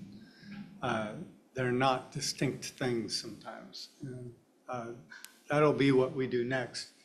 But I just kind of wanted to say, one of the things is, there's a Zen teacher in the US named Shohaku Okamura, and his teacher, I think it was, coined this term, which I think is excellent. What I'm talking about when I say soften and don't interfere, don't resist, don't create friction, his teacher called this opening the hand of thought. And if we think about normally when things happen, our mind, if it pays attention to it, it sort of grabs onto it and then it tries to affect it somehow. Or it wants it to be a certain way, or it starts commenting on it, or it keeps feeling it to get annoyed by it or to enjoy it or whatever. This is the closed hand of thought. And it takes energy to do this. So if we just become sensitive to energy and we just get a little lazy with it, the hand of thought can open. And we can experience something by going like this. But we can also experience something by going like this. And these have a different quality. When it's like this, I feel like it's going to fall away if I ever let go. So there's some tension in this. When it's like this, we get increasingly okay with, I can feel it when I want to. I can check it out when I want to, but also I don't have to grasp it the whole time. I can just let it be there. So if that makes sense to you, just keep that in the back of your mind, opening the hand of thought. Now, opening may feel like a thing, it may feel like an effort, but that's because, like I said, we're used to a passive state of closed, a passive state of grasping. And the Buddha taught that as the second noble truth. The first noble truth is that things are not satisfactory by their nature. If you just eat your favorite meal nonstop, or you just sit in your favorite chair nonstop, or you sit in your favorite place nonstop, you'll start to feel like, what else? What's next? It'll start to hurt or it'll be boring. Something will build up. It's not quite satisfactory. And so whenever we feel something relieving from that, we hang on to it because that's our lifeline. That's going to help us. I don't like this world. I don't realize I don't like it, but it's not the world that's the problem. It's our way that we experience it. We experience it in a way that's from a place of scarcity. We experience it where we have to hold on to things that we like, and we need to get things we don't like away, like push that away from it. Don't let it come in. And this all takes energy. So instead, what we learn to do is dance with things. Imagine this is floating on the sea, and I'm floating on the sea also. And if it comes close, I bump it away. And if it's out here, I just know it's out here. Instead of this the whole time. Holding it away, keeping it away. I don't want that. Or if it's here, I'm constantly reaching out there, trying to grab it, trying to grab it. If it gets close enough, pick it up. Okay, so this is the ability to operate naturally. When something's possible to change, we can try changing it. When it's not possible to change, it's not possible to change. We know that, but knowing it isn't the same as being able to do that. So this is the embodied practice of doing that. And what we're doing this weekend is we're practicing, can I let everything come and go? If you can let everything come and go, we already know how to grab stuff. But do we know how to let it go when it wants to go? And it's a little bit, I sometimes use like a bird watching reference here. If you want hummingbirds to come to your house, you probably don't buy them and then chain them to something, right? You're gonna try to put out favorable conditions for them and then hope that they find those conditions favorable so that they return again and again. We're making art out of sort of like, if they find this, maybe they'll want to be here. And that's the same thing. We can do this with our thoughts. We can do this with the world. If this is healthy, I'm going to try to make favorable conditions for this to occur. And if it's not helpful, I'm going to try to make the conditions for it less favorable so that it doesn't happen more than it has to. But it's not the same as controlling, trying to mechanically control everything and wield direct power over it, because the world doesn't really work that way. So hopefully you can see that in what we're doing. And an example I wanted to give is how many people, after you ate lunch and then practiced, felt sleepiness come. Okay, that's a natural thing most of the time. That's part of what you get to know about yourself, is if you eat and then you practice being still afterwards, that stillness might want to go to sleep. Does that mean that sleep is bad? No. It's actually, this practice is to just kind of get to know stuff. Just kind of get to know the natural cycles of things. And in Taoism, at least some forms of Taoism, they would say, if you meditate and all you do is fall asleep the whole time, go do something else. And then, because if you're trying to meditate, but the conditions are to sleep, then either sleep or do something else, right? Either way, the way I'm teaching or that way, they both eventually arrive at kind of knowing that like, oh, it's gonna be like this and that's okay. And then if we were to decide, well, I don't wanna meditate, then you don't. And you make that decision in an informed way because you know, like you kind of see what's happening. But also, let's say we've been paid to meditate or we're supposed to meditate through that period. We don't say, well, it's pointless to do it because I'm sleepy. We just say, okay, well, it's gonna be sleepy while I do it. The end. That's how it is. That's how it's gonna be. We don't fight it. We don't say it shouldn't be this way, or this is wrecking my meditation, or now I have to start all over. Nothing. It's just how it is. So we're really learning how to, I hope you can see that, to just accept the sounds, the way the body feels, what's going on with the mind.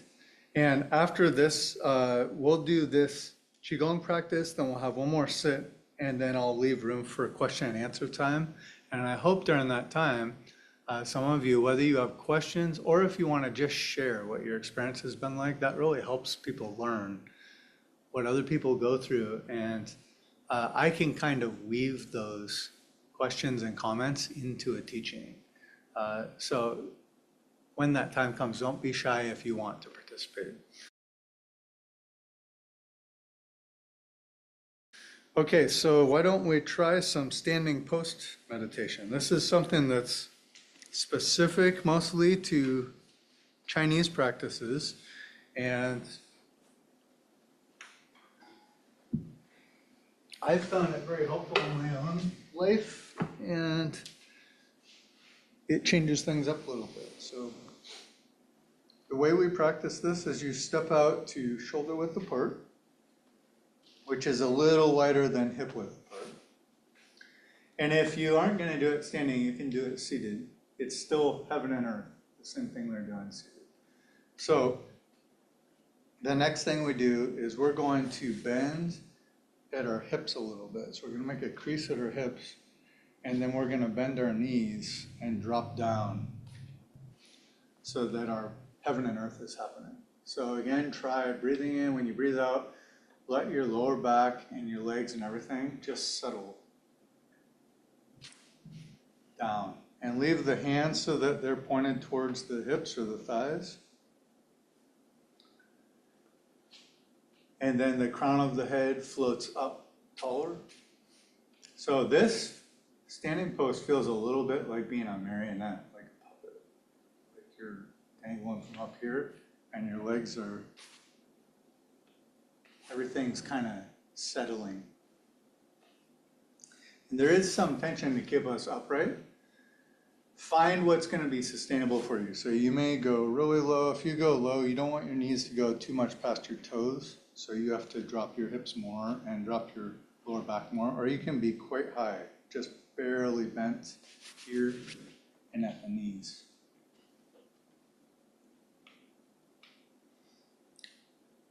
All right, and then all we do, imagine there's like a pea-sized ball, like a marble in your armpit. So you're not doing this, but your armpits aren't like pinched closed.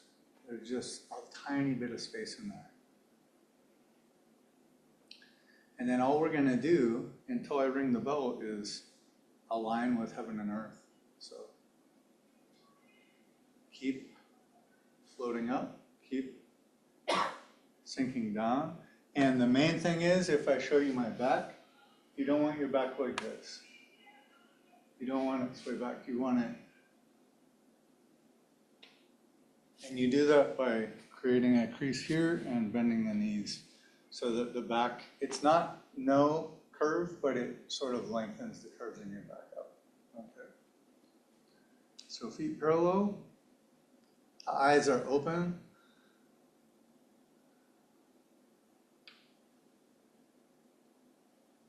And then we just let any tension anywhere in the body as it's experienced, let it sink. Arrange your frame and soften so that it can go down into the ground, or it can at least sink from where it is. The postural cues are pretty much the same as far as the heaven and earth of the spine, the position of the head. We drop the chin, crown goes up.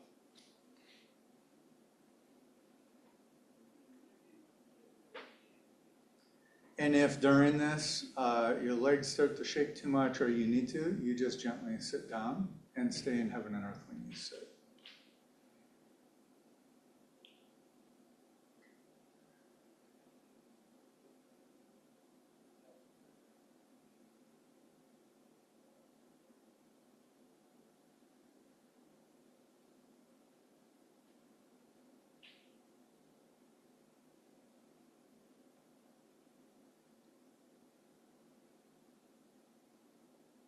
We also, if this makes sense, you lift your sternum enough that if you take a deep breath in, your heart will lift. You'll feel it lift up.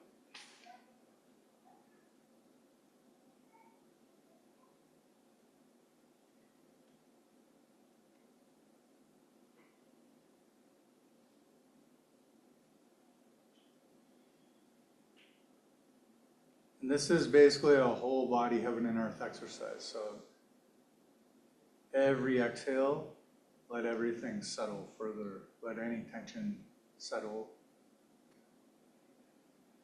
Let everything settle towards the ground. But the crown of the head is being drawn upwards.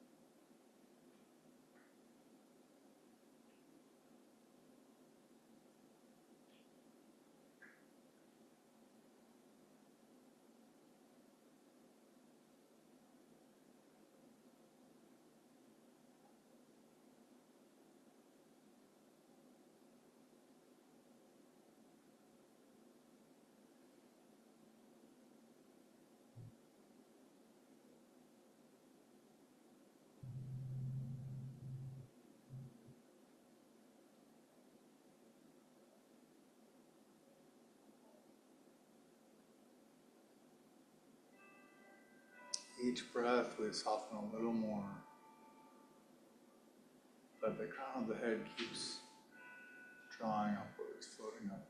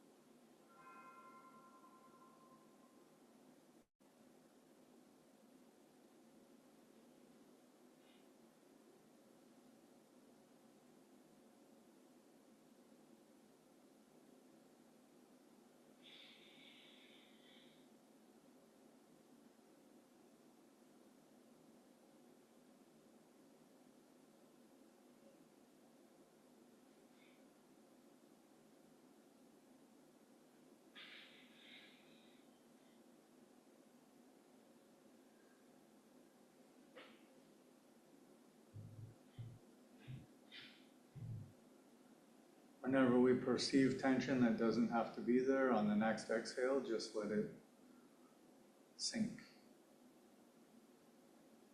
or settle.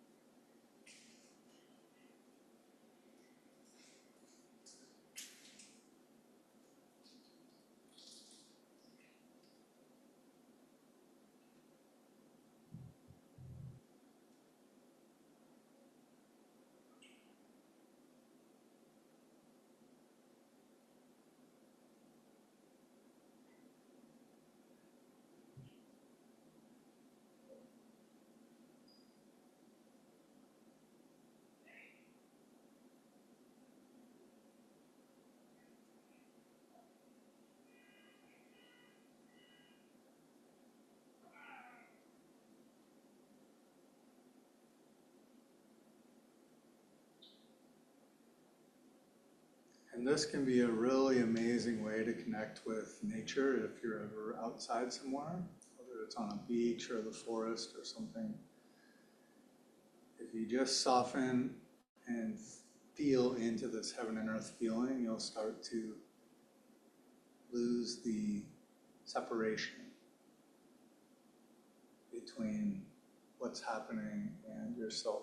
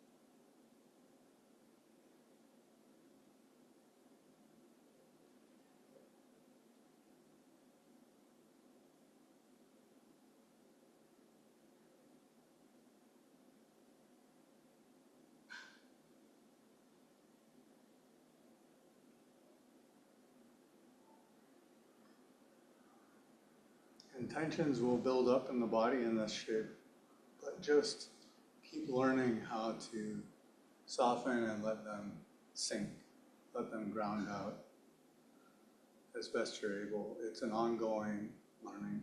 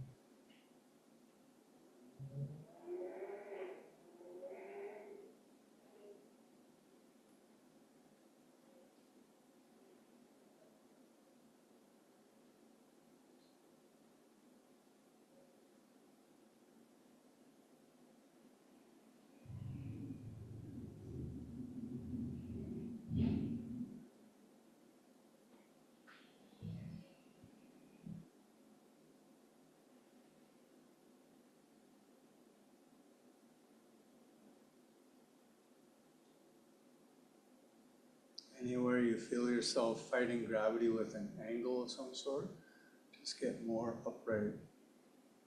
Settle more into the legs, let the spine be more upright.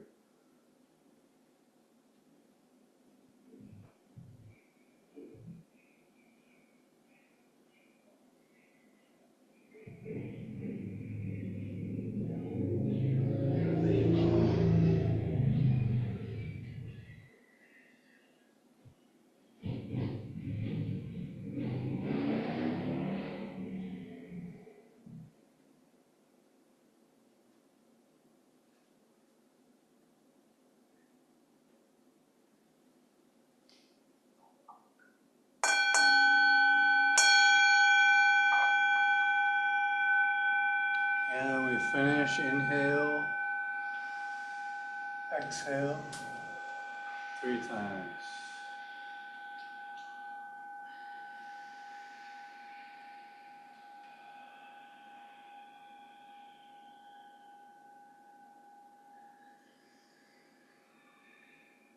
And at the end of the last exhale, bring the hands again over the belly or the heart, whichever one feels more comforting to you. And then just leave them there for a few moments and feel the sensations there.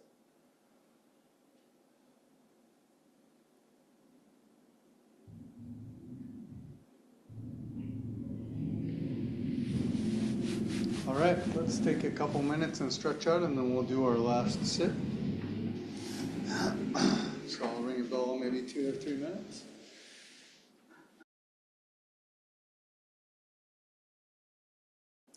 So in essence, the kind of root form of this practice is to set the body up in a heaven and earth posture. In kind of Chinese language, it's heaven, earth, person. So you have the 2 polarities, and the person is what sort of plays out between those 2 polarities. So heaven, earth, and then you feel everything in between. And then we kind of fine tune that, all the stuff we do with the head and the hands and the shoulders and the face are just to line up with heaven and earth. And then in that posture, soften whatever is resisting the alignment between heaven and earth and adjust so that we are more in harmony with it. And then just let everything happen. It's like just kind of lining up, and then for a period of time, just letting thoughts be thoughts, feelings be feelings, touches be touches, smells be smells. And nothing is your business, basically. The only business is to experience and line up with this posture. And then if you need to change it, you can stand up in it, or you can change your legs however you want, or shift your shoulders around. But it's always to just line up and settle into this. And it's almost like being a battery that you're plugging into like a remote control. You've got like the one end up here and the other end down here, and you click in. And then you just let the activities of the universe be conducted. through your being. And don't add anything. You don't have to do anything, just experience. So we'll try it again. I'll give a little more brief instruction than I did last time, but you kind of have the idea. Feel free to explore it.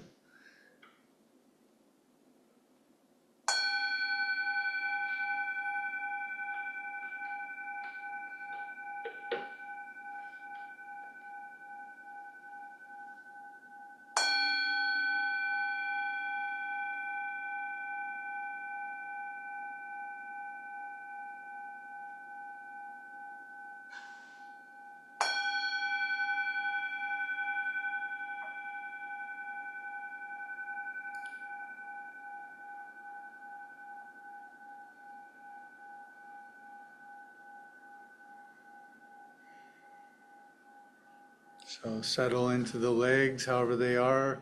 We just want to prevent them from being scrunched up or from causing a constant distraction. And then let's start to experience the heaven and earth posture again. So we can begin by feeling the settling. Every time that we breathe out, let everything settle as in line with gravity as it can. And adjust the body so that it feels like it can really do that.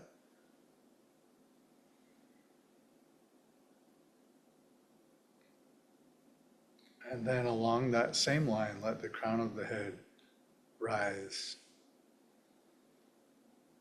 as the body settles.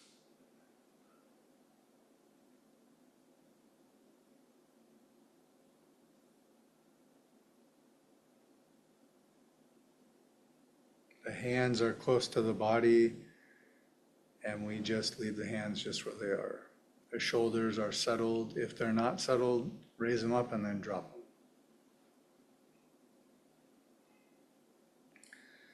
And then we make this fine-tuning adjustment with the head, where you kind of let the chin drop down and back, and you let the crown of the head get taller, and the back of the neck gets a little bit longer and opens up.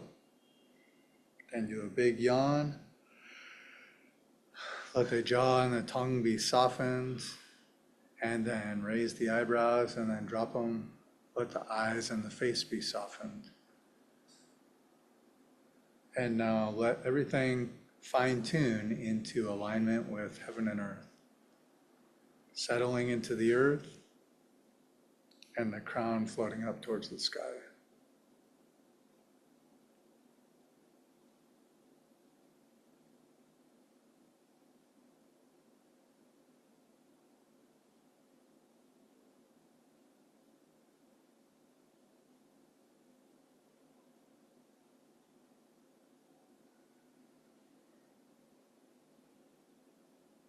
And now just exist like this, just rest in this position.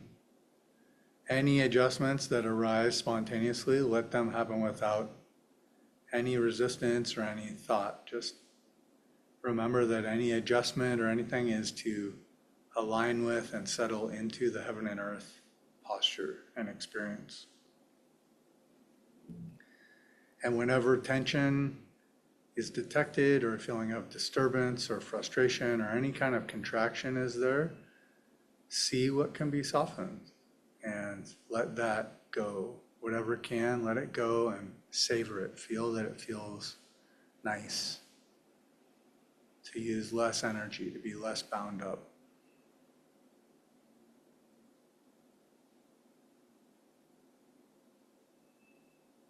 And so we're basically always in one of three modes, either just resting into heaven and earth, or noticing some tension and softening it,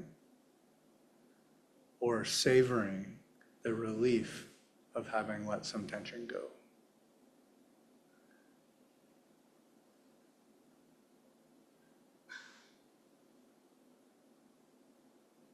And that should kind of just go in a cycle, resting, tension release, relief from having released that tension, and then resting again, tension release, relief Find a natural rhythm that it happens in, don't force it. If you're not sure what to do, just line up with heaven and earth and rest. And then if it ever gets confusing or tight, release tension, smile, and then rest again.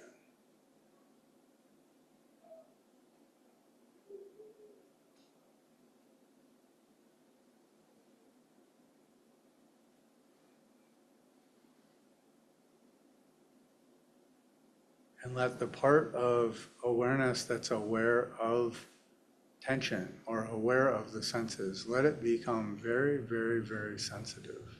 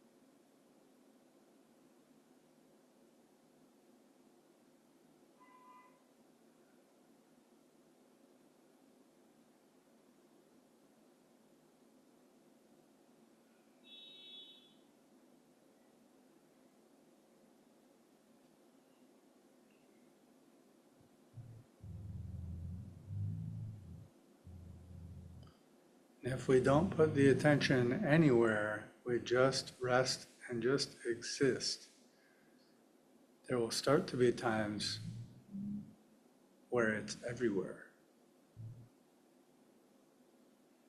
It's not something we do, it's something that happens when we stop doing.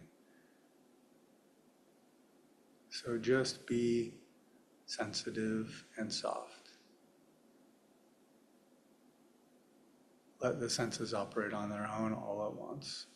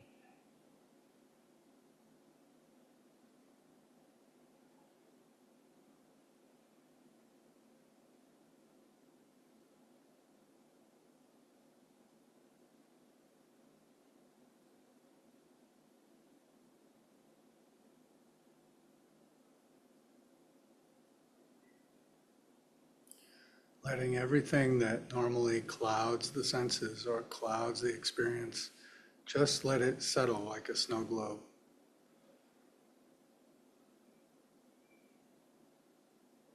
Letting any tension that doesn't have to be there anywhere in the experience settle or soften, and feel how it leads to things being relieving and simple.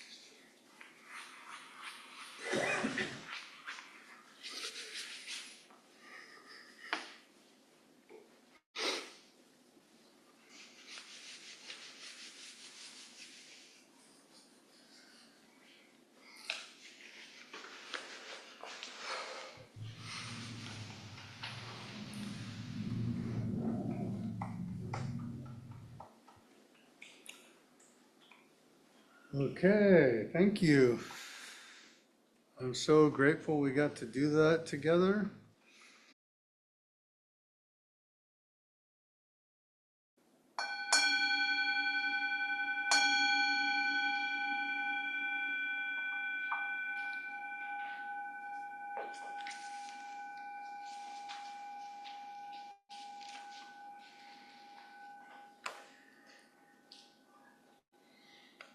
All right, welcome back. Thank you, each of you, for a chance to practice with you today and just share space with you. I'm so grateful every time that that happens. I wake up another day's here, and it's another chance to explore that more and also just appreciate. And I don't mean that in a cheesy way. I mean that softening lets us participate. It lets us not miss out on what's happening. And I really feel that. I'm so happy I have a chance to do this today. And I'm really grateful that there are other people that have explored it as well. So I thought I'd open this time up to anyone who would like to share their experience. And that can be how amazing it was. It can be how difficult it was. It can be how confusing it was, or it's not working for me. Anything like that is okay. But also, I'd like to open it up to questions. And all of that, as we share it and kind of as it gets to bounce back out of my own experience, I think I can help weave it together to help people understand more and feel like they can explore more. So if you'd like to share, just raise your hand. And if you're online, raise your hand or your Zoom hand. And I'd love to hear, what is it like to try, especially over and over, to soften and savor it? And what happens when you do that? Does it get more difficult? Do you feel more open? What's it like?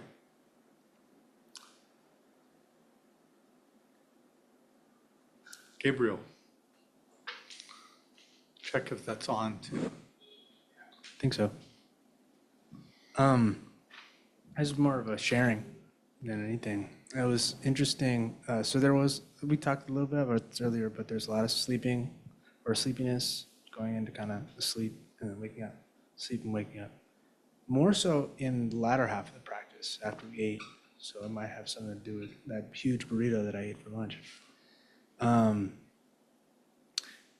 But interestingly, in the moments of sleepy dreaminess, the mind or whatever, there was like this problem that was trying to be solved, and it required my engagement. It was like I gotta participate in this and then figure it out. And that could have been something completely unrelated to what we were doing.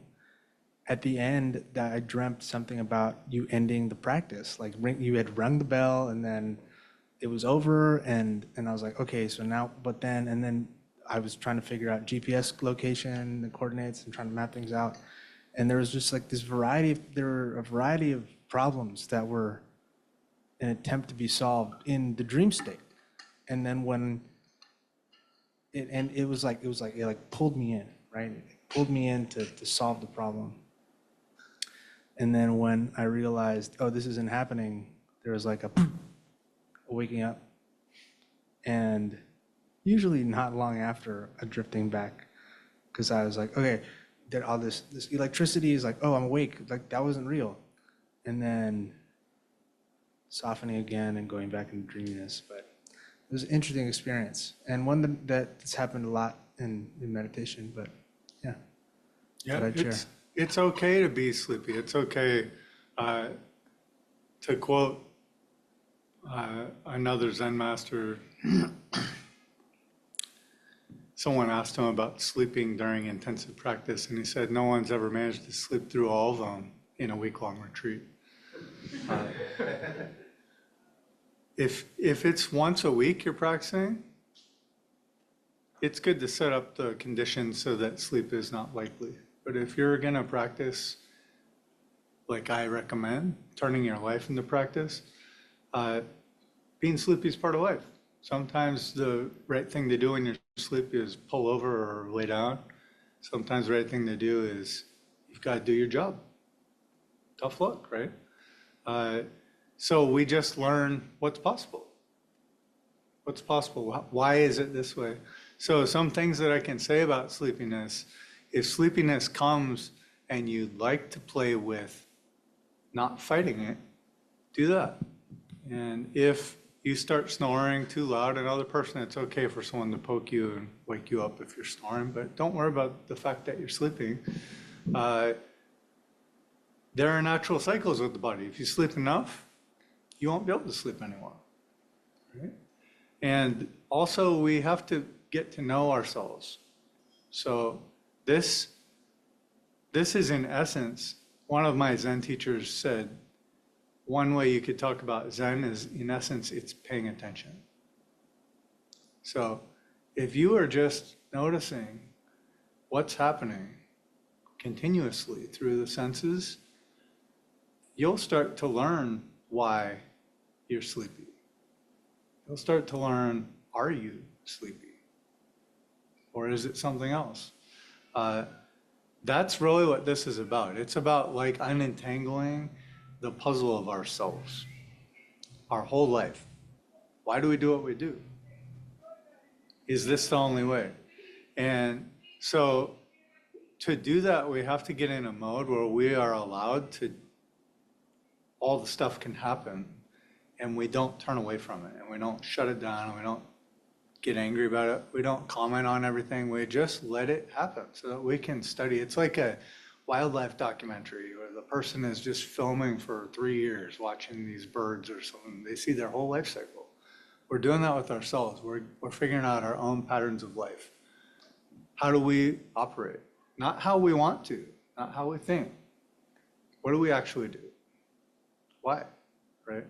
And so if you're doing that, even if it's just for these 3 days, there's enough time for you to be sleepy, be energized, be into the practice, not be into it, be hurting. Maybe that's not so bad. Oh, it is really bad, blah, blah, all that stuff. To just let all those things come and go. And I've given you permission to adapt safety-wise to all of it. If you need to sleep, fall asleep while you meditate. If your legs hurt, move your legs. If your back hurts, change positions. If your shoulders and your neck hurt, adjust anytime you want. But don't stop receiving the patterns of life. Get everything you can. And you don't do that by grasping or by like going out through your senses. If you just get sensitive, I'll talk about this more tomorrow, you start to experience like a microphone experiences. You become this thing that even the finest touch registers. You start to hear more. You start to know more what's going on with the mind. You start to feel more. You become very sensitive to things. And that makes it easier to experience whatever's happening instead of constantly interfering with whatever's happening, commenting on whatever's happening, trying to change whatever's happening. We can't actually study what's happening and why very easily when there's so much noise. So we have to just let it be. What is a Gabriel on Saturday? This Saturday, after a big burrito. That's what you're finding out. And it's common if we eat, meditation after eating often is sleepy, but it doesn't have to be. And it also doesn't mean it won't be. You can start to learn about the factors involved. If you eat enough that it changes your breathing pattern, you're probably going to get sleepy. That's something I've found. So one way I'll work on retreat a lot is I'll just watch my breath. And if I eat until my breathing gets a little shorter or something, then I just stop. It doesn't matter about how full I am or not. I know it's going to start to affect my practice potentially later. But also, what if you have to learn how to operate while you're tired? There's ways to do that too. Stand up or do a standing kneel. and open the eyes and just let the time pass. Just look up at a light and sit there for 35 minutes, and your body just not wanting to fall over will catch you. I used to say, for sure, my brother-in-law is an Army Ranger, and he said there's something called droning that happens when they do lack of sleep practice sometimes, where a person will just like be walking into a tree and they'll keep walking and they're totally asleep. So you can, if you push the human being experience too far, you can get to where you'd need to rest or something in a reckless way. But I'm not creating those conditions here. In here, you can sleep when you're tired, and you can wake up when you wake up, and you can find out why. And then you can play with the conditions. And the conditions are such that most people in here did not sleep the whole day. So most of us are doing something that is pretty conducive to this schedule. So if we get pretty close and then we want to fine tune it, we have to learn our patterns. We have to kind of learn how we work so that we can learn to create different conditions. And instead of controlling our body or controlling our minds, what we start to do is see how conditions affect body and mind. And then we start to know what might happen based off what's happened. And also, if there's something that can be changed, conditions can be made more favorable for what we're looking to do. So it's making an art out of our life instead of like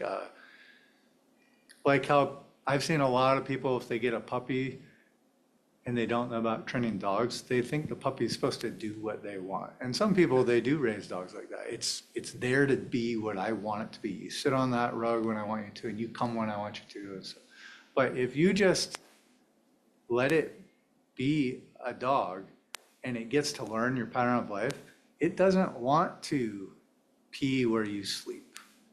It wants to be fed, and it wants to be by you. And there's a whole way to live in harmony with an animal or with another being that isn't rules-based.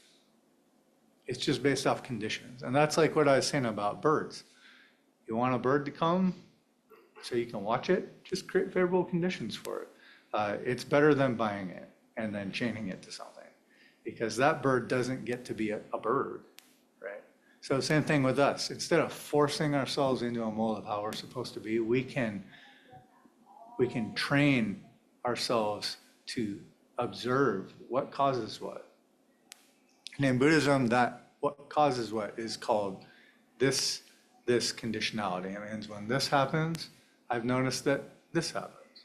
And when this stops, this stops.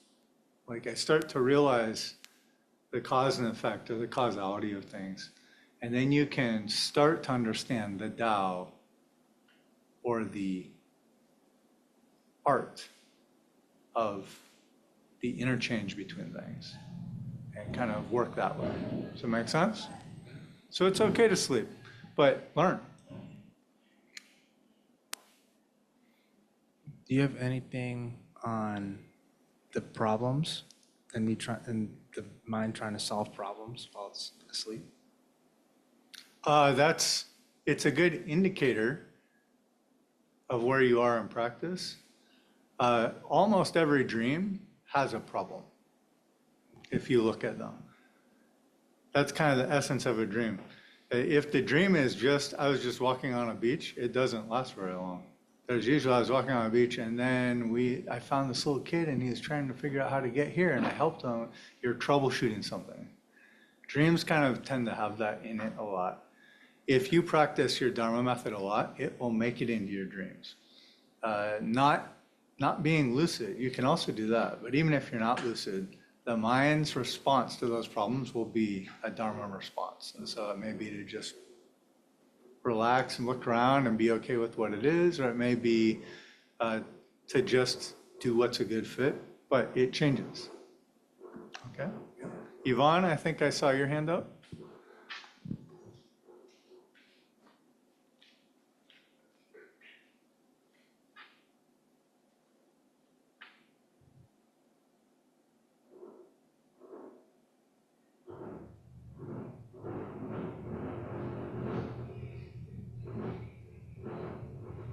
We'll see. You look muted. Oh, this happened the other day when I talked to her. She wasn't able to unmute. You can type your question if you want, and I'll see if anyone else has one. Or you can go upstairs to your other room if you want, that you did last time, or wherever it was.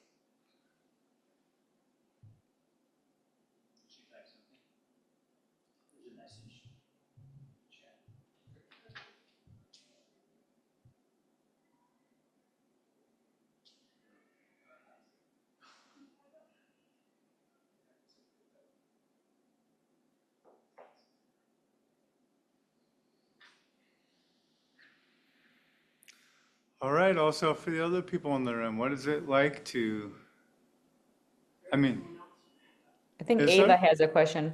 oh, go ahead, please. Thanks. Yeah, so I was noticing that a lot of the time it was relatively easy to just sort of like soften around the thought. But there were a few times when the thought, it's like I would try to soften around it and it actually wouldn't be pleasant to soften because there was so much like emotional energy in the thought that like the sort of emotional intensity then like kind of percolated down into my body. And so then what I would like typically try to do was soften around that Good. and kind of like try to drop that. Um, and I would say like sometimes I was able to drop it, but sometimes it almost felt like by like not being with that like energy in my body, it just was kind of perpetuating the cycle. And then like a similar thought would sort of like arise again. And so I was just curious if like if it's just sort of like no, just continue to try to soften around it, or if there's ever sort of like a time and place for engaging with the sort of like emotional energy in the body in a different way. There is.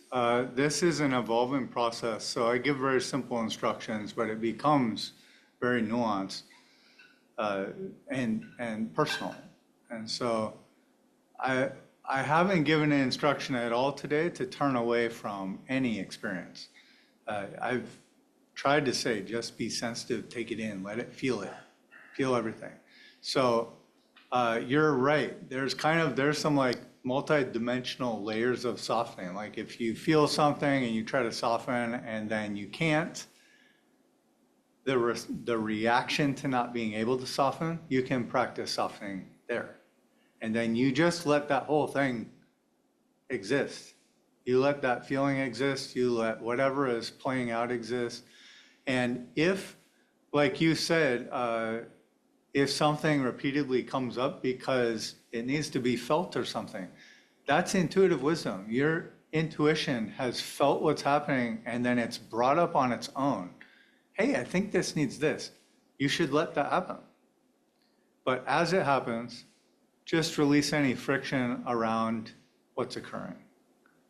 And that's a huge part of Dharma practice, is to make the space for stuff to come up and show itself and to be experienced and maybe re-encoded as it's experienced differently, with a different capacity. So if that makes sense, you should totally do that. That's kind of how it's multidimensional, is if we just release and don't fiddle with things, thoughts and ideas about what we need to do will come up instinctually.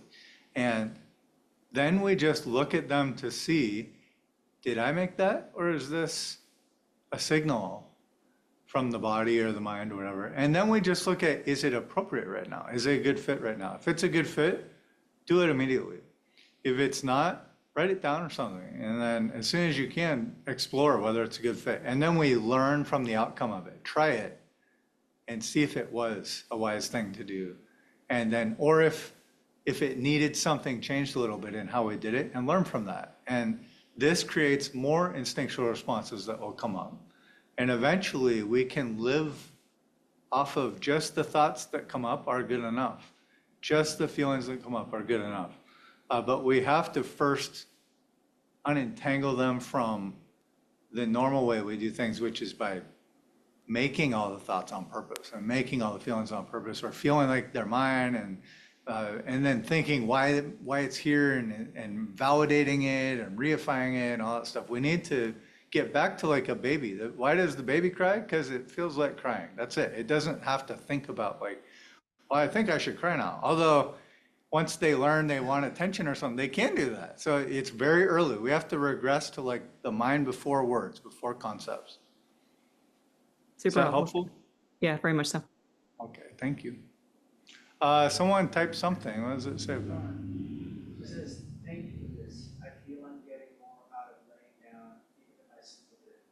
Not the wrestling with the pain, trying to prove something like in my arrogance. Good. Yeah. Don't prove anything. Just exist. It's okay to just be how you are. Figure out how you are.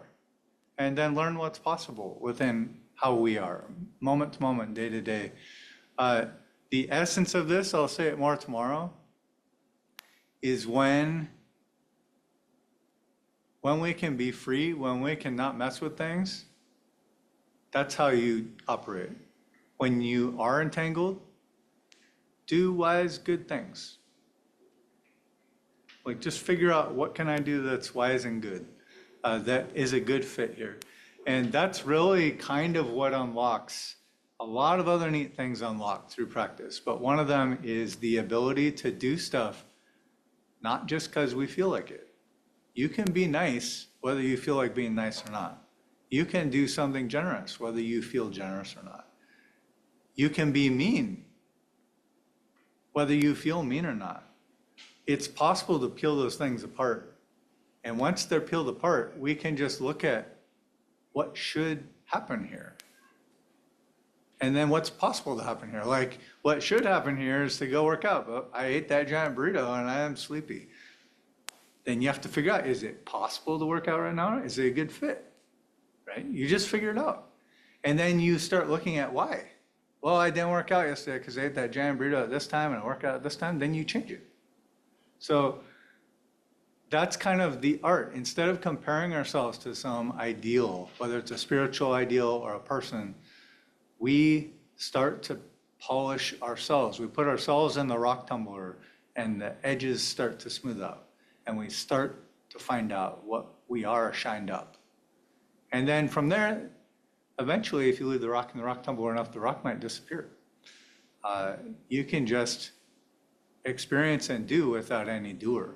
But first, that doer has to soften. They have to become a healthy feeling, a healthy thing. Because when it's healthy, we don't have to micromanage it so much, and it's easier to let it be natural. And then and nature eventually is the teacher. Nature shows us how to live instead of us figuring out how to live. Okay, anyone else? Yeah, please. So it's all related, of course. I guess I just wanted to share how my progress has been in the last couple months. Just that's what I'm paying attention to through this sit, is noticing how the practice has evolved and how the mind, how mind has figured out how to fool me every once in a while. It's like, now that I trust that I am going to continue to practice, now that I trust that I will sit again very soon, it becomes much easier to be in non-production. And also it becomes easier to be compassionate when I find myself in production. And so, for example, like one of the things that snags me, quote unquote, that gets me thinking is rehearsing. For example, like I am moving to a new city directly after this. And so I can soften through thoughts of what I'm going to eat later tonight, or if I slept well last night, and how am I going to sleep tonight? Those things, like it's skimming the surface of the pond enough where I can just push the ripples aside and soften. And then once I soften through those things, the mind is like, oh, I've got something for you. Like, what about this living situation that you're about to encounter? And then like, it convinces me, I am somehow, I don't know if convince is the right word, to begin thinking about that more important thing. And it becomes easier to allow the thought to run its course like the bull in the pasture, because I trust that I will sit soon. And I just wanted to share that I'm not fighting it as much anymore. Good. That's good. If you need to think about something, you will. If you don't pay your rent and you're going to lose your house if you don't pay your rent, you'll think about it. It'll come up again. What we're learning to do is trust that that's good enough. That if I pay attention to what's going on, the right stimulus will cause the right response. To be compassionate, you don't need to rehearse being compassionate. You need to be unentangled when you encounter the moment that compassion arises so that it can just come out, right? So I was gonna do this. Whatever you did you rehearse for that? Right before you threw it, I was like, I'm not gonna move. Okay, but you still, what actually came up, no one else in this room would have the identical response of what they did and why, because it just happened. So this is the art of just when stuff happens, being okay with what you did. And if you pay attention, what you do will be more and more appropriate. And you'll know why. You told me just why you didn't move. You knew why. That's important. If you start to know why, it's alterable. If you feel like, well, I'd like this behavior to be different at some point, you know why you did it and you can start to know what might loosen it up. Yeah. That's a beautiful example, because like a piece of the chaos that has been distilling my mind for a long time is movement, period. Not being willing to stay, to sit, to feel, to whatever words you want to use, literally physically moving my body internationally for my work and all these things. And I am tired of it, and I just want to learn how to stay. Stay is like one of my biggest words. And what did I do when you threw it at me? I said, I'm going to stay. Good. Good. That's a wonderful place to be. And I'd recommend, if that's your aspiration, do whatever you can to learn how to stay first, and then start to learn the difference between holding yourself still and just not moving. You don't have to eventually hold yourself in place. You can just let stuff go by. Like, you could sit at that window and just watch the cars go by. You never have to do anything about any of those cars. You don't have to like stop yourself from going out there all day. That takes extra effort. Eventually you can just kind of resolve, like, if I need to move, I'll move. If I need to go somewhere, I will. But my default doesn't need to be moving. And if you really start to embody that, a lot will open up in any of our lives. The ability to kind of, I don't like using this term anymore because most people don't know what it means, but to pull in the clutch, whether it's pressing the clutch or pulling the clutch. If you've ridden a motorcycle, they still have them, but it's like shifting a car into neutral. If you press on the gas while it's like that, it doesn't move the wheels. That's how you want to be still. You want your mind to be able to do all its stuff, and you still, the wheels don't move. And then when you want to move, just shift it into gear. Boom, you'll move with it. Okay, anyone else? Yep. Thanks for sharing. Thanks. Yeah, I think maybe I had a sort of similar experience to, I forget her name a minute ago, but I guess sort of lots of, like, I felt like the tension, basically all or almost all of the tension that I have is kind of holding back, like, sort of difficult emotional energies. Yeah.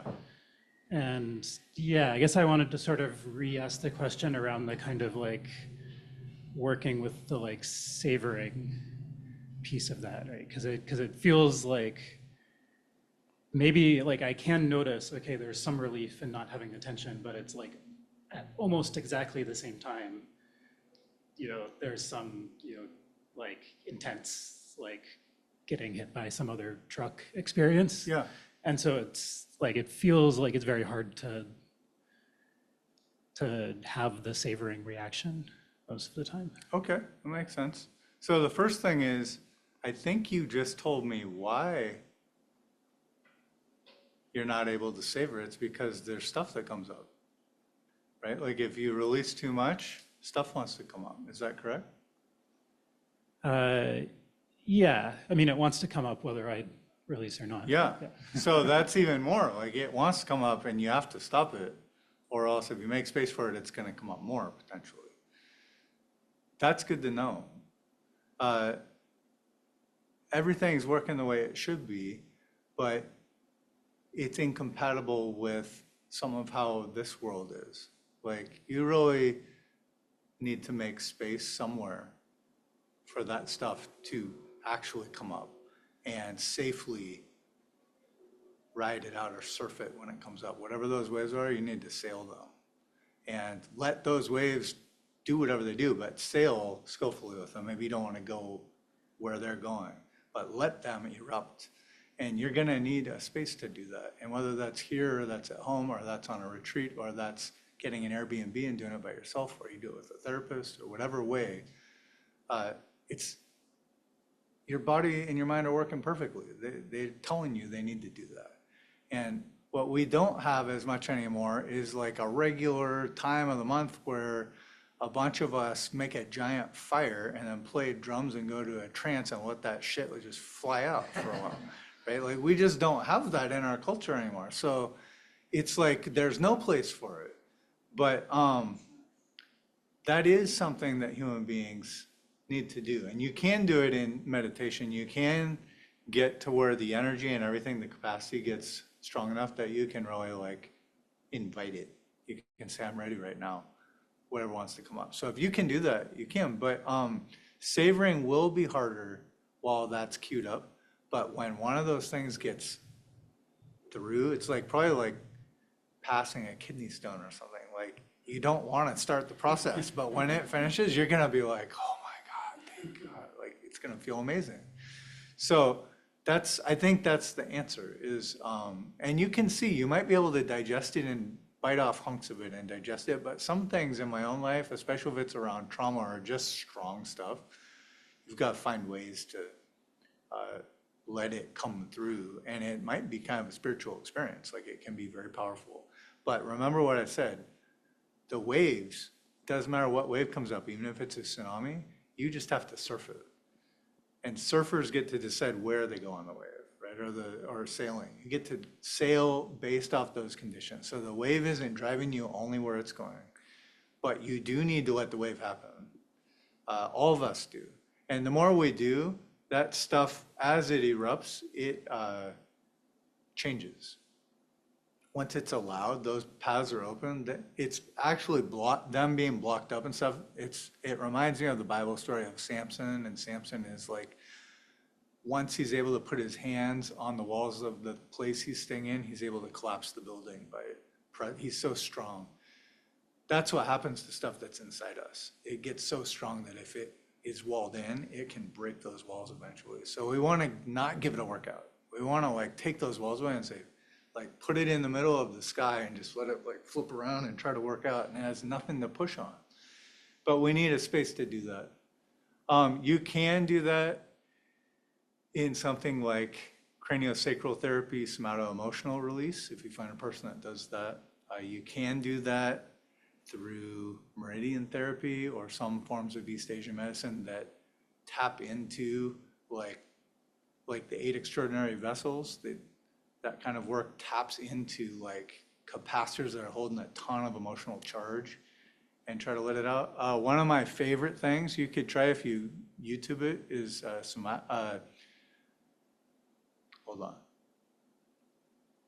trauma release exercise, TRE. And TRE is basically a protocol you can do where you lay on your back and you get your psoas muscles fatigued and then they start shaking on their own. And then they store a lot of that stuff sometimes. And you can just watch a TV show and just let them shudder and shake for 45 minutes or an hour. And some of that like electrical or very powerful pressure in the body tied to stuff can be discharged to that. Plus whatever comes to mind, whatever you know you need or you feel like you need. But I think it's natural. And I think it's good that you know what's going on. Cool. Yeah, thanks. I think I mostly just wanted, there's some part of me that's always like, oh, I'm doing the meditation wrong because there's an instruction that like No. I find hard to follow. Yeah, it's, you just have the point, let me kind of share this. The point of some of this is not stated in an obvious manner. I have a lot of Taoist concepts tied into what I practice. And the Qigong and the point of practicing like this is also to get the vital energy strengthened.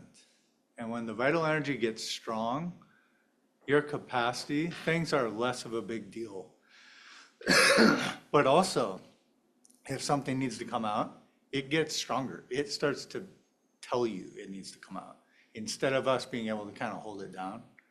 And that's useful. That's part of the practice, is something, when you start to know, oh, this thing, whether I want it to or not, it wants to come up. Get to somewhere where you can safely kind of spend some time saying, okay, for the next hour,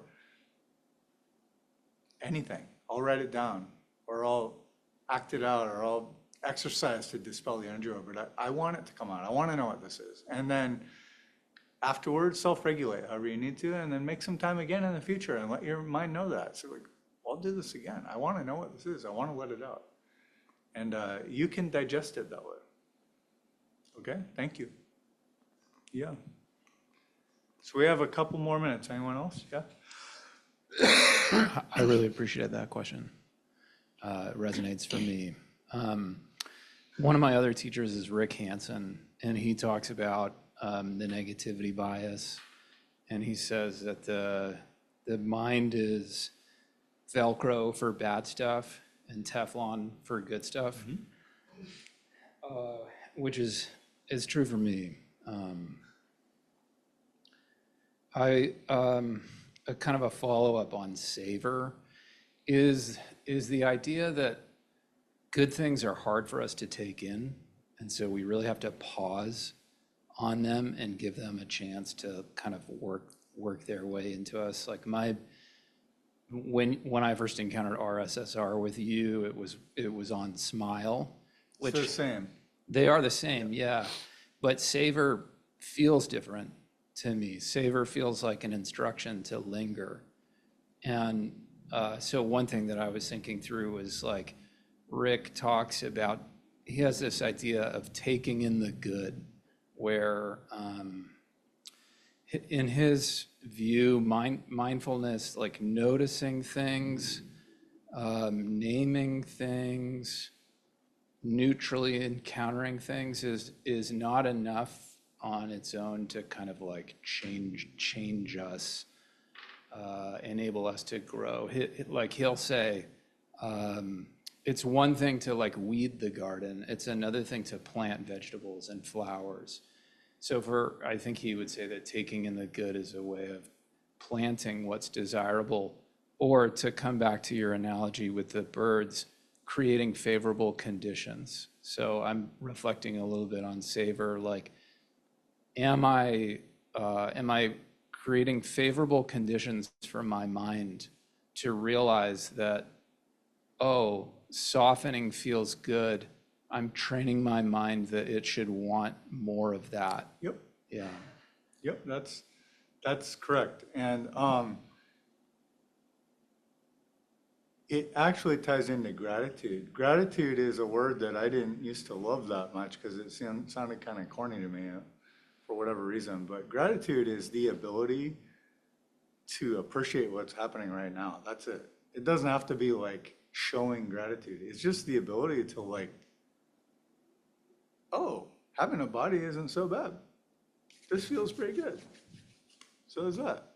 So is hearing those sounds. Like it's, and when we can do that, most of what's happening is not negative.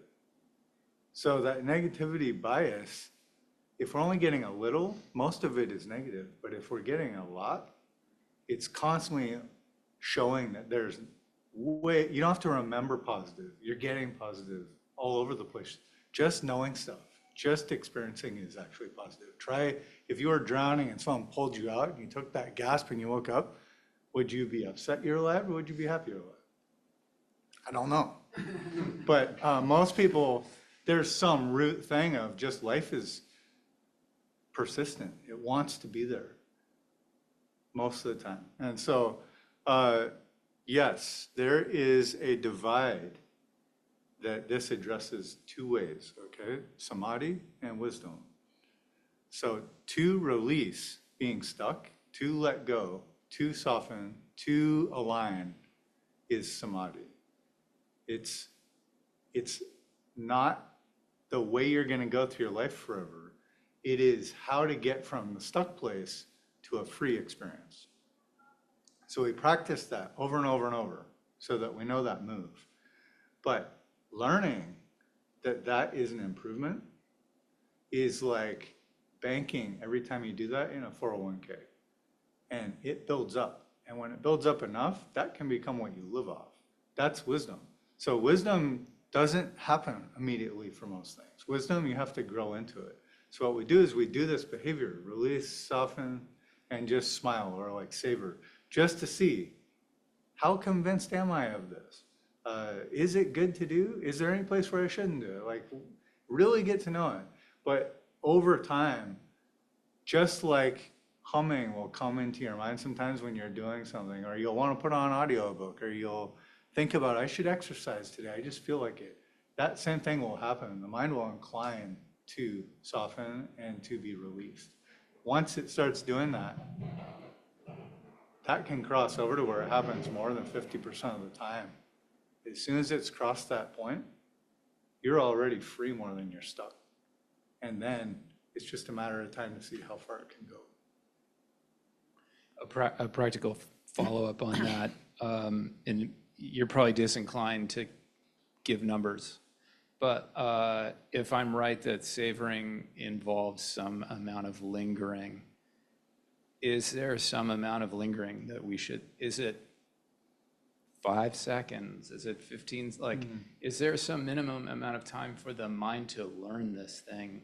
Or can it be brief because the repetition does the work of it? I'd say more that. Okay. You can play with it, but it's really, it's like deciding you want to outgrow something that you do right now. You're probably not going to really be outgrown from it for a while. You may stop it way before you've grown out of it, but it takes a while to outgrow something. So you have to just keep doing it, right? Keep making the same decision and it solidifies. It gets stronger. There's a momentum to it. So it's like that. You just do it and you need to notice enough to see, I'm pretty sure that was nice. I'm pretty sure that was relieving, at least that much. But it could be 5 seconds or it could be half a second. You just, okay. But you've got to check it again and again and again and again and again. And that's the same way most of these habits have gotten into us, is the opposite. We haven't paid attention. We've had a slight thing like that happened when and then pretty soon you're walking around like this and you feel like this. I am relaxed, right? It took a lot to get it in there, and it takes a lot to like discharge it. So we're doing the same kind of thing. The same way the unskillful has gotten in there, we're letting the skillful build into us. Thank you. Yep. Okay. Who? Did you? No. Okay.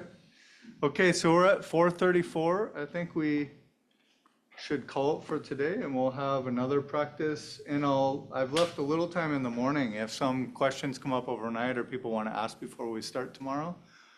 For any of you that want to join tomorrow, I hope you do. And we'll practice more and let it evolve more. But hopefully you can see already your practice time when sitting is the time to let your hand just open and soften. And just get comfortable with your hand being like that, just soft, like the hand of thought, rest, open. But then in life, it's skillful use of the hand. Do skillful stuff with it. And just study whether it still has that habit to stay closed even though it doesn't have to be. How come? And see how you want to be. Okay, so the rest of the day and the night, you don't have to spend in meditation, but you can. But just check, especially if you just really get caught by something, whether it's an obsession or it's a vice or it's, an emotional upset due to something, feel, is there tension here right now? You'll feel it. There are patterns in the body that it does that. And use whatever tools you can to let whatever part of it go. And it's a learning process. Like I said, that ice keeps getting produced and it keeps getting melted by the warm light of wisdom. Okay? Thank you. Thank you, everyone online. It's been great sitting with you. I hope to see you again.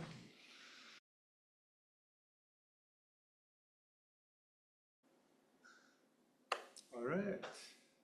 Hi. Good morning, or whatever time it is where you are. Maybe it's good lunchtime. But hi, welcome back. I thought for today we might start with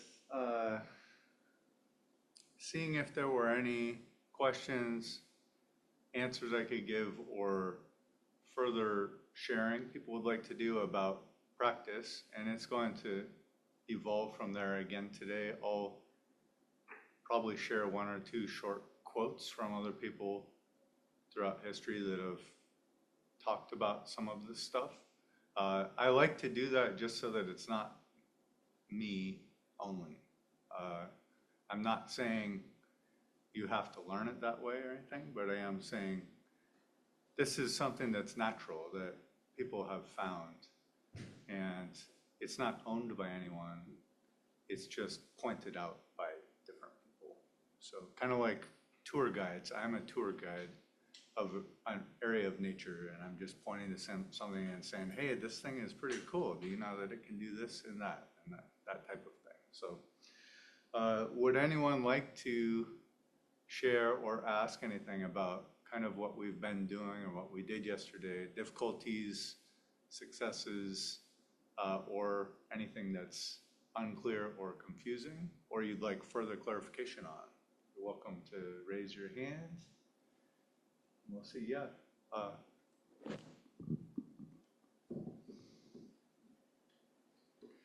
So yesterday, like a few others, I had some difficulties with like negativity and like things like this, and we discussed, hey, there is like other positive emotions available. There is like gratitude, and then there is like the purpose of them is to like maybe like make you like the practice or like something like this. So like it goes and goes. So I kind of sat with that a little bit, and then I realized that I'm basically trying to construct a practice of some sort to kind of tweak it to make it better, and that kind of doesn't sound like natural being. Yeah. So I'm wondering if there is a way to find like savoring or smiling or alternative to those through getting in touch with something that's like already there rather than trying to fiddle. Yes, good question. Let me read a quote from the Tao Te Ching about this.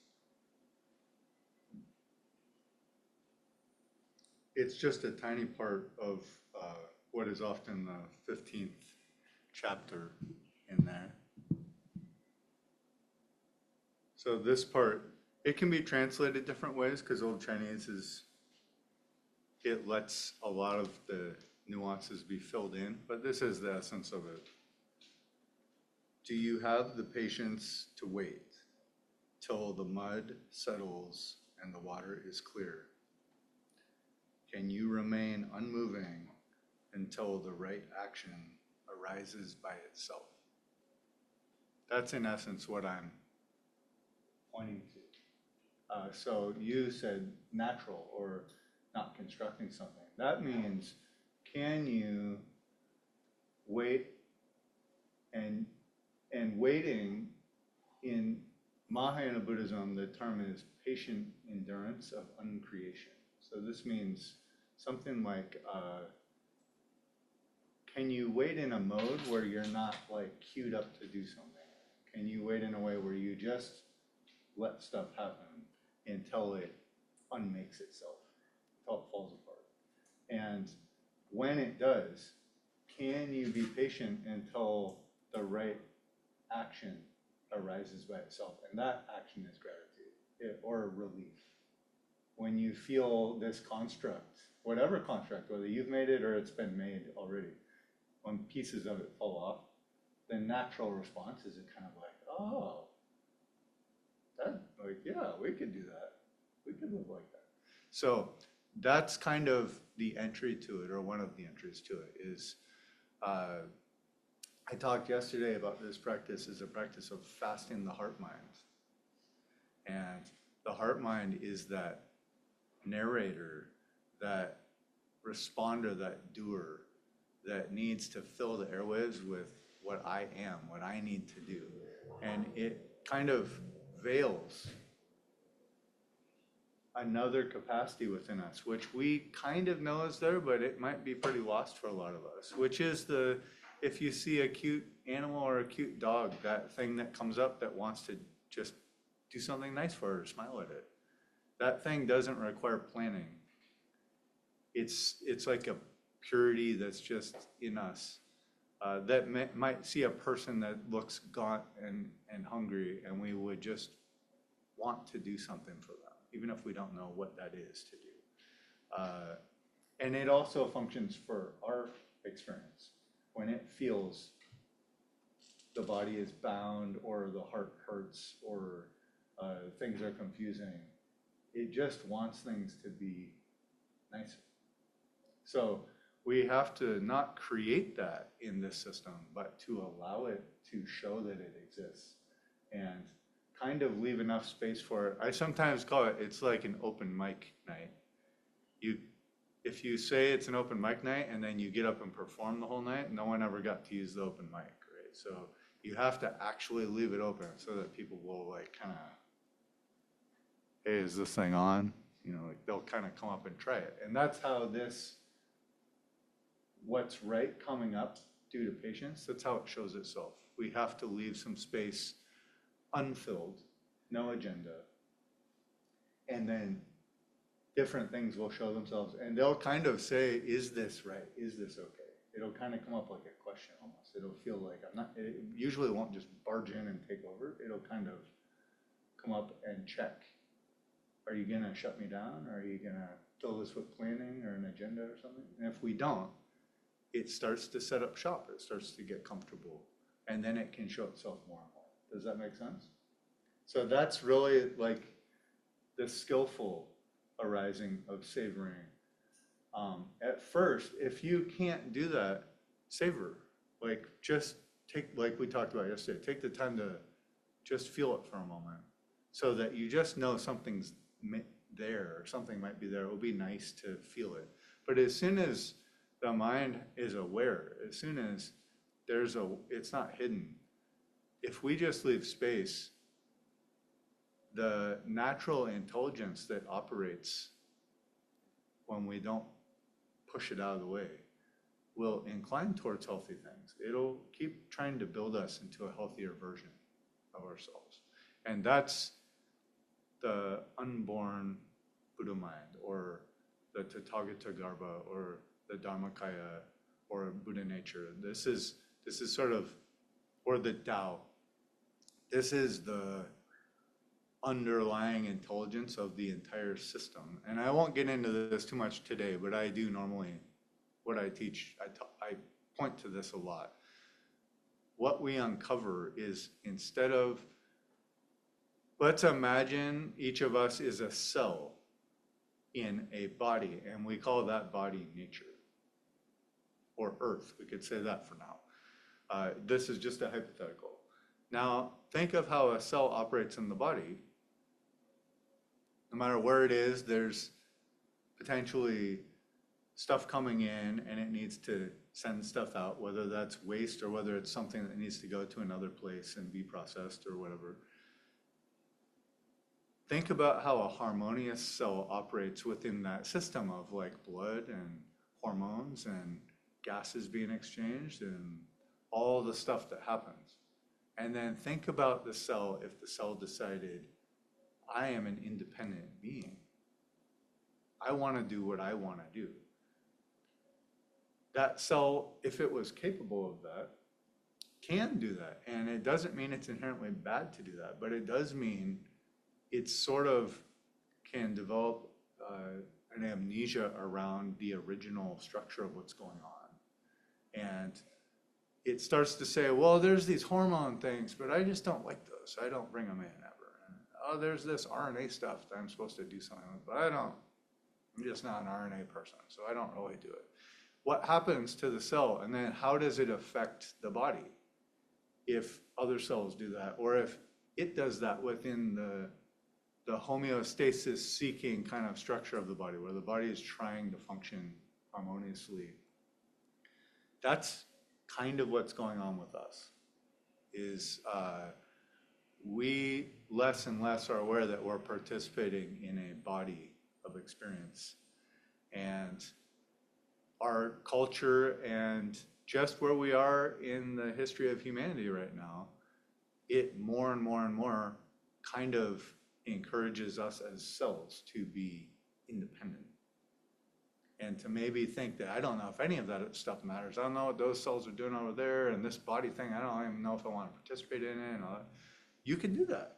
But where does the nutrition come from? Where does the waste go?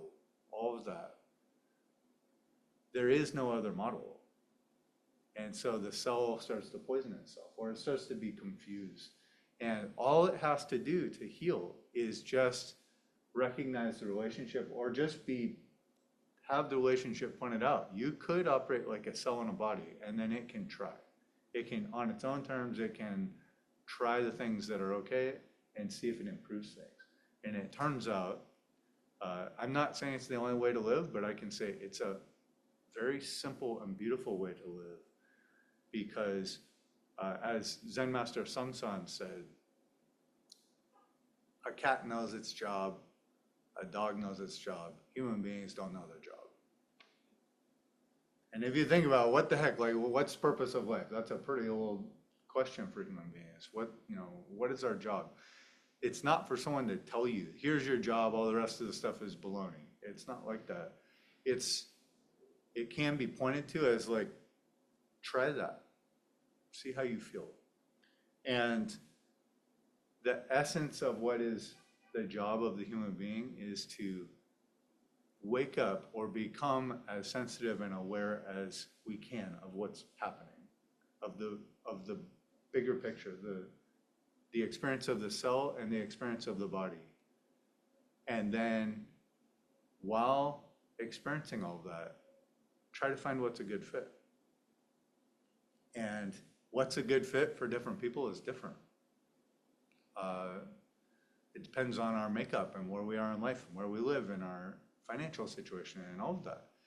It may be the cell needs to heal itself. That's a good fit. It may be the cell needs to help things all around it. That may be a good fit. It may be the cell needs to market for an organization that doesn't market for itself or something. It can be all kinds of ways, but this is the essence of the job, is to become sensitive to just how it is. Just feel how it is. How is it internally feeling? How is it externally? And then eventually, is the cell separate from the body? You could say that, but in the grand scheme of what is going on, it's participating. It's all just a big participating system where things die, other things are born, things come in, things go out. And if you really watch that and you zoom out, where does it end? Everything participates in everything, and everything participates in everything, or potentially can. So I call it the universal body, the body of the universe. And that doesn't mean you have to participate in, light emitting from Alpha Centauri right now or something, but it does mean it's possible. Because we just stay open to participating. So we just learn to be sensitive to what is. How is it? We take things out of the shadows. We use the warm light of wisdom and knowing to illuminate. And then once things are felt, the natural sensors, those natural systems, if we don't manage it all, if we don't try to be the body, but we just say we're participating in our body, hey body, it's like this here, then the body of nature responds. And we're part of that, but we're not the entirety of it. And that's kind of, maybe a word for that is grace. There are different words for it, but it's stuff happens that's not only done by us, only initiated by us, and that allows things to change and loosen up and become healthy. So part of that is gratitude and savoring. Those things can happen without us having to ourselves create it. But if you aren't yet open to it coming, create it. Like, kind of just open the possibility, let that circuit light up a little bit. But then we can find out we're not the only ones that can operate that circuit. Okay? Anyone else? Oh yeah, please. Marianne, I think you're first.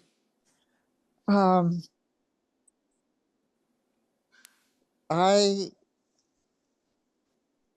would like you to talk more about sensing the tension, and maybe if you could talk about what you do, it might become more subtle for me, because I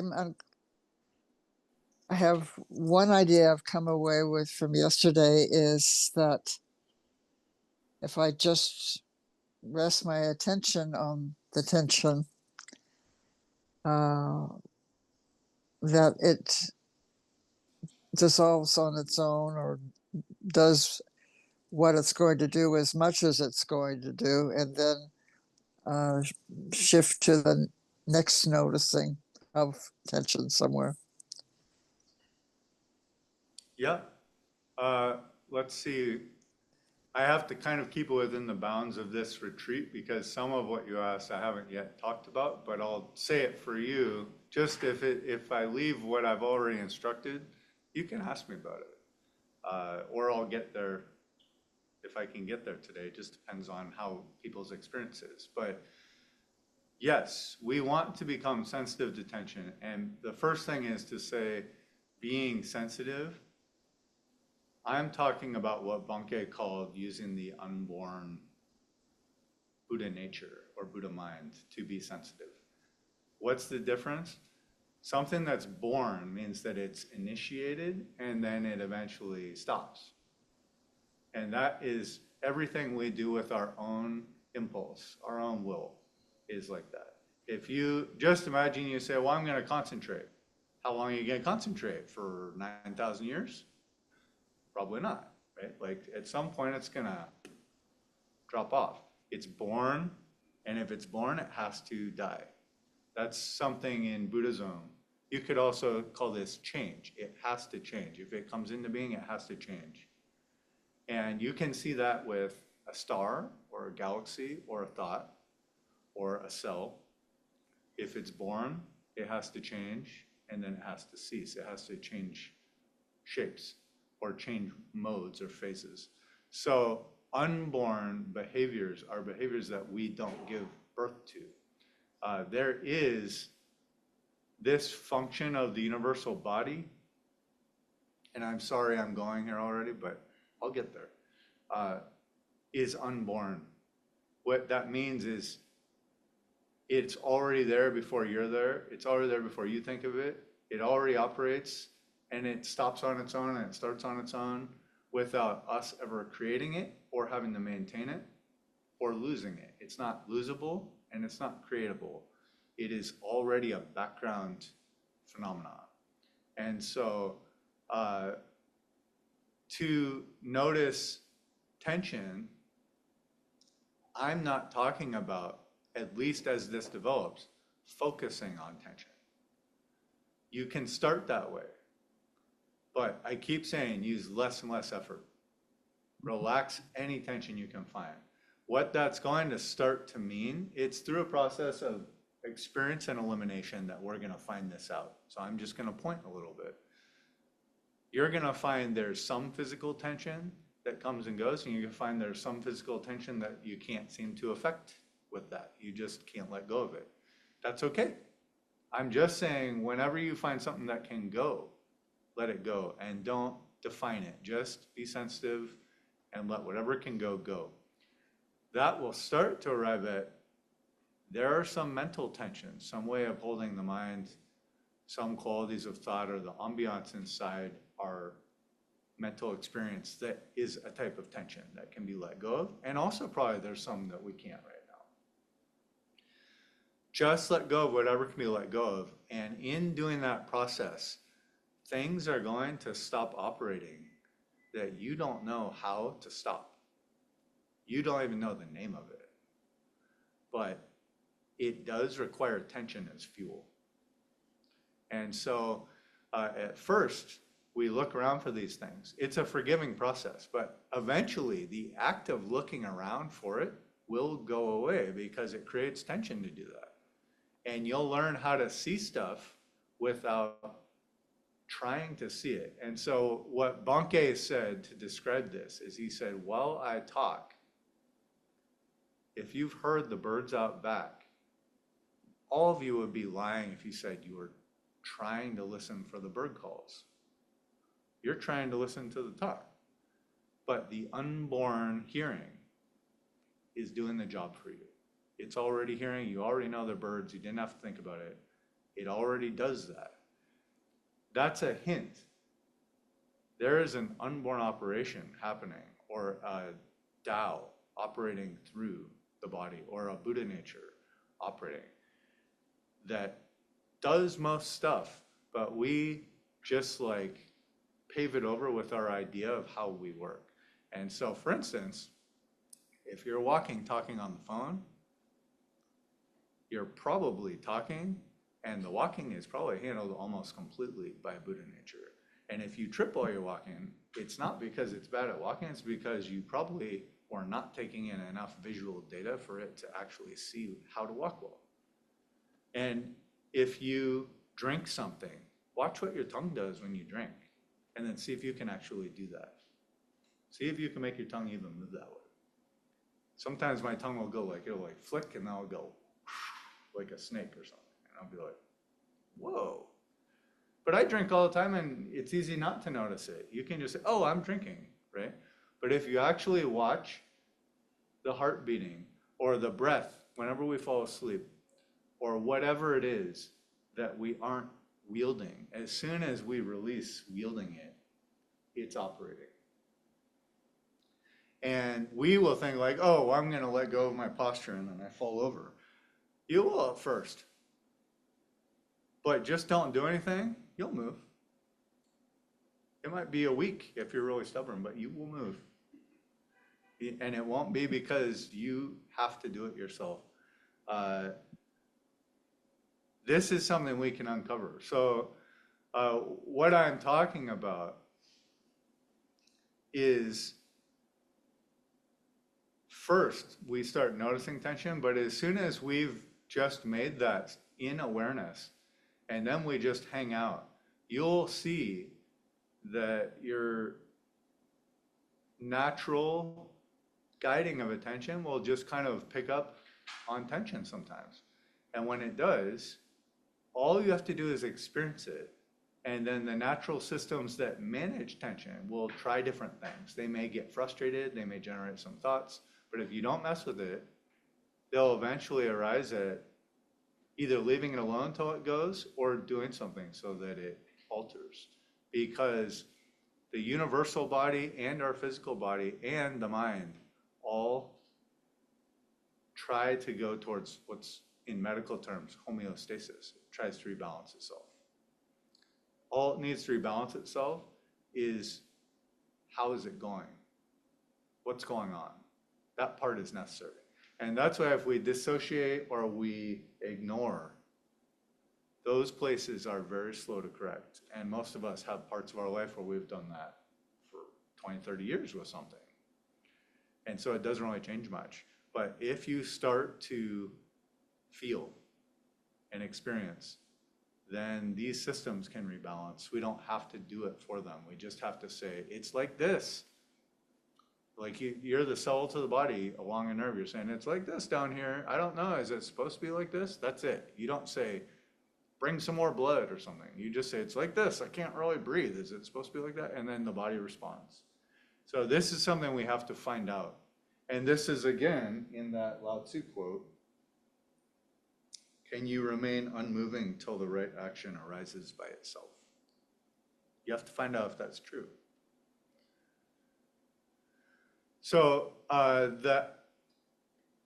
what the process is like evolves. I guess that's my answer to you is, at first we look for stuff and then I just keep saying soften. You could sigh, you can just wait, you can just soften, you could yawn, you can clench up and then soften. But all those are kind of priming the system to just realize that's okay to feel something and then to soften. And then intuitively, it's gonna start happening for you in some way. You'll just find, oh, it's usually this way. This time it was that way. That's the unborn nature kind of showing itself within the activity. And then we can just playfully let go of the reins, like more and more, and just watch, how did it happen this time? How did it happen this time? And once we do that, the process happens in an automated fashion. You just have to be sensitive. And being sensitive is also not something we do. You don't have to focus on being sensitive. You just have to not do the act of ignoring. And so how do we get to all of that? Instead of giving this big complicated model, just soften. If you just soften, ignoring will soften. If you just soften, sensitivity will happen automatically. If you just soften, the responses will start to show themselves. Just don't crowd the airwaves. Fast that action of always being in activity. And one of the words for that is outflow. So if you think of the act of outflowing into a conversation, outflowing with an action, outflowing with a response, outflowing with an opinion, it's like something comes out of your core being and shares itself with the world. Fast that. Just don't spend the effort. And if you do that, when we don't outflow, experience inflows. It's like opening the windows and then all the light starts to come in. And when that light comes in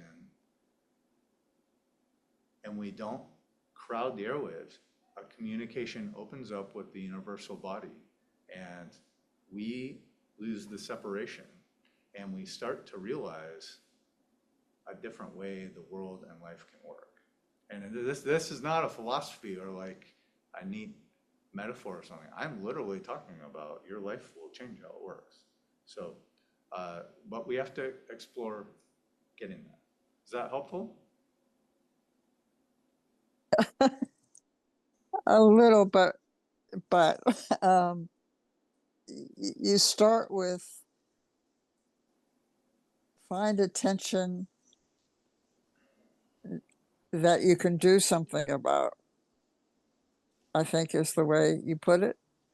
And so I wonder what kind of, if it what can ki- soften.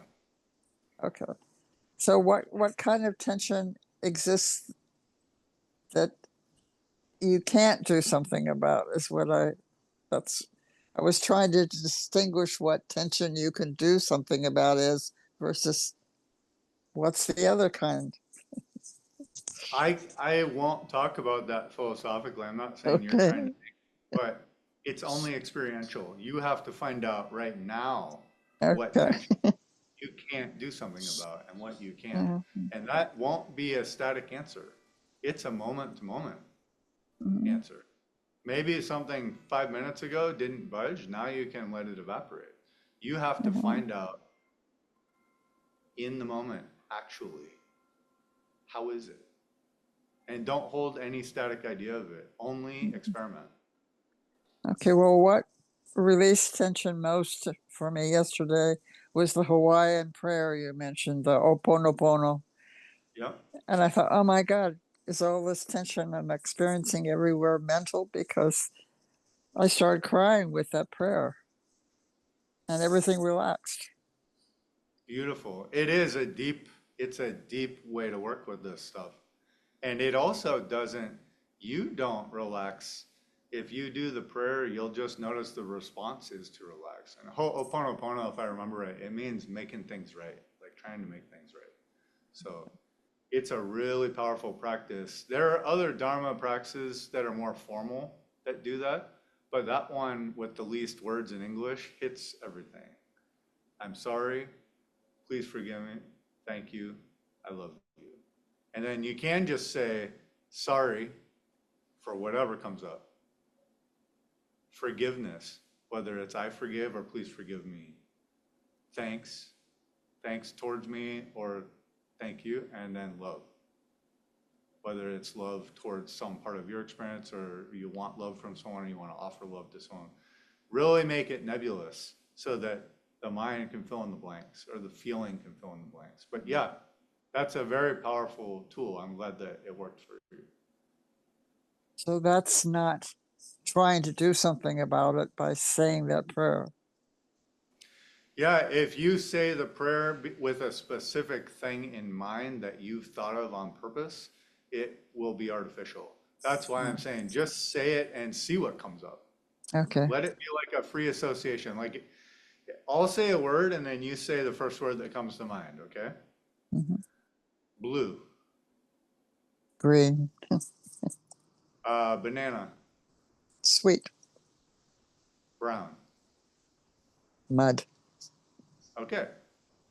It's just like that. Say forgive and then see what comes up. Well, Don't make it. mm, Okay? thank you. Yeah, thank you. Okay, I think we have one other, Deborah.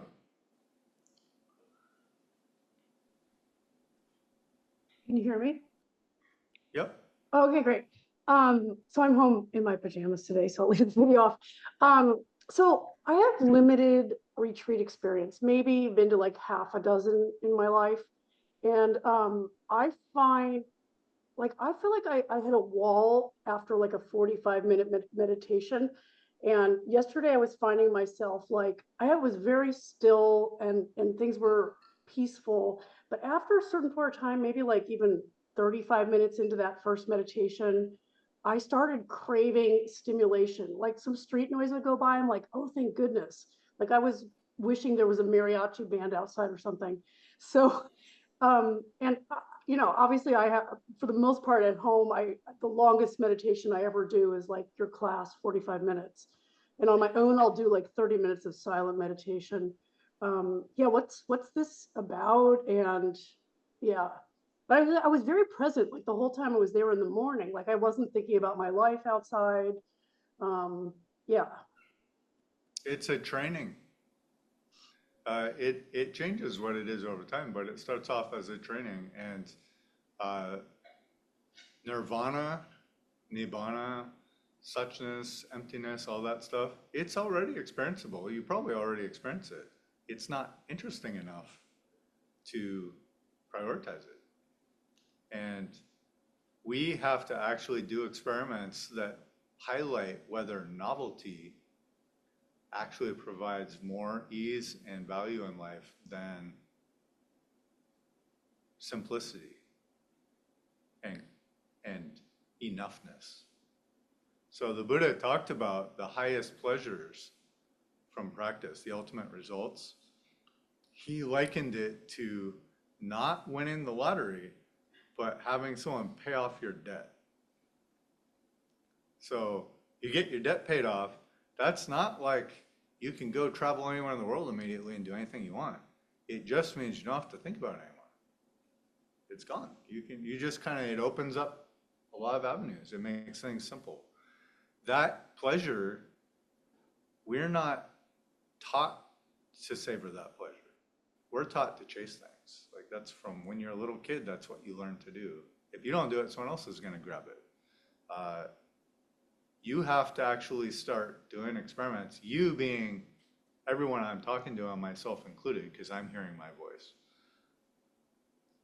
We have to find out, how's this chasing things going? If it works, how does it work? Who does it work for? If you know someone that's chased things a lot and they've gotten a lot, know them for 5 years, 10 years, 15 years, 20 years. Watch. Are they satiated? How is their life? How's their interpersonal relationships? How open is their heart? How integrated are they with the world? How do they handle when difficult things are happening in the world? We start to look at the function of the cell within the body instead of the picture it holds up of how great things are. We have to actually find out. So that's the real answer is, and here's another part. Retreat, which I don't use that word much. I usually say intensive practice, periods of intensive practice, because retreat is really for hermits. And it's mostly for people that already, they don't need to hear me say anything. They already know what to do. They just need to go do it for 20 years on their own if they want to be in seclusion. That's not what we're doing. We're doing intensive practice. We're learning and practicing. It's like a workshop to build some skills. So, but whether you do retreat or intensive practice, the main thing that actually happens, it's not the only thing, but the main thing is it makes space and amplifies the ability for the unsavory parts of our experience to show up and cause problems. So retreats are not for quiet. If you have a retreat where it's quiet the whole time, it's a really nice vacation, but you're not learning very much. Unless what you need to learn is that quiet is possible. But as soon as quiet's possible, that quiet needs a workout. It needs to get strong. And that's by subjecting it to what is not quiet. So that's kind of where this all goes, is in most more laid back kind of lay people retreats, I'm not speaking from my own stuff, but just what's out there, you probably are going to mostly just be learning to have some quiet and some peace and stuff. But none of that is what the Buddha taught as the point. That's all kind of just steps along the way. The actual thing that's kind of the point, or where it goes, is unstirability, imperturbability, which is not the same as always being happy, no matter how the world is or something. It means that you don't auto fire off reactions to things. You actually can just feel deeply what happens, and then what's wise can come out spontaneously. And what's wise is also by feel, from the heart. That's not like clinical at all. It's like how a little kid, a very sincere little kid, might respond to something when they see something. So anyways, we're developing the ability to tap into that, but the byproduct of that is that thing is subjected to amplified versions of what happens all the time. Our distracting, our planning, our hating, our wanting to go do something nice instead of this. That's basically, I don't want to say supposed to happen, because there is no supposed to within life, but that's very commonly what is going to happen, is by all this stuff I talk about, Qigong and energy and all that, cultivating energy is so that all your bad stuff gets stronger. So that you can't tell yourself, oh yeah, I'm over that. Yeah, I don't do that anymore, blah, blah. It just comes up. It's like, blah, blah, blah. It like has a party. And you go, whoa, I thought I was done with this, or whatever. It makes the little weeds be seen through a magnifying glass. And that lets us really work. And then when we leave that, we go back to how little those weeds actually are in our day-to-day, and they've been trimmed down. Everything is more purified. So that's kind of the real role of retreat, is to amplify stuff and to see what's actually there. And in its amplified state, if we learn to deal with it in its amplified state, then when it's not in its amplified state, how are we with it? We now have a greater capacity to handle it. So that's kind of the relationship and why that happens. So I'd say that's great.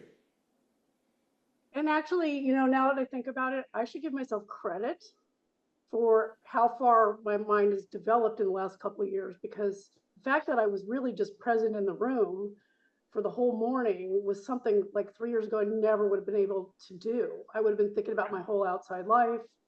And despite having physical obstacles, like it's really painful for me to sit for long periods of time, and mental obstacles, I still, that's a significant amount of time to be able to be present. So I got to give myself some credit. So thank you. That's a big change. And being able to participate in life, even for 1 minute, is amazing. One of my Chan teachers taught, if you're just able to experience breathing or sensation, whatever, for 2 seconds, you're potentially a 2-second Buddha. If you can do it for 10 seconds, you're a 10-second Buddha. So that's how we develop. We start to just, and don't worry about if you're a perfect Buddha yet, but you're on the spectrum of what needs to happen by just letting there be no separation, letting there be less holding everything and planning and manipulating and stuff, just letting it occur and knowing what's happening. So, awesome. Thank you. Thank you very much. Yeah. Okay, any questions before we try practicing again? So I'm gonna throw a little curveball and things, but it's little. And that is that standing post practice that we did yesterday, where you stand, you bend at the hips and then bend the knees and allow the lower back to settle downwards. And then the feet are parallel and the hands are just facing the hips. And then we heaven and earth and just stand like that. I'm going to recommend, if you can today, we don't have to do it this time, but start some of the sessions that way. Do it in reverse. Start in standing post. And then when you need to sit, just gently sit down from it. Instead of, most people sit and then when they can't sit anymore, they stand. Try that and start to give yourself permission to do it. If you need me to, I'll do it too, just so you see that I'm not pulling a joke on you or something. But, this session, because we haven't sat yet, let's just do what's familiar. But if you want to stand during it, stand. Standing is not less. There are actually 4 postures the Buddha talked about practicing in: sitting, standing, walking, and laying down. And that's actually a crafty way of saying everything you do, because everything you do is sort of related to one of those things. Like I'm sitting right now and you're standing, but you're also slightly rocking, which is kind of walking. And like everything we do is that. So that means don't wait till you have the perfect thing to practice, just practice.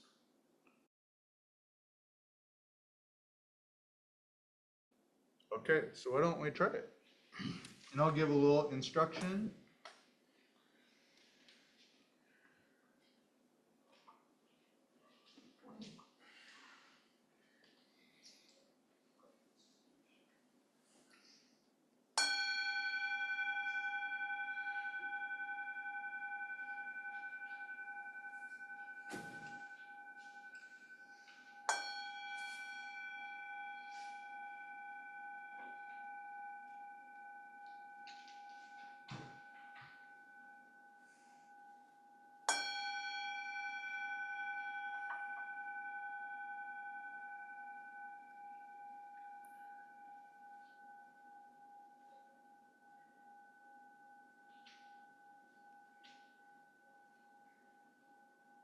Okay, so we'll start with the posture, and the posture applies to standing or sitting. So the legs are in a stable, comfortable position, and the knees are not scrunched up above the hips. And you can always adjust it, but just try to find something that you can kind of settle into and not constantly pulled up by distraction. And then we go to the spine. So let's now, on the out breath, settle into the feeling of earth, which is settling down.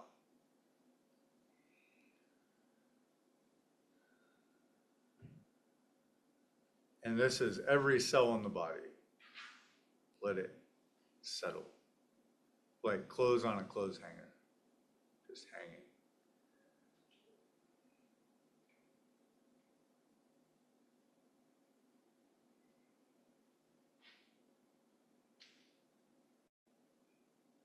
And then the crown of the head let that float. So we don't thrust it up, just feel like it's buoyant and let it just kind of float up like a balloon and let everything settle off that.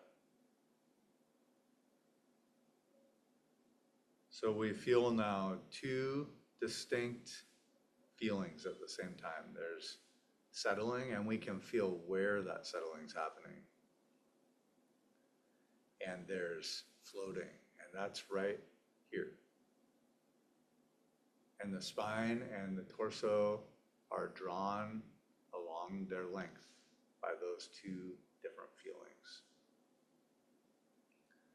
And specifically, whether we're standing or sitting, the lower back is not arched really hard. That curve is allowed to get longer. It's not tucked under and hunched either, it's just longer. So the whole spine up to the crown of the head is lengthened. And then feel that feeling of like the swaying balloon, where the crown of the head is the helium balloon and the rest of the body is like the string. And sway a little bit and find by feel, moment to moment, what feels like upright. It may not stay still, but you just keep feeling heaven and earth upright.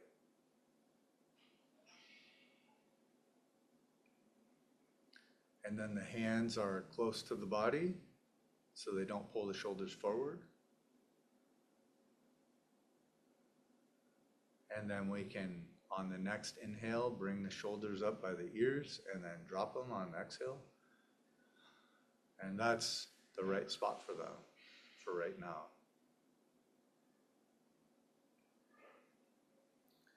And then we fine tune with this adjustment of the head, where the chin and the jaw go down and in, and the crown of the head gets taller, and the back of the neck gets longer.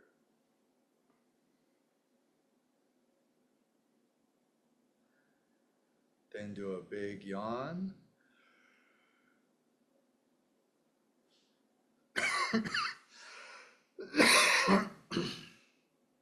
And leave the teeth so they don't quite touch. So we leave some tension out of the jaw. We let the tongue naturally find its place.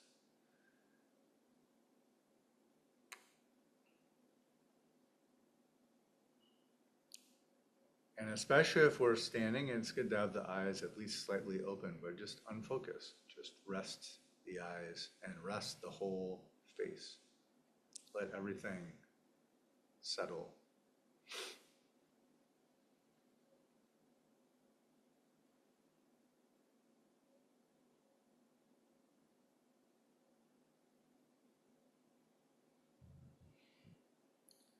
And now we just experience the whole body in a very ordinary way. We're not using a special focus or anything. And any tensions in there that can soften, when they soften, let them sink into the earth or towards it.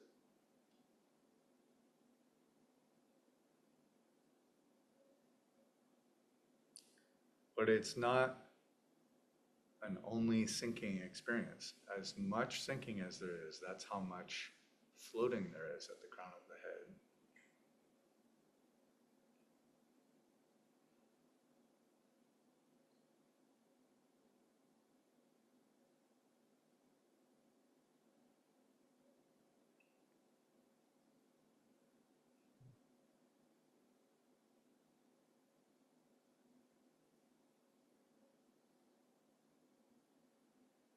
And so yesterday I talked about the training of how to be, which is to just be sensitive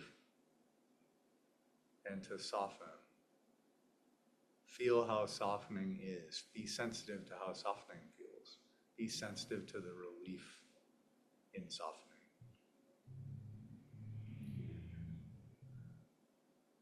So now we're going to take that same framework, but we're going to just rest back from doing. Rest back from trying to hear. Rest back from trying to breathe. rest back from thinking on purpose. Rest back from looking on purpose. And let all that stuff still operate freely. Thinking will probably still happen, just don't do it on purpose. Don't spend the effort. Hearing will still happen, don't spend the effort to try to hear.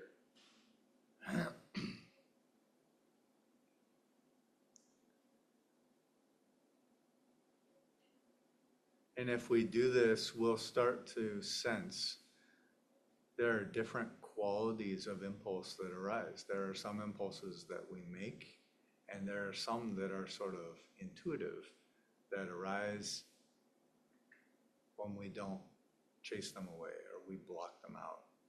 So instead, we need to just rest back, fast the heart mind, rest back from doing, responding, opinioning, narrating. And if any of that stuff happens not on purpose, that's fine. Let it happen. Don't stop it either. Just don't create anything. Don't make anything. For this practice period, just see how much that's possible moment to moment.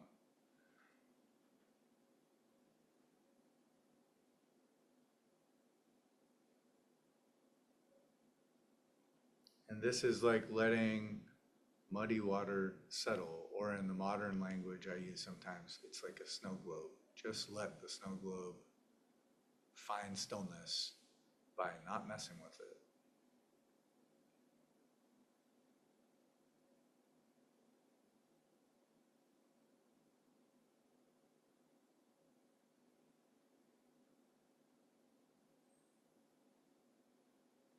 Anytime you need to adjust the posture or anything like that, if you just hang out, those feelings will come up if they need to happen, and if they need to happen, just do it without any hesitation. But it's always in service of this, not interfering, not messing with stuff. Just let everything operate on its own.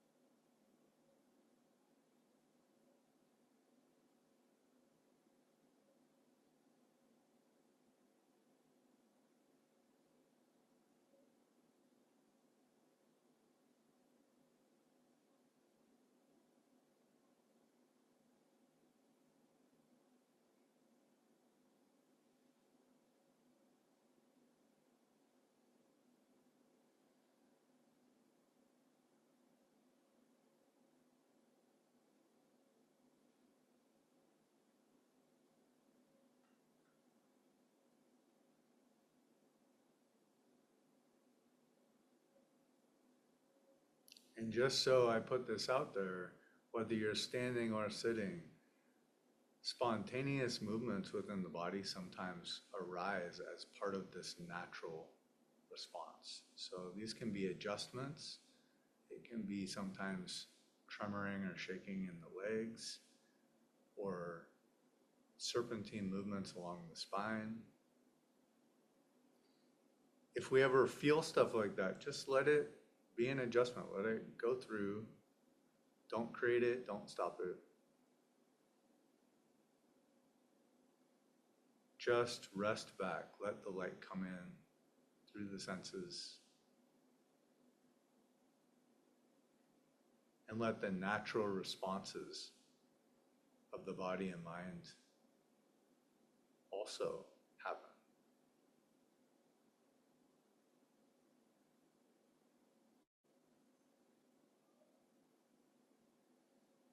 For now, none of it is our business to mess with it.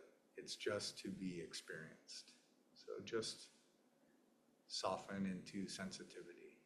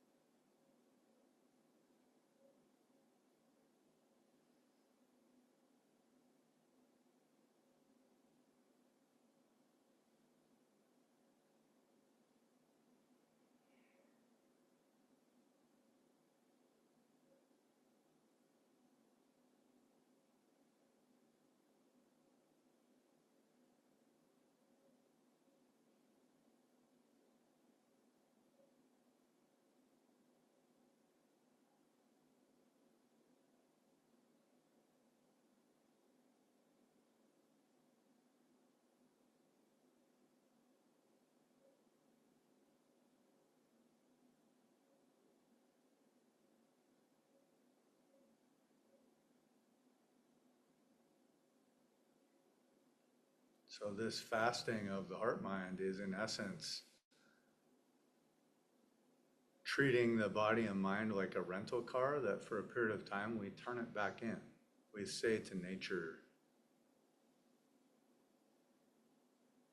you can use this mind thing, whatever it is, however you want. You can operate the body. I know you know how to do it. You can breathe. You can beat the heart. You can adjust the posture. I'm just going to hang out.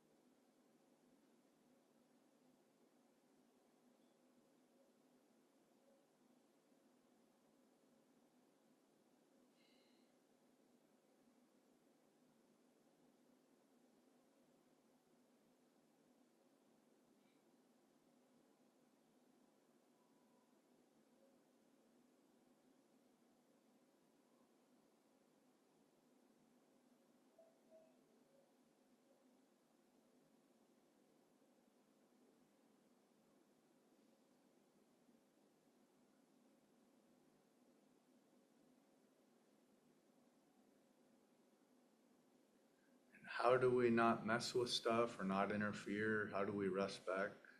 Just use less and less and less effort. Softening what can be softened. That's another descriptor. As is feeling the relief of softening.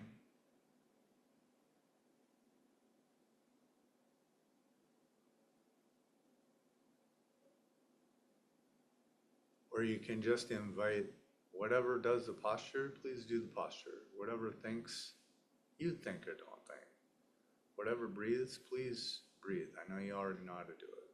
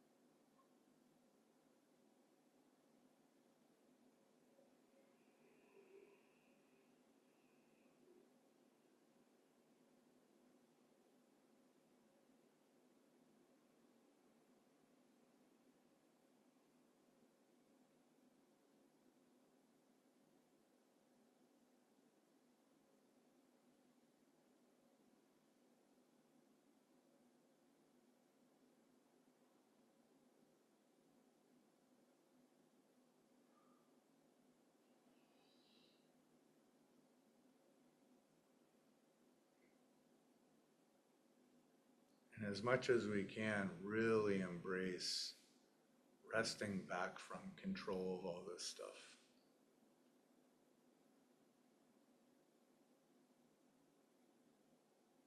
If this feels like a safe space, let the mind run itself. Let the breathing run itself. Let the posture run itself. Let the hearing hear or not hear, however it is. And so on with everything.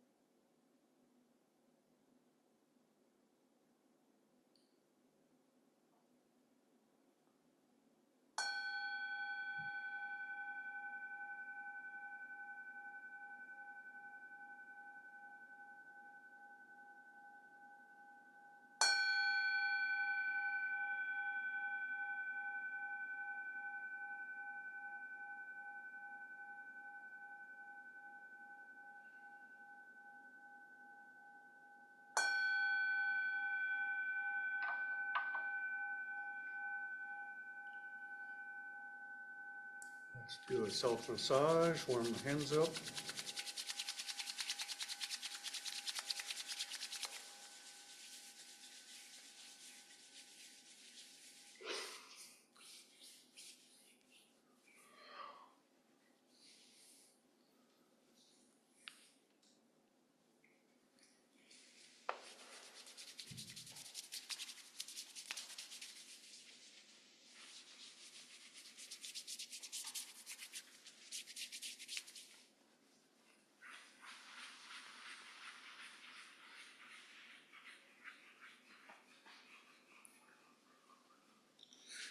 You can always, throughout this retreat, if you want to practice in a certain way for longer, you can just keep going.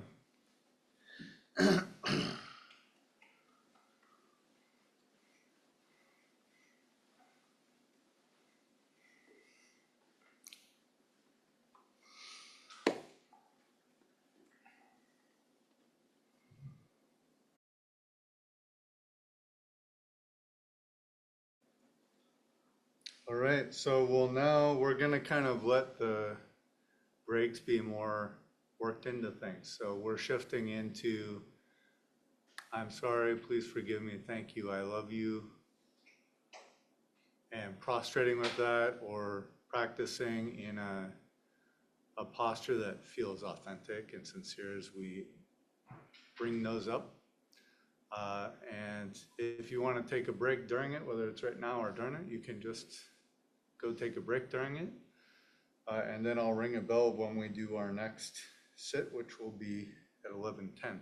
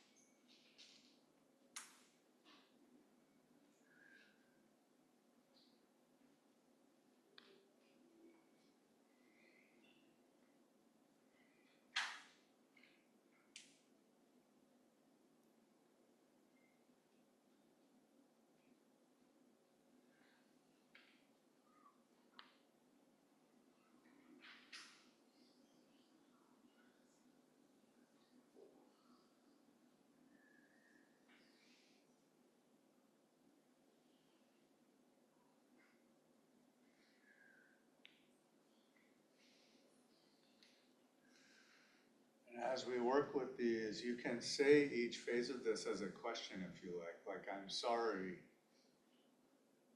and then just let it be like, for what? And let whatever comes up come up. Or if there's just silence, let silence be there. And then please forgive me, or I forgive, for what? Just leave time for that natural arising to come up.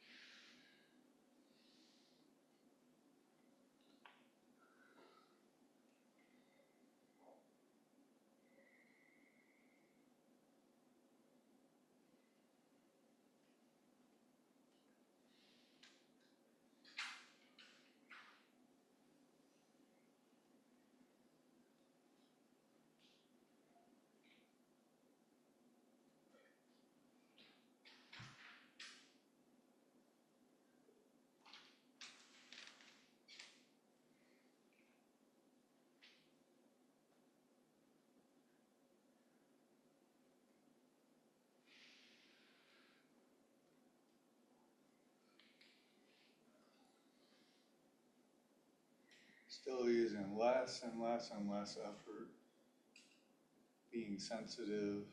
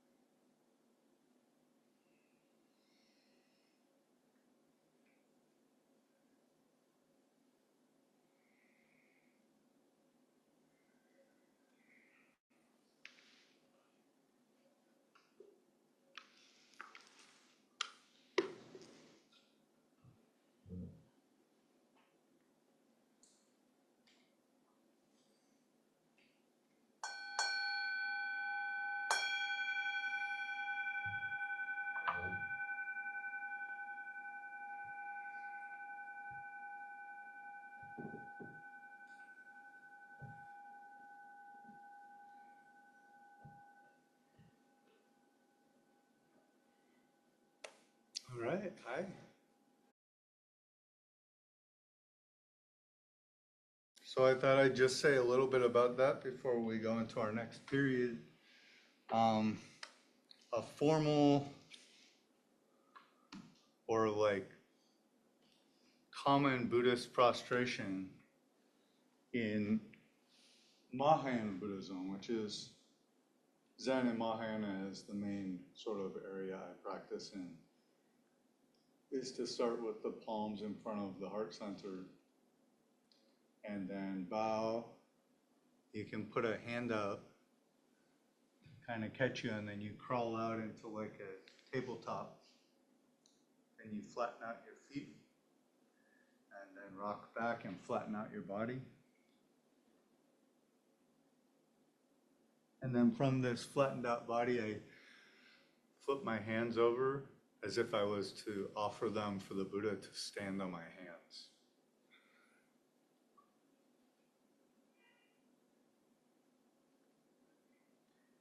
And then you reverse back. You put your hands back, come to a tabletop, get back on your toes, rock back until you can stand up, and back to your hands in front of your heart center. So if you do want to do that, it's a wonderful, also sort of like a Buddhist yoga. It's a Qigong. It's something that works and loosens up the body as well. When you stand up into heaven and earth. Settle down, kind of the head goes up, feel that for a moment, and then repeat. And then this practice, you can time out, if you like, to the phases of it. So sometimes I do this. Today, this was a lot of it. I'm sorry.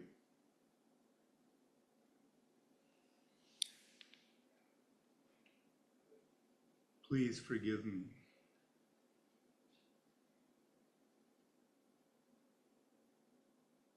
Thank you.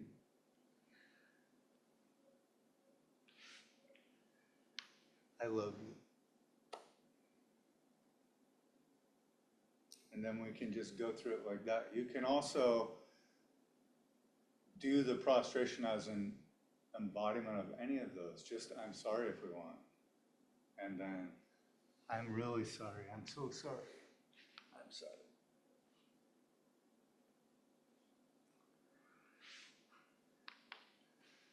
Sorry. Do it that way. You could do that with I love you, thank you. Really make it like a sincere expression of whatever you're working with. And then I recommend, this is in the spiritual world called contemplation sometimes. Contemplation in the practices, at least that I've done them a lot in, does not mean thinking about something actively so much as it means to hold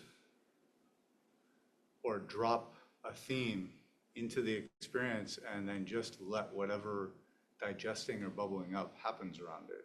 So when I say, I'm sorry, I kind of almost like drop that rock into a well and I just watch it sink down and then I just wait. And if the mind gets distracted, I'm sorry, I'll drop it again and just wait. And then through free association, things will come up. That happened today. Some of the time I spent doing that, it was just saying those words and then things started to come up, people started to come up. And I make it a practice to just freely offer it. If the mind produces it, I offer it. I don't like discriminate and say, well, no.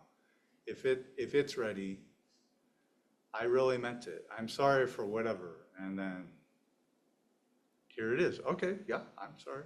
Even if it doesn't make sense, I still offer it, whatever comes up. And it can be very freeing to do that. You'll see it physically and with mental stuff, just lightens things and opens.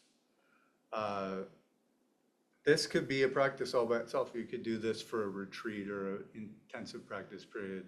And just don't hurt yourself with the physical movement. But you can work up to, it's traditional, especially in Korean Buddhism, to do 108 of these. And if you want, after the retreat, if you contact me, I can give you, there's an audio recording or a video. that'll take you through 108 prostrations. I think it takes like 23 minutes to do it, so it doesn't take too long. It's a really nice way to warm the body up before meditation, if you do that kind of thing. In the Zen tradition I practice with now, we usually do 27 of them in the morning before we'll practice, but it kind of gets everything going. You breathe a little more, your heart gets moving. It's also a Qigong if you're just sensing the body and moving. And it also stretches things out and warms them up. It stretches the back, it stretches out the bottoms of the feet, the whole back line of the body, etc. So I'm a big fan of that stuff.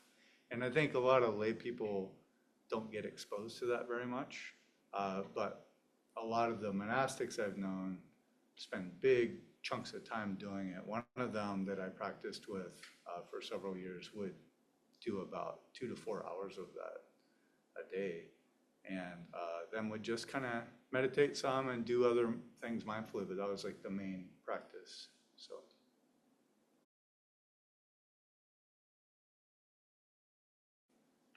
let's move into our next period, which will be a sit and or a practice period until we take a break before lunch. And I'm going to start this one standing. You don't have to, but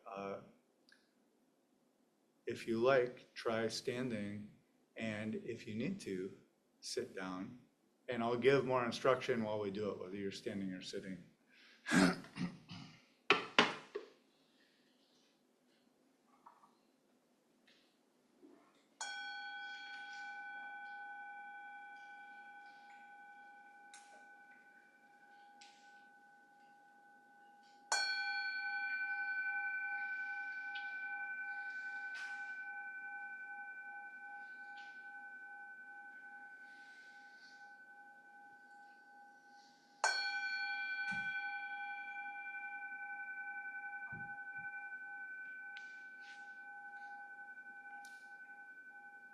So this time I'll give the postural stuff from standing. So the feet are shoulder width apart and they're parallel. And then we want to, at least at first, fold at the hips a little bit, and then bend the knees until the upper body is upright. And this gives us the beginning. We want this fold at the hips. If we just bend our knees, but we don't do that, it's different. So we want like a hollowing or a folding at this hip area here. And then the legs are in a comfortable, stable, safe position, so adjust them until they feel like they're under. And everything can go down through the hips, through the knees, through the ankles, through the feet, into the floor. Then we do a settling into heaven and earth. So start with earth. Every bit of tension from the crown of the head down.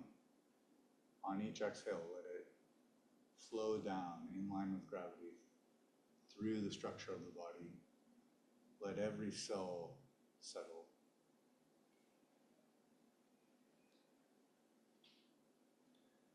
And then by feel, you find where your legs need to be for this to be sustainable.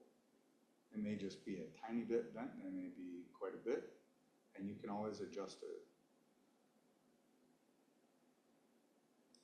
But the main thing is we have a tendency to hold tension in the lower half of our spine and to keep a strong curve there and for the belly to stick out. All of this needs to be able to settle so the spine gets long. And then the crown of the head, as much as there's a settling feeling, there's a floating feeling.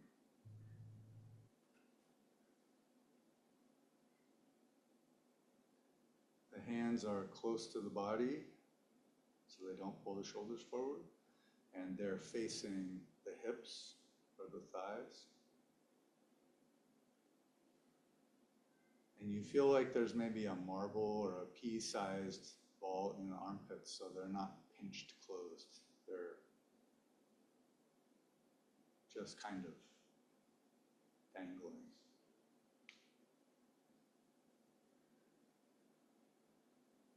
The shoulders are settled right where they are. Just let any tension go down sink or soften. And we do this same adjustment with the head. So the chin comes down and in, the crown of the head gets taller, the back of the neck gets longer, and it even more accentuates this feeling of heaven and earth. And we can rock gently like that balloon on a string, and moment to moment, what feels like upright.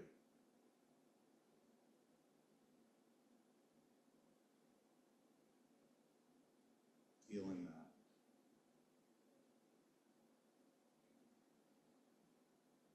And a big yawn. Teeth not quite touching, the jaw and the tongue are allowed to be softened as much as feels natural and what's possible. And then the eyes, especially when we stand, leave the eyes open enough if you can that some light can come in, and just let the eyes be unfocused.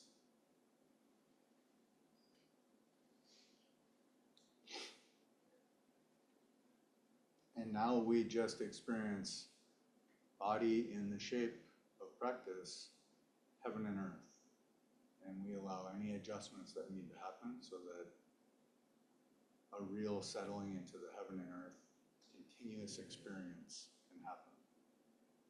Keep feeling the settling, you keep feeling the crown floating, keep feeling tension softening whenever it can soften.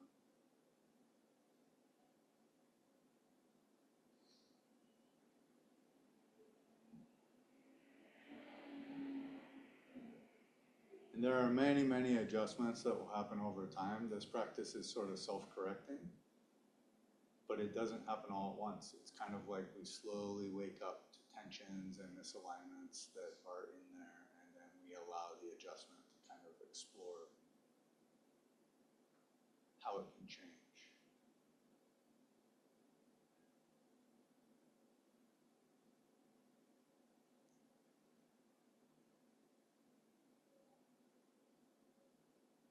And now we go back to how to be. And for now, how to be is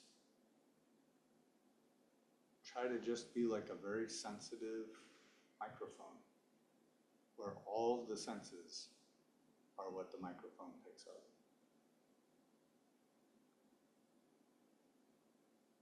And that microphone doesn't have to listen to pick things up. It's already a microphone. So just release any resistance and let all of the senses, the hearing hears, the feeling feels, the smelling smells, and mental stuff knows what mental stuff is happening.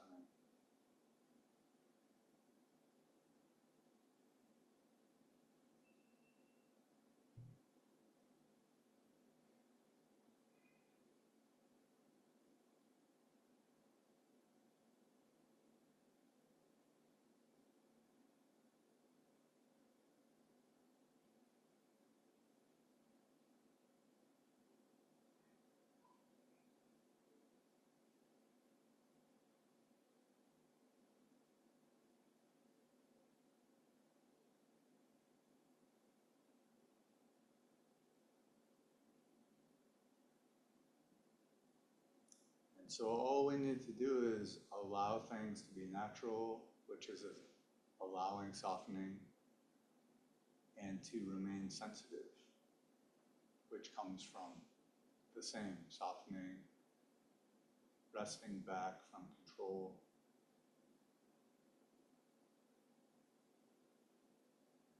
And let everything settle like a snow globe.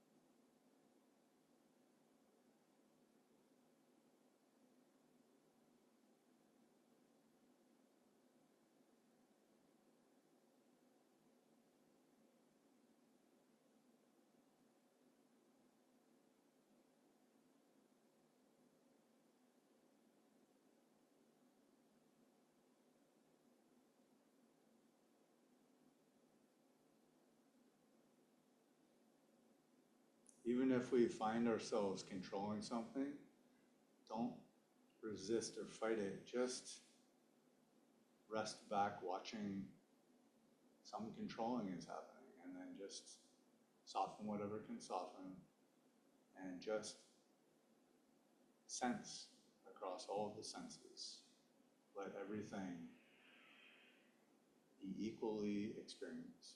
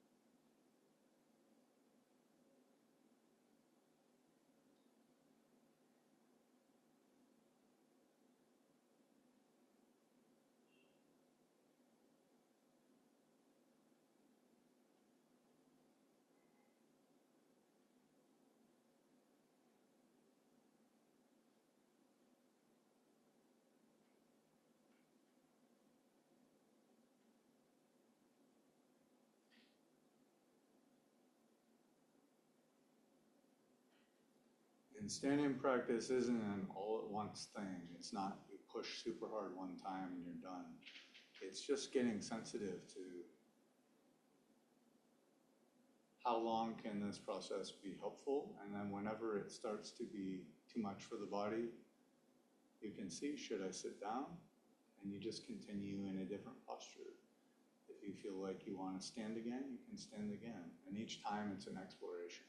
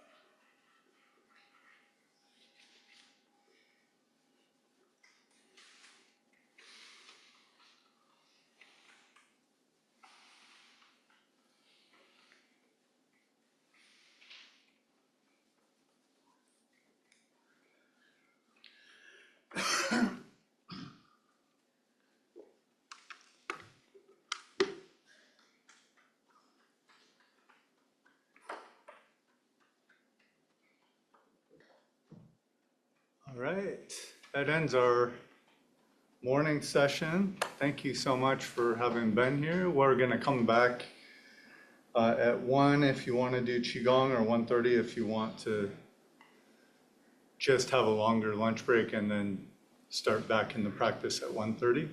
I wanted to leave a few minutes for questions or comments from people, if those exist out there, about what we're doing, what's been happening today, etc. So if anyone has any of those, you're welcome to share or ask. Does it make sense, I would ask, to fast the heart mind? Does it make sense to let the snow globe settle? Does it make sense to let there be this increasing sensitivity and to allow things to soften if they can soften, and if not, to just experience?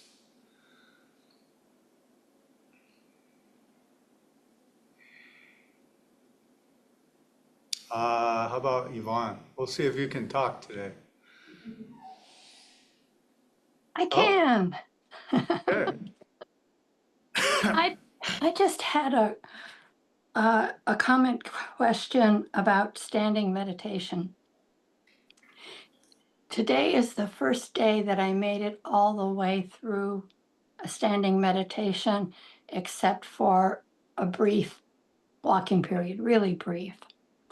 And what I notice is that some of the problem with standing comes from my abdominal region, and so does sitting. And what keeps coming up for me is my dear dad, who was a wonderful, kind person, but just out of the Navy, where he had learned proper way to stand. And he was big on holding your stomach in all the time. Mm-hmm.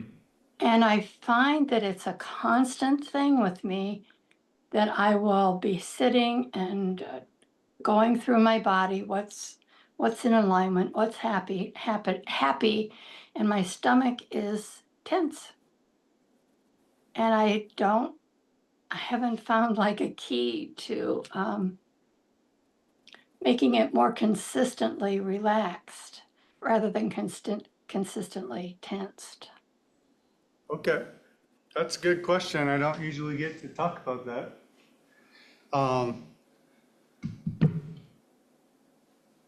Ideally, we want to let the lower back get longer, and we want to have an engagement with the abdominal region that's very hard to describe, but it's definitely not sucking the stomach in. And I can show a way to kind of unlock it more than I can talk about it. I've tried to talk about it a lot for about 25 years, and I still don't have the right words for it, but I can show.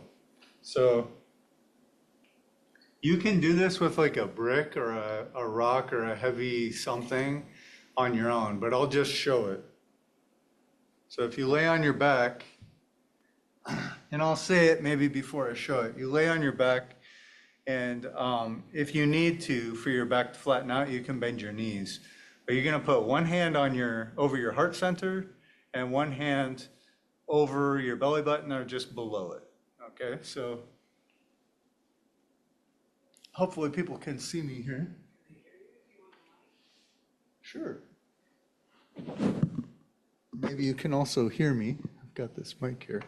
Okay, so I've got a hand, and I would recommend eventually, after you do this exercise, try it with a weight. So I have my hands on my heart center and my belly.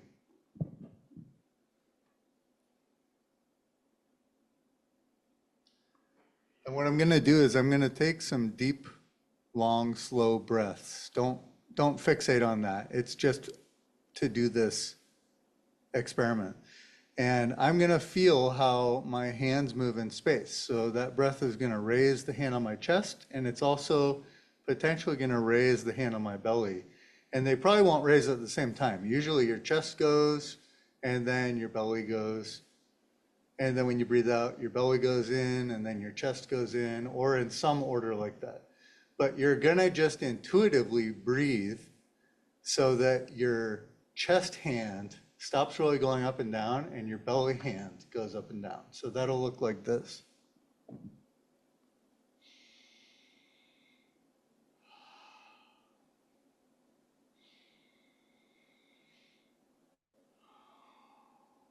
And now I'm gonna breathe with my belly, just try to figure out how to get my belly to be more the motion.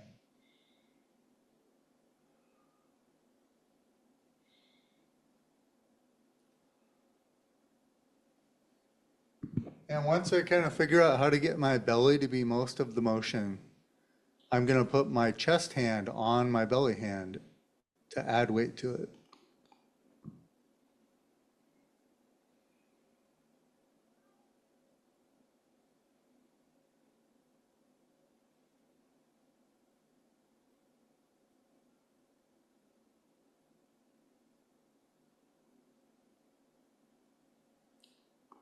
And then you could use a weight.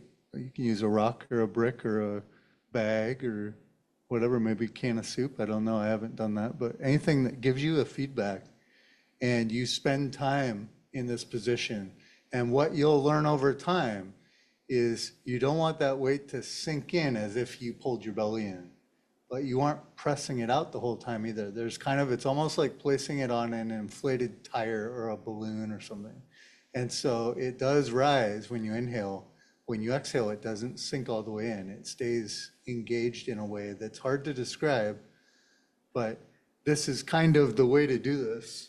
The best way I know to transmit it. So if you do that and you get that, then when you stand or when you sit, and actually if you want, throughout most of your day, play with how to do that with less and less effort, less and less tension. But this is sort of the core foundational exercise for Taoist and many forms of at least East Asian Buddhist breathing. The breathing initiates here, and then it goes in and out like a bellows a little bit. And it's not like a giant kind of movement. But you can feel if you put your stomach on there, you can feel it kind of swell and you can feel it go back in and out. And it doesn't ever get flaccid or like slack, but it also is soft. It's not like a flexed abdominals feeling. So you can find this by just doing that, and it has many, many benefits. Also doing this will start to help you if you have a chronically tight low back.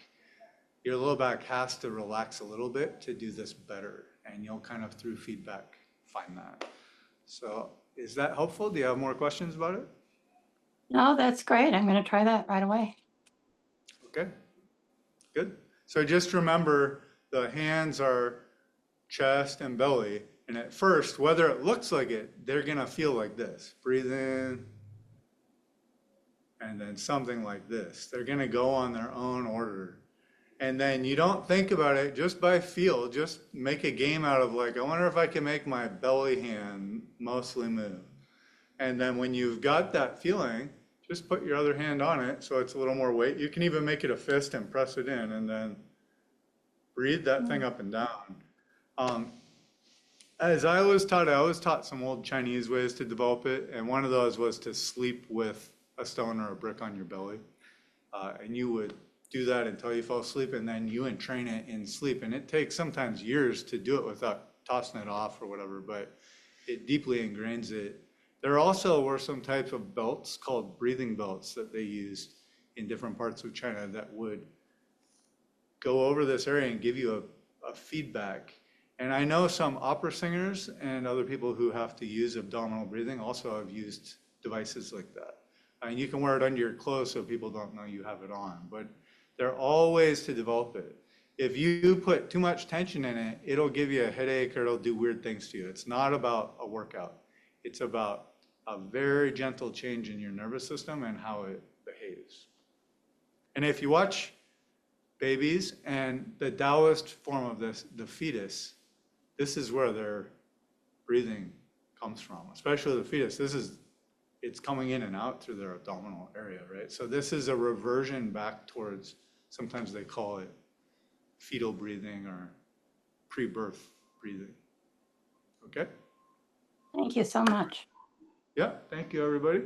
I'll see you at 1 or 1:30.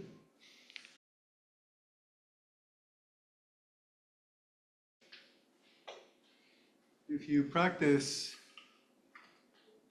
Qigong or things that also manifest as a Qigong, which most of the practices I teach are a Qigong once we start to really get the feel for it. There are some things that are normal to happen, and people kind of get weirded out or feel like there's something wrong with them. So I'm going to share a couple of those. So please raise your hand if any of these things have happened to you before during meditation or Qigong practice, and keep your hand up. Increased secretion of saliva. Improved sense of mental clarity. Even during the practice, improved and sound sleep. Warm sensations in various body parts. Improved or better digestion or appetite. Light itching and involuntary muscular contractions. Active body metabolism evidenced by increased bodily secretions, and if you practice for a long time, faster growth of hair, nails, or beard. And then finally, mental and physical relaxation and a sense of harmony and ease. So these are, if you just practice Qigong, this is what's supposed to happen. Most meditations are Qigongs, and that will happen during it, and it's not a problem. If you don't make it a problem, it's actually a byproduct of practicing correctly. This means things are opening up, the energetic system is coming online, the blood is moving well, etc. So a lot of times heat will be a thing, and also itching or tingling or vibration. Spontaneous body movements, they can be muscle cramps, they can be movements of the head, or like rhythmic movements, maybe like this, especially if you chant mantras, you probably felt this before happen. These are all parts of, it's natural human stuff. And if you let it just run its course, it does its own thing, it sorts out. And there's a lot of the path of practice, especially as I teach, that is not explicitly stated. You have to just let yourself intuitively kind of do what you're doing, and then you'll stumble into it. It just kind of happens. And some of the ways that we learn to release tension and stress are also like that. They can't really be described, but they just kind of are intuitive as you do it. And then you're just glad you stumbled upon it. So before we go into practice, are there any questions about Qigong? And if there are or not, I'll share a couple words and then we'll go into the next set. So do people have questions about it? It's really an experiential thing. You don't have to worry about getting it wrong. But the more that the way I've taught it, don't breathe with your movement. Move with your breath. Let your breath be however it is. Doesn't matter if it seems really short or tight or whatever, just move with it. That's a natural entry into what happens. And also express. The more you can involve your yi, which is like your imagination, your sense of feeling, your intention, the more it juices things up. And that's how I talked about get every cell in your body. Like if you're pushing, don't get tight like you're pushing something hard, but imagine you are like really pushing something with all the momentum in your body the whole time. And then when you let go, it's like pushing a 5,000-pound rock off a cliff, and the moment it teeters, you feel that like, whoa, like I could fall with it, and you kind of come back. and then you do it again. So you really participate like it's a big make-believe session. You like pretend you're really doing it. And the more you can get your body into it, and the visualization or the feeling of it or the whatever it is, however you participate, everything will start to synchronize on its own. It kind of hacks the human system, the breath and everything, the muscles. And then you'll notice, oh, I'm really tight while I'm doing this. And then you soften more and you just keep doing it. And the actual movements of Qigong, there are different systems, but in general, you don't have to worry about a long one is better or anything. It's basically if you can get the Qi and the mind and the body to all synchronize, which is done by what I just said. And then you do different movements. It guides it around the body in different places, into the hands, into the sides, down into the feet, etc. And that's all done with sensation and with physical movement. So this Qigong is called Shibashi, if I remember right. I don't pronounce modern Chinese well, but it's 18 movements. And it's an easy one to find on YouTube. You can find someone doing it, or I can give you a list of the names. And then, like I said, you follow the format, but then you express through it. And that makes it authentic. That's where it really starts to get juicy and kind of do what it does. So, yeah. Any questions about Qigong or things, concerns about it? Yeah. So you said most meditations are Qigong, and it seems like a big statement, but I don't know what it means. Sure. So like, does that apply to like, the meditation that we're most familiar with, seated meditation, and how would that, change things? Yeah, good question. Qigong means skill with Qi. So it's like perceiving Qi. Qi is breath, and Qi is a category. It's not one thing. So it's breath, energy, sensations, warmth, buzzing, coolness, saliva secretion, like all these different things that I described and many more. And at least the practices I teach, and a lot of Buddhist practices are a Qigong if you know enough, like metta practice to create pleasant feeling is basically if you have Qi in your body, if you have the sensation of energy, then it's kind of like coloring all that energy into happy energy. Just like when you lose your temper, it colors into angry energy, and you've got a cloud of anger flowing around. That's Qigong. If you've ever seen a haka from like New Zealand where they all get together and they do that Polynesian kind of like psych up dance, that's a Qigong. That's very powerful Qigong. You're expressing to it. It's getting things to move around. So Qigong, if you understand that, meditation and mudras, like this mudra, what does that mean? Just in human language. Yeah, like don't come closer. If you do that, put the energy into that. Don't just like, that doesn't express. You want to like every cell in the body, like stop. And what about this? What if I said, how about like, hey, come, like you want a kitten to come over, hey, come here, come.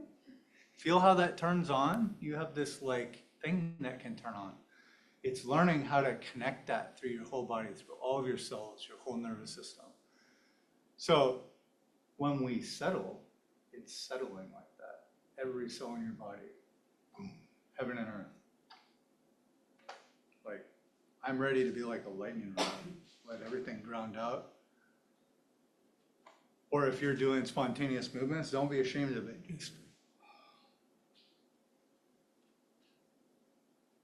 And just participate completely. Just imagine you're in a dark room, no one can see you or something, if you need to start doing that. And then breathing down to here or here.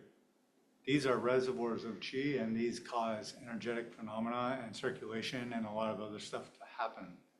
And so Zen, for example, Zazen or Shikantaza, silent illumination, etc. There are Qigongs where that's all you do, is sit down and breathe to this, and that's exactly what you do in those styles of meditation, and it's designed to do something. It's not something you pay lip service to. It's designed for you to participate completely in that. Like you visualize it and you feel what happens when you do that over a long period of time. So that's what I mean. Qigong, if you pay lip service to it, it's like drawing a line like this. But to unlock what Qigong is, it's like drawing a line like this.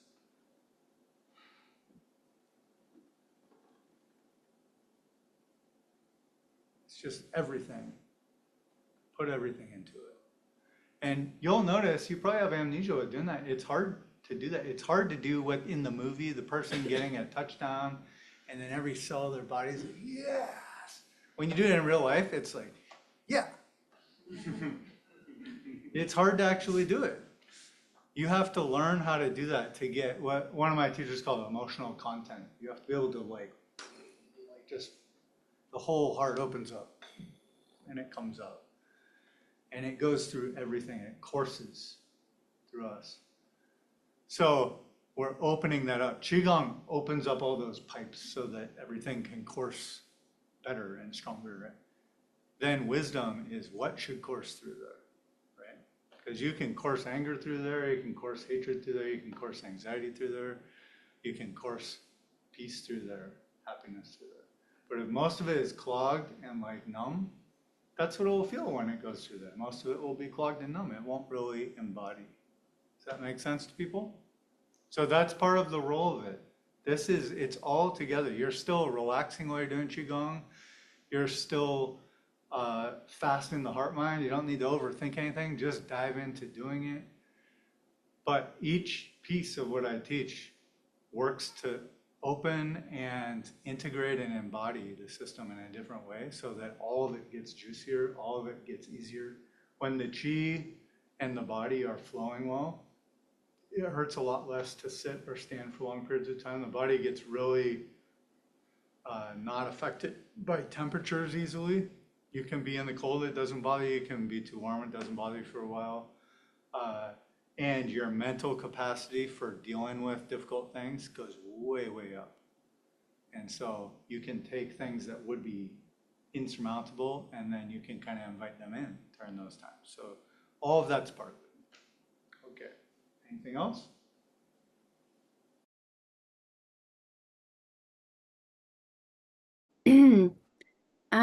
Couple things. Somebody yesterday was saying that they couldn't stop moving, like moving city to city, but also just like moving their body a lot, and found that the sitting still was really beneficial. I have like whatever's the opposite of that, the opposite problem of that like I've my life has come to like a halt in a couple of areas, and like I find it hard to like get moving again. And and I'm finding this Qigong practice especially powerful in moving, and more so today than yesterday. Like you're talking about like really embodying the emotion of it, and I'm able to do that more today than yesterday, like doing it a second time. And one of the ways that I'm embodying it is I found myself using like my gaze, and that put a lot more emotion in it for me, like looking up at the specific peach that was in my visualization, for example. And looking up and back at the moon with my eyes. Another place that I found myself using that was another teaching you gave was about imagining the opposite side of your body where the muscle is not hurt, or the opposite ankle that isn't injured or something. And I noticed that my gaze was like back and forth really fast, like mapping that side of the body, and it just like melts like ice, the pain from one side of the body to the other. And I just wonder if you could talk, you've talked before a little bit about eyes and the power of using them in these chi kind of ways. Yep. So Yeah. Yeah, go ahead. Thank you. And Uh, also just getting moving in life and in meditation and So use Qigong for moving, and if it makes sense, like if you need to really open up movement, you can turn like this thing into like this. yeah. Mhm. Like get bigger than your body. When you reach, imagine you have like a spirit hand that's 8 feet long, and you're like trying to Yeah. reach into it. Like get huge, and let it I'm just gonna animate. start bawling if I do that. It's okay. If that's okay, do it in a safe place. Yeah. But get to where your spirit is not confined smaller than your physical body. Let it be almost impossible to contain at first, and then it'll change from there in positive ways. And then, yes, the gaze, to not get into a long thing. In Taoism, there's a concept, Jing Qi Shen, and that's Jing is the physical bodily experience and like the hormonal secretions and like the most coarse of our experience. So for instance, in plants, the Jing is the essential oil of the plant. It's like the essence of it. And the Jing in the body is like the saliva and the digestive and sexual fluids and like the blood and all that stuff. We could all call that like related to that level. So these practices do a kind of alchemy where the Jing gets activated, then the Qi gets activated. The energy it refines into the energetic experience. You start to have energy experiences, heat, vibration, feelings of the energy body, etc. And then the Shen, it refines into Shen, which is like the mind when it's natural and powerful, when it's potent, and the Shen comes out the eyes through the gaze. And when you direct the gaze, you're working with the Shen and the energy at that level. So yes, totally do that. And there are also other weird things about the eyes in general. Like if you look to your left and then turn your head as far as you can to the right, and now look right as hard as you can with your eyes, and you'll be able to turn your head farther. And there's some neurological things also with the use of the eyes and how they affect the nervous system in the body. And that movement of the eyes is called saccading. And it's a skill, I think pilots and fighters and stuff train that, where the eyes will go and then the body goes. So anyways, I've got a million things like that we could talk about sometime, but yes, what you said, yes. Thanks. Okay, yeah, do it. Unlock that for yourself. However you need to, find a safe place and do big, big stuff and move. Let it animate you. I had a part of my life where my trauma and stress were such that I got to where I could not smile unless something made me smile, and I couldn't raise my hands farther than that up. I felt like I was like 1/3 empty. Yeah. Like I had no enthusiasm or whatever, unless something inspired it in me, which was very rare. And that was because I had made a lot of walls to protect myself, and it drained me so badly for such a long time. But I had no language for it or anything. And eventually I worked it out through learning. It was all through these vehicles, but I eventually sorted out, oh, this is a deficiency here, and you can build it this way. So you build energy, you learn how to be calm, and then you also learn how to move it, because everything is yin yang. Yang, yin. You want to be able to do both. You want to be able to be calm, and you want to be able to be animated. You want to be able to turn something on and also completely go into neutral. Freely changing, freely changeable. Okay? Maybe somebody could post a link to those 18 movements. Or Yeah, if you want to email me, okay. my website is luminousdharma.org. If you email me on there, I'll send you stuff. I'll type them out for you or send you some videos of people doing them or whatever.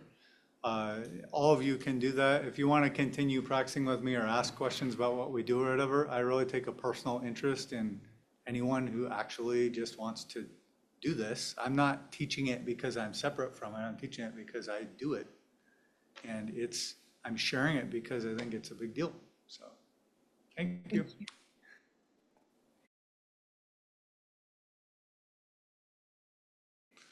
Okay, well, I thought I'd give a short guided before we start our next sit.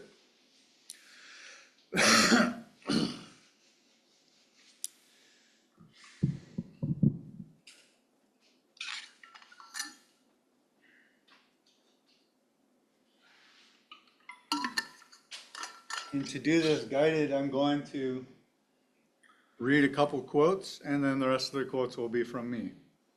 I'll speak.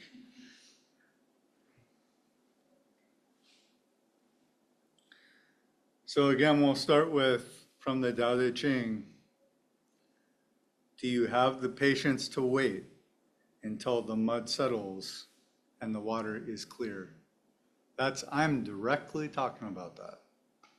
That's an embodied thing. Can you remain unmoving until the right action arises by itself? And then Rinzai is one of the schools of Zen. That person in China was called Lin Qi. And Lin Qi, at least I've been told, when Lin Qi died, generally Zen masters compose a verse that is the essence of their teachings that they would give as a death poem or something before they die. And so Lin Qi is laying there dying, and he hasn't said anything. And his students are kind of freaking out, like, when's he gonna do it? It's coming soon. And so one of his friends, who wasn't a student of his, could kind of break protocol. And so he went up and said, like, hey, are you gonna say a death thing? And Lin Qi looks at everyone and says, just here. And then there are two squirrels fighting outside, and you can hear them fighting. And then he smiles, and then he dies. And that's what I'm talking about. That may sound really mysterious, but let everything in. Just listen. And that's what I'm going to guide now. Just listen. How do we listen? Not by trying to hear. It's just going to come in if we don't put resistance in our system.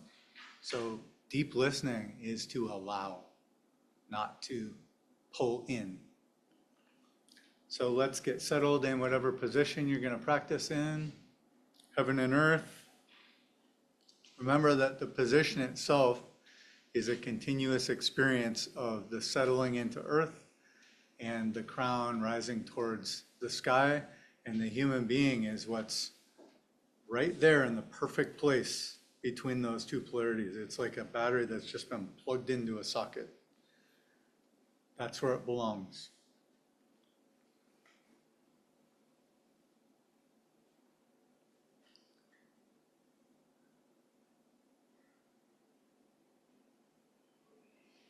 And on each out breath, let anything that can soften, soften. Allow sensitivity to settle in. Let the snow globe settle.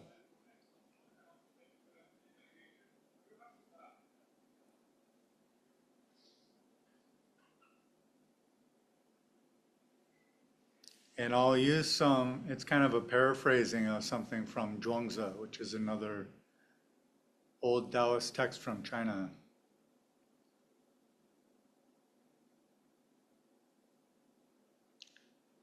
So this kind of listening I'm talking about, which is not trying to hear, trying to feel, it is letting the light come in. Just be sensitive and soft. Soften resistance, just let the senses happen. And then Zhuangzi says, listen, but not with your ears. Listen with your mind. No, not just with your mind. Listen with your chi, or listen with chi. And chi is not confined to the body. Chi is not confined to the mind. Chi is just pervades the universe. So just let everything come in like warm sunlight. How do we do that? We soften and we notice that that lets it happen. It feels nice.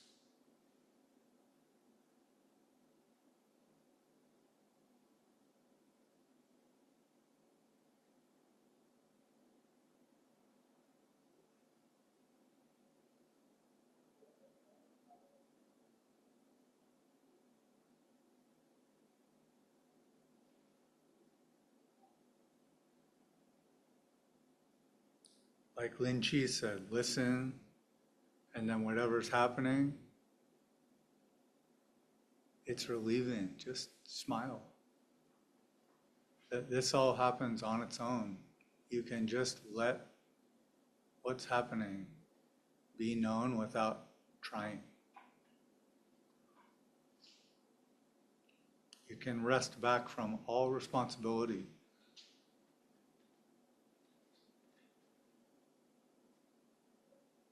Let mental stuff do whatever mental stuff is doing. Let seeing do whatever seeing's doing. Let breathing breathe however it breathes. Let hearing and what's heard just not be up to us.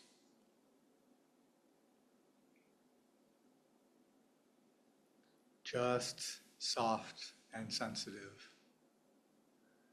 Like a snow globe. But imagine the snow in that snow globe is very, very fine ash. And let it be so still, settling at whatever pace it settles until it finds its natural place.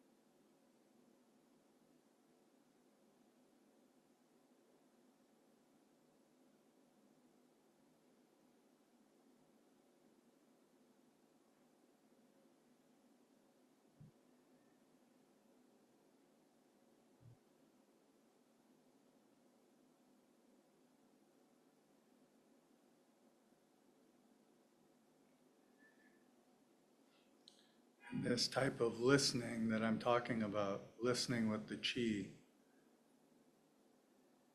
is to listen or to let in the entire sensorium, all of the senses, with every cell of your being. As much as is possible, just soften all resistance and invite it in. And then just like that snow globe, let everything keep settling and getting more sensitive, more sensitive, more sensitive.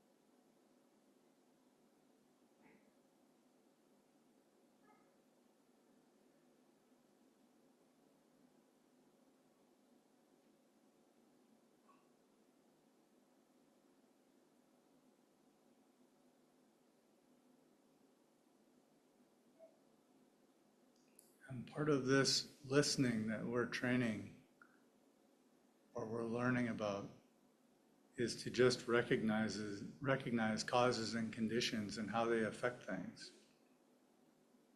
That way we can wisely navigate them. So if we feel, let's say, dullness or sleepiness, you can open your eyes or you can stand up and engage other natural things that don't want to be sleepy. If you feel restless, you can really check the mind and body experience for resistance or places where there's other ideas, other types of energy being spent, and you can just relax. Don't spend that energy. Be lazy with it. Just rest and let the senses come in.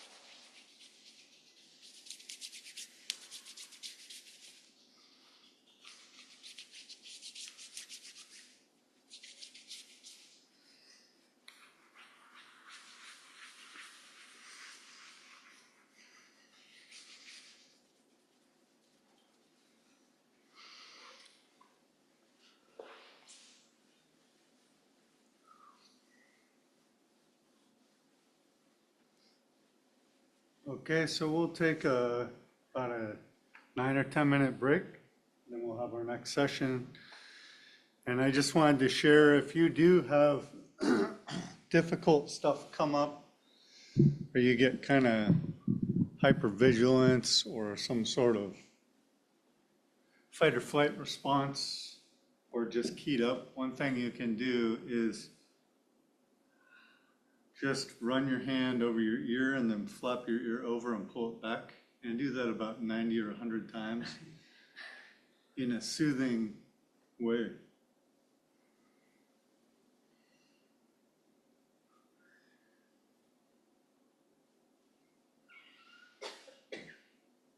You don't have to count. You can if you want to know about how many that is, but get the blood flowing through there.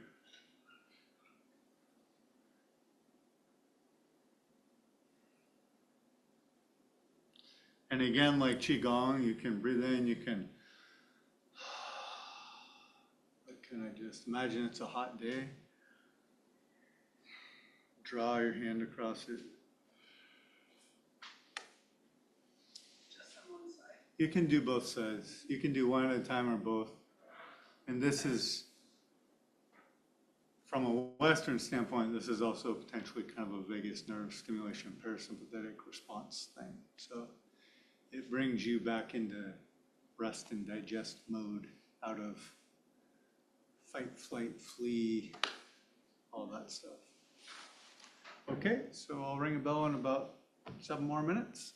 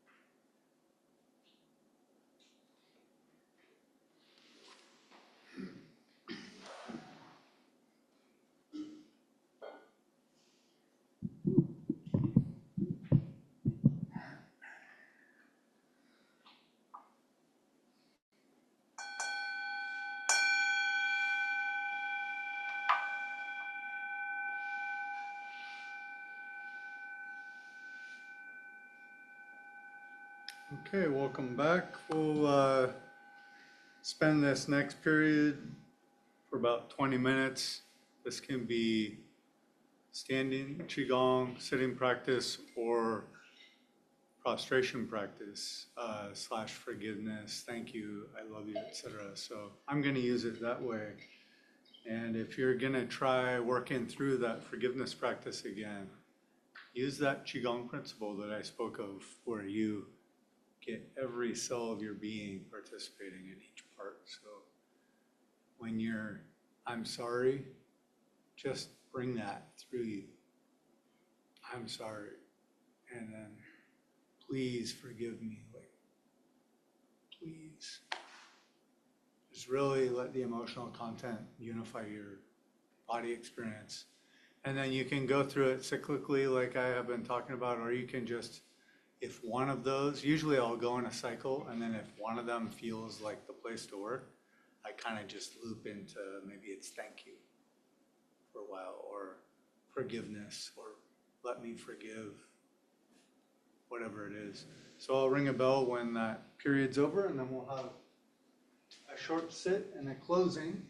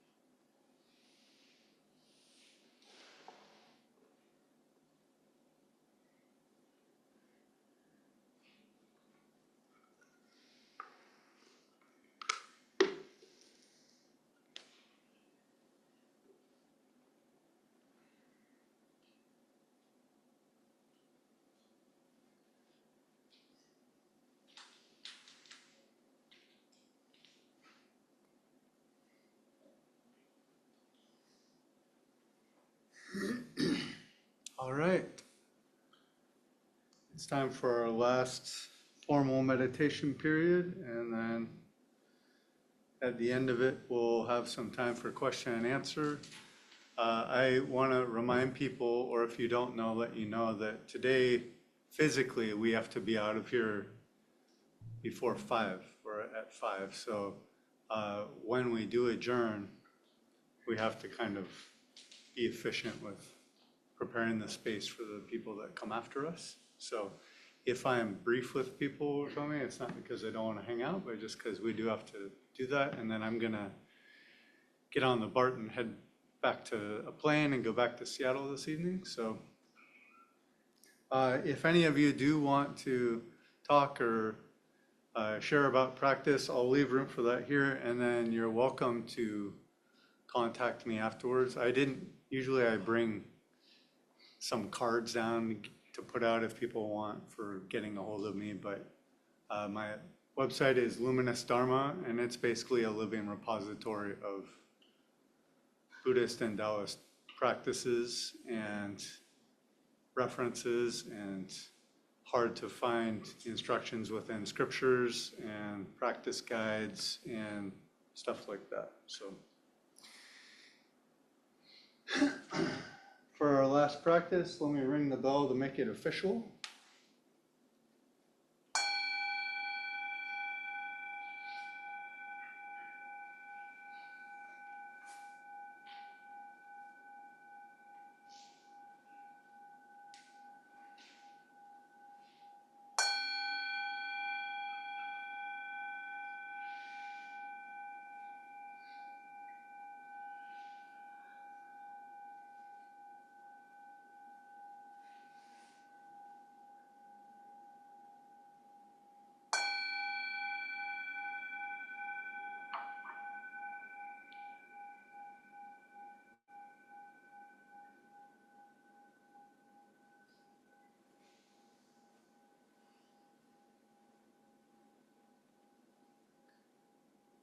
And whichever way we're practicing the posture, the root of this meditation is first to place the body, if we can, in the heaven and earth alignment.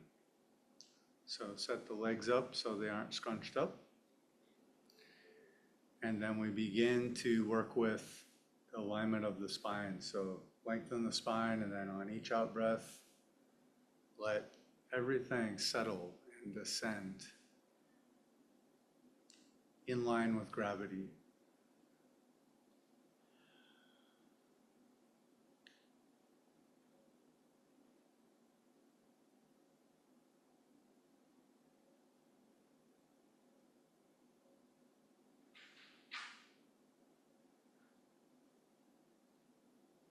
And once we start to let that settling feeling become part of the experience, that's earth. Now we want just as powerfully to feel the heaven part of it, which is where the crown of the head is drawn upwards. And as much as the crown of the head is drawn upwards, everything settles downwards.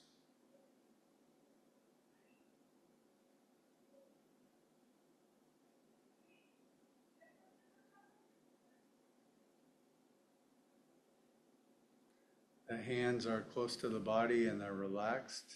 The shoulders are settled. And we make that fine-tuning adjustment with the head, bringing the chin down, the crown goes up higher, the back of the neck opens up.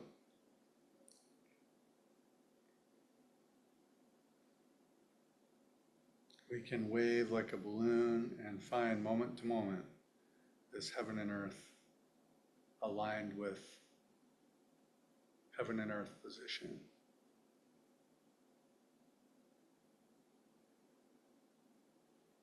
Then we do a big yawn. And at the end of it, we leave the jaw and the tongue as natural as they can be. The teeth aren't quite touching. And then the face and the eyes are relaxed. The vision is not focused anywhere.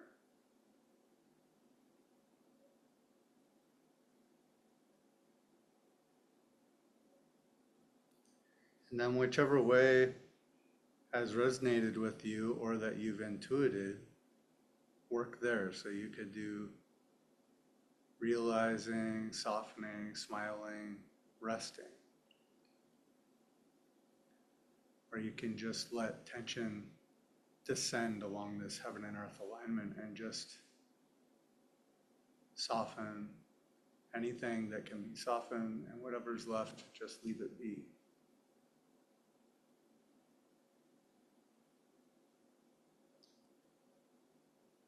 Or you might try fasting the heart mind while in this shape. So we just rest back from all of that habitual responding, opinioning, commenting, doing. And we just let the senses operate on their own. Let the functions of mental stuff, breathing, posture, etc., just happen on their own and adjust on their own.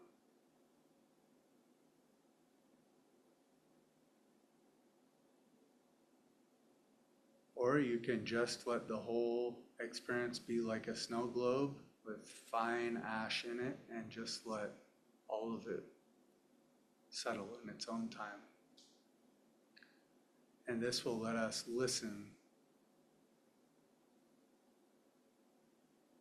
across the entire experience of being, all of the senses, soft and sensitive.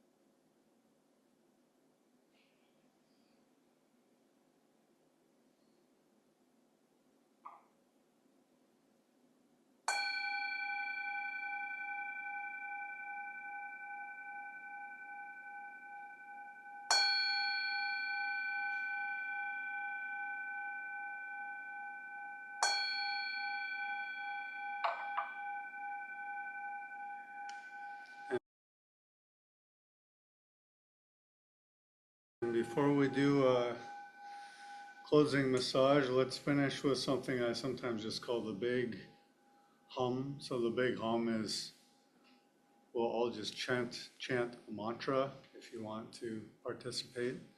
And the mantra hums the body.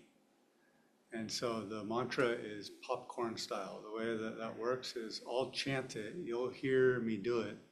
And then once you feel brave enough, just go off on your own and do it to your feel. And then when you run out of it, you peter out, and then the next person does. And we'll do it until I ring the bell. It'll just be for a few minutes. But really change the pitch and where it is in your body so that it vibrates where it just feels right, where it feels comfortable for you. And the mantra we'll do is Om Mani Padme Hum.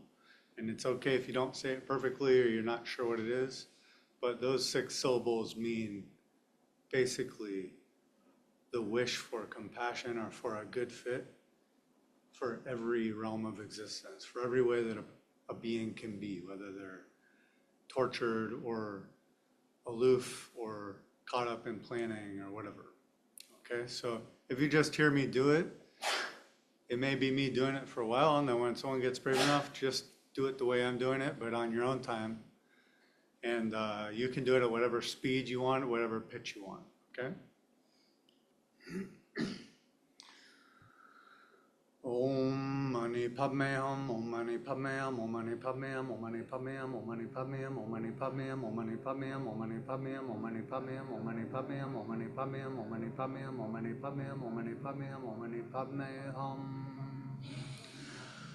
Om Mani Padme Hum, Om Mani Padme Hum, Om Mani Padme Hum, Om Mani Padme Hum, Om Mani Padme Hum, Om Mani Padme Hum, Om Mani Padme Hum, Om Mani Padme Hum, Om Mani Padme Hum, Om Mani Padme Hum. Om Mani Padme Hum, Om Mani Padme Hum, Om Mani Padme Hum, Om Mani Padme Hum, Om Mani Padme Hum, Om Mani Padme Hum, Om Mani Padme Hum, Om Mani Padme Hum, Om Mani Padme Hum, Om Mani Padme Hum, Om Mani Padme Hum, Om Mani Padme Hum. Om Mani Padme Hum, Om Mani Padme Hum, Om Mani Padme Hum, Om Mani Padme Hum, Om Mani Padme Hum, Om Mani Padme Hum, Om Mani Padme Hum, Om Mani Padme Hum, Om Mani Padme Hum, Om Mani Padme Hum, Om Mani Padme Hum, Om Mani Padme Hum. Om Mani Padme Hum, Om Mani Padme Hum, Om Mani Padme Hum, Om Mani Padme Hum, Om Mani Padme Hum, Om Mani Padme Hum, Om Mani Padme Hum, Om Mani Padme Hum, Om Mani Padme Hum, Om Mani Padme Hum, Om Mani Padme Hum, Om Mani Padme Hum. Om Mani Padme Hum, Om Mani Padme Hum, Om Mani Padme Hum, Om Mani Padme Hum, Om Mani Padme Hum, Om Mani Padme Hum, Om Mani Padme Hum, Om Mani Padme Hum. Om Mani Padme Hum, Om Mani Padme Hum, Om Mani Padme Hum, Om Mani Padme Hum, Om Mani Padme Hum, Om Mani Padme Hum, Om Mani Padme Hum, Om Mani Padme Hum. Om Mani Padme Hum, Om Mani Padme Hum, Om Mani Padme Hum, Om Mani Padme Hum, Om Mani Padme Hum, Om Mani Padme Hum, Om Mani Padme Hum, Om Mani Padme Hum, Om Mani Padme Hum, Om Mani Padme Hum, Om Mani Padme Hum, Om Mani Padme Hum. Om Mani Padme Hum, Om Mani Padme Hum, Om Mani Padme Hum, Om Mani Padme Hum, Mani Padme Mani Padme Mani Padme Mani Padme Mani Padme Mani Padme Mani Padme Mani Padme Mani Padme Mani Padme Mani Padme Mani Padme Hum, Om Mani Padme Hum. Om Mani Padme Hum, Om Mani Padme Hum, Mani Padme Hum, Mani Padme Mani Padme Mani Padme Mani Padme Mani Padme Mani Padme Mani Padme Mani Padme Mani Padme Hum, Om Mani Padme Hum. Om Mani Padme Hum, Om Mani Padme Hum, Om Mani Padme Hum, Om Mani Padme Hum, Om Mani Padme Hum, Om Mani Padme Hum, Om Mani Padme Hum. Om Mani Padme Hum, Om Mani Padme Hum, Om Mani Padme Hum, Om Mani Padme Hum, Om Mani Padme Hum, Om Mani Padme Hum, Om Mani Padme Hum, Om Mani Padme Hum, Om Mani Padme Hum, Om Mani Padme Hum, Om Mani Padme Hum, Om Mani Padme Hum, Om Mani Padme Hum, Om Mani Padme Hum, Om Mani Padme Hum. Om Mani Padme Hum, Mani Padme Hum, Mani Padme Hum, Mani Padme Hum, Mani Padme Hum, Mani Padme Hum, Mani Padme Hum, Mani Padme Hum, Mani Padme Hum, Mani Padme Hum, Mani Padme Hum, Mani Padme Hum, Mani Padme Hum, Mani Padme Hum, Mani Padme Hum.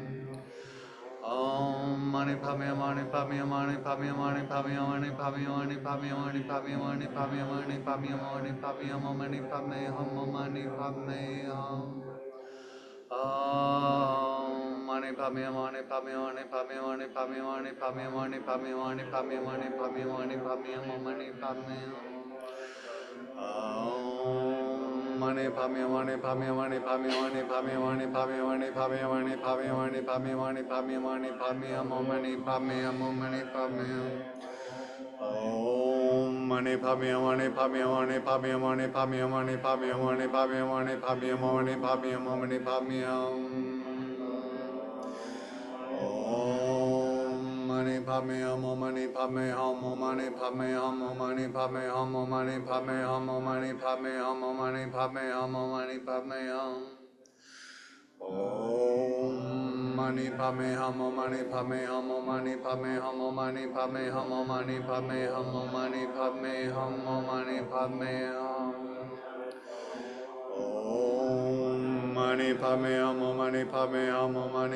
hum mani padme hum mani padme hum mani padme hum mani padme hum Om mani padme hum mani padme hum mani padme hum mani padme hum mani padme hum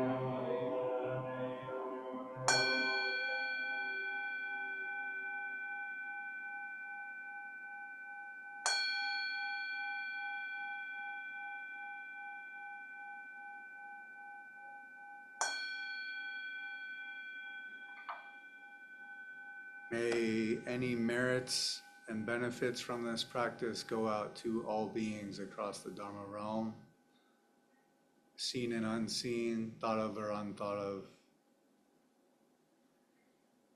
May it suffuse all being.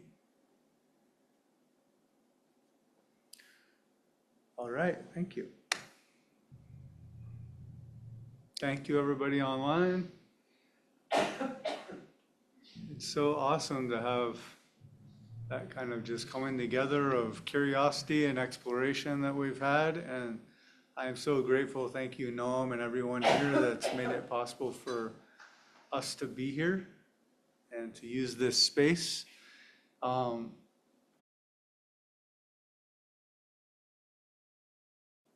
space of practice is a Bodhi mandala. It's a location for the alchemy of awakening and for purification and for letting go. And I know that all sounds cheesy at first, but if you do this really sincerely, it is that. It's really like you're really doing that. And it's good to ritualize it or to at least acknowledge it and feel like this is something that I think it seems important, or I want to explore it, and we have a place to do it. And then how crazy is it to have that happening, all these different people doing that at the same time, not always in the same way, but for a very similar reason. And it's just like that chanting. It comes up on its own rhythm, and it resonates sometimes, and then it bubbles all over. And this is Bodhisattva action, or the action of the wish for ease and the wish for wisdom as it manifests in all of us in our own karma, our own bodies, our own way. So I wanted to say thank you for that. And I wanted to maybe say a few things and then open up to discussion with other people. But one of those is I work a lot with energy. I teach a lot about energy, and in the systems of practice that I do, energy is a big deal. And energy is not like a metaphorical thing. Energy is just that's the word for what it feels like to experience some of that stuff. And vital energy or emotional content or heat or nervous system energy, or all of that is part of it. So one quality of vital energy when we work with it is it's almost like held resident in tissues that are tight, and also mental structures that are tight. And it takes a lot of energy to hold that, and it takes a lot of energy to maintain it. And for some of us, we've been dumping energy into that stuff for 30, 40 years, sometimes maybe more. And it's become like concrete. It's like light crushed down into mass. And so when we soften, it's a bit like a nuclear reaction. Like it lets off, that mass turns into light. It releases into its energetic form, and suddenly there's more energy. And energy in its raw state is raw. It's like rocket fuel. If you lose your temper with a lot of energy, you'll really lose your temper. And if you get obsessed with a lot of energy, you'll get really obsessed. And if you get calm with it, you'll get very calm. So be wise with it and look at little kids, look at animals, look at the exuberance that's natural to us when we start off, and then how it gets kind of crunched in. It's like a piece of aluminum foil that kind of just gets crushed into a ball slowly. And this is like kind of teasing it back open without tearing it, like just letting it open up and relax and drape. And I think that work is worth doing, but part of what comes along with that is that the relationship of energy to tension is something we need to learn about. And part of it is tension, when energy touches it, contracts. So at first, if we're very tight and we just release a tiny amount, what we feel is a contraction. That's our main experience is, oh God, it feels so horrible. I'm so tight. I'm so bound up. I can't let go of anything. But you can only feel that because the energy has actually been released enough to circulate and trigger that. You're more sensitive, and there is some circulation happening. And whenever that circulation, which is like warm sunlight or warm air, it's running over this ice, this contraction, and it melts it. As it melts, guess what it releases? More energy. Now you've got more going, and whatever it touches, it tightens more. And this is our teacher. We start off so bound we can barely move, and then every time we release something, it feels more free, and also paradoxically, God, this thing doesn't feel like it's ever gonna relax, or I don't even know what I'm doing anymore. I'm so tight. But it's actually the increased sensitivity and the increased circulation that's letting that manifest. And this is where the headway is made. You keep releasing more, and then what's left gets even more prominent and strong. It feels powerful. And we have to make the decision to like, I'm gonna be diligent. I'm going to keep working with this and keep letting it melt. And this is why I call it like a kind of alchemy. Our actual experience of like what your insides feel like, and like your tension in your body and your jaw and stuff will change. But sometimes you'll do a lot of this work and your blood pressure will go up and your jaw will get really tight and you'll think, man, I'm screwing up or something. But this is just that it's highlighting stuff there's been amnesia, it's been numbed out. And so this is the relationship of it. And if you know that, you can kind of just do as much as it feels safe, and then you can rest back. And it's good to go take a long walk or swim or spend some time around an animal or hold a baby or whatever you like to do that's kind of just, don't think about it too much. And let your system recalibrate, and then when you're ready, start to work again and let it circulate, let it melt. This is kind of, it's in Buddhism, but it's a very Taoist concept that this energy is stored in reservoirs within the body, and also through heaven and earth, it flows. It's an open system. It's like a magnetic field. It comes in and out. It goes through us. We conduct it. And our ability to conduct it opens up as we soften. And as it starts to conduct, it creates a feedback loop. It melts and melts more throughput, more tension where it gets noticed. But it's highlighting stuff you couldn't even feel before.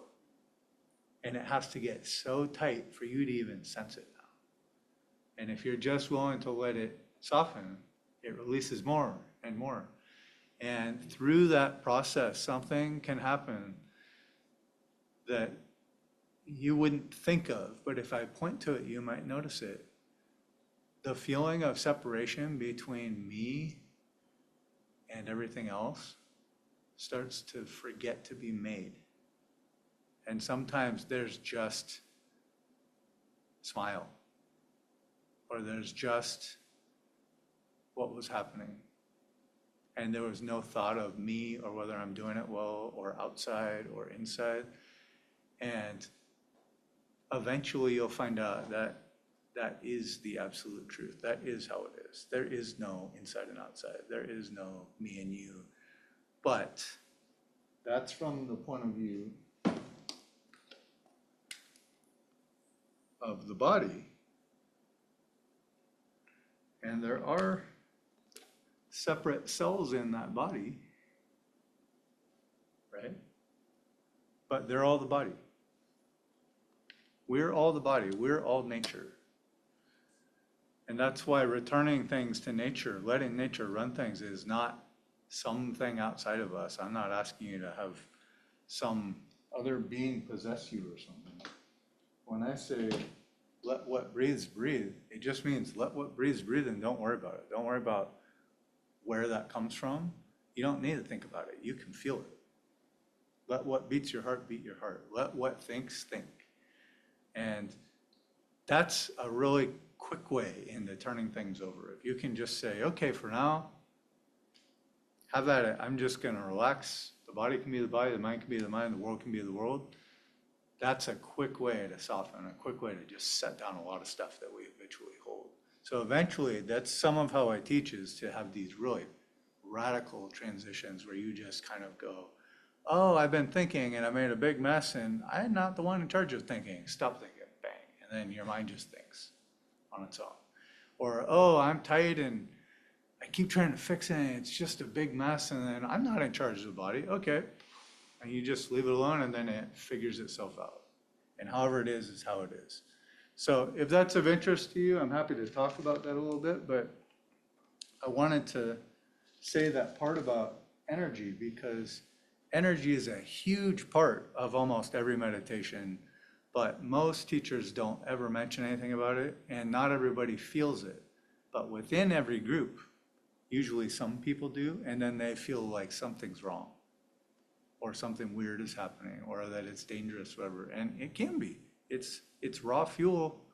You have to know what to do with it. But if you use it intelligently, and the clue is to use it intelligently, you shouldn't be in charge of it.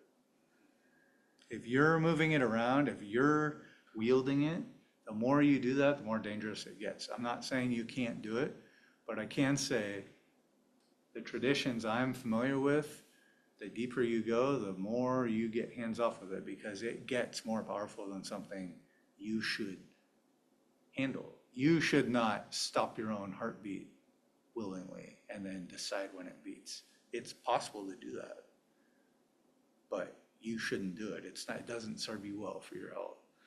You can do it to see if it's possible. You can do that with breathing. There's lots of things that energy can make possible, but what you learn is the systems that already do it, they use the energy intelligently. That's what energy is for. That's what this is for. That which thinks should think, not the mini-me that tries to figure things out all the time. That thing, when you give it a lot of energy, it just gets crazy. But that which thinks, if you just let it think if it needs to think and don't think if it doesn't need to think, and you give it that wide open pasture to just get back to its natural way, those thoughts are good enough. You don't need to add extra stuff. It'll remember when you need to remember, and if it doesn't, something else will happen so that you get back to what you need to do. It's like magic. So anyways, I don't want to go off on that too much. It's a whole thing that you'll just uncover over time. But what I do want to say is this was about natural being, and I hope that's now something people have some idea about how that could be a thing, to find or move towards natural being. And it's through having permission to soften and let what comes up, let what needs to be felt, be felt. I'll give you a hint. I suspect most thoughts, we tend to think we're supposed to do something with those thoughts. But it's probably the case that thoughts are mostly just to be experienced. They're like a movie. They just need to be seen. And if a thought from that needs to come up, it'll come up. But most thoughts don't need to be sorted or grasped or held onto or anything. They just need to exist for a moment. That was their purpose. You should explore whether that's true for you. Just see. You can look at how many of the thoughts you've had. I've heard anywhere on the average from 15,000 to 70,000 a day people have. How many of those end up being your life, what you do, and useful? If not, you're spending a lot of energy doing something with each one of those. And you can just let your system play whatever needs to be played. And if it's an important thought, like I said, you haven't paid your rent, and it comes by and you just watch it, it will come by again. It'll come by again. It'll come by again. And you'll have a thought, why has that come up so many times? And you'll be like, oh, I need to pay my rent. Okay, I'm going to pay my rent. So it will kind of animate you, or it will intuitively work its way into action if it's something that you need to do. But you have to explore that on your own. It's kind of a personal exploration. So we have about 20 minutes. Would anyone like to ask anything about anything that we've done or share anything? Yeah, please. I guess about the heaven and earth posture, I feel like my body usually kind of resists that alignment. Like it feels like once I set it up, there's some sort of contraction in the throat or in the torso or something that kind of wants to like bow the head or pull me forward. And I mostly just sort of roll with that. But it means I'm basically never like, it feels like there's like to actually be in that alignment would be sending energy through something that doesn't want to have energy sent through it, some channel that doesn't want to be open. Yep. But it also sounds like there's kind of an idea that it's good to be in that alignment, to have that open. Yeah, and that correlates probably with what I said earlier, which is when the energy just lining up in heaven and earth gets energy moving. And then if you have structures within the body or the nervous system that contract, it contracts them. And that's where you start. But you can be in this kind of a heaven earth and still just like press towards heaven, settle into earth like that, and just let it do its thing. And then each time you breathe out, soften anything that can soften within the structure, and it will slowly work itself out. Or as it opens up, it's going to reveal something that you're going to feel exactly the size and shape of it and what it feels like. It might be terror, or it might be anxiety, or it might be sorrow or something. And you'll start to know what it is just by kind of touching it over and over. And then, like I said, you can make some time to just work with it. Do some forgiveness practice. You can do some like, another thing I do that's kind of like that is I'll just sit, and every time a breath goes out, I'll offer it as a gift to any plant that breathes that in. And then every time a breath comes in, I receive it as a gift from whatever plant breathed it out. And I just participate in that like ecosystem of the world that way, like, thank you. That's cool that the thing that you didn't need is a gift for me. And then here's mine, right?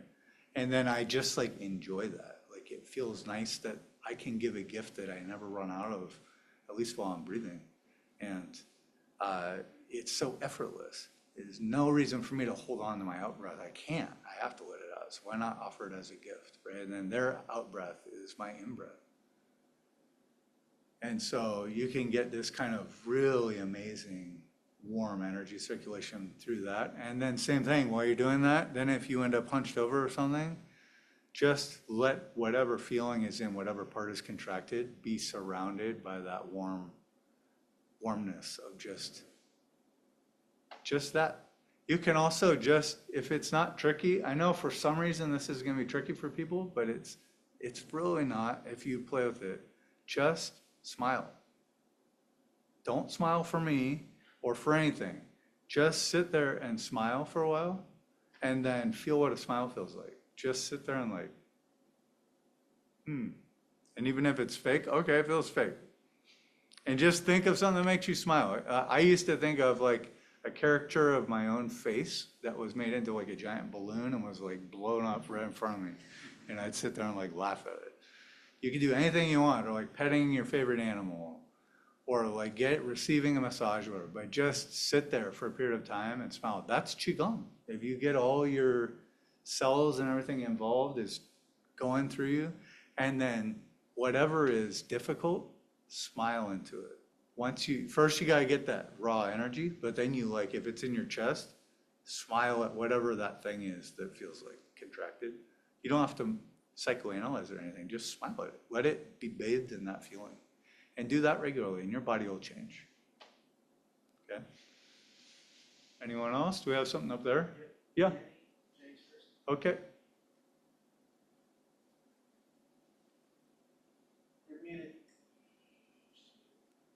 Oh, sorry. You're muted. Hi. Now Hi. you're not. Okay, I'm good.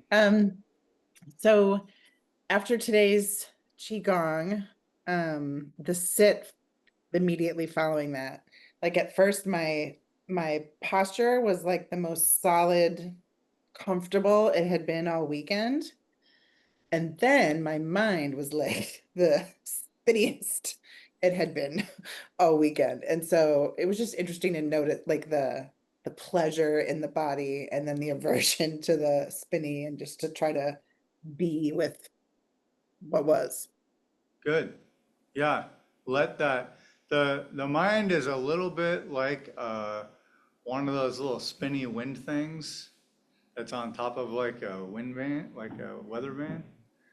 That when the wind blows, it spins. So when the chi moves, if there's something for it to move, it moves it. And if we keep softening, however, what it is that's being moved takes energy. And so when you soften it enough, it will stop spinning, because there will no longer be anything to spin. There will just be the flow of the wind, which is the chi. And once that happens, it's just the experience of just circulation with nothing to be moved. It's like light that doesn't land on anything. It just keeps going. So that's great. Thank you. Angela?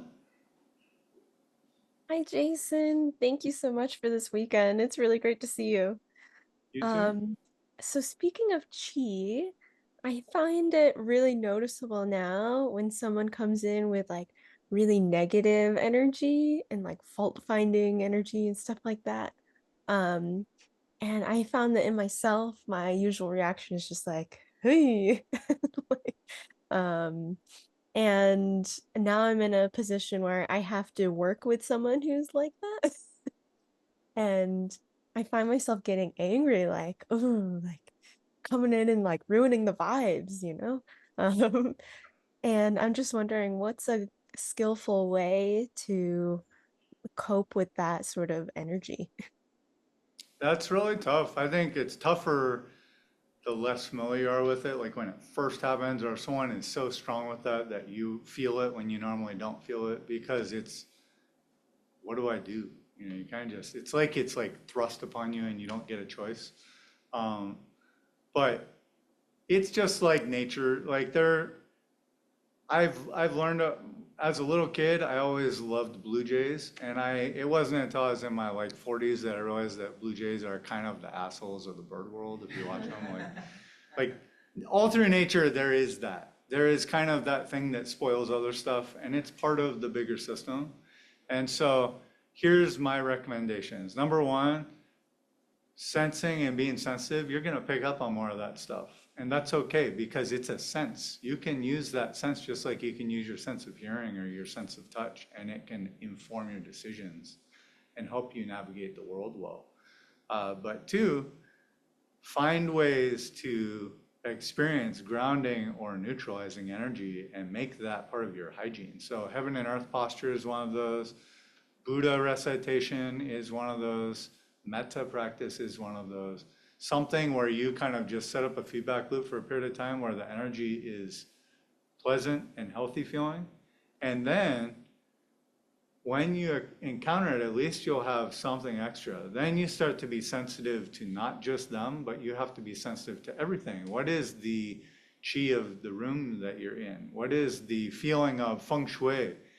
where you are. Does it feel like where you're standing or sitting or whatever blocks the flow of things or makes it feel turbulent? You can start to play with that stuff.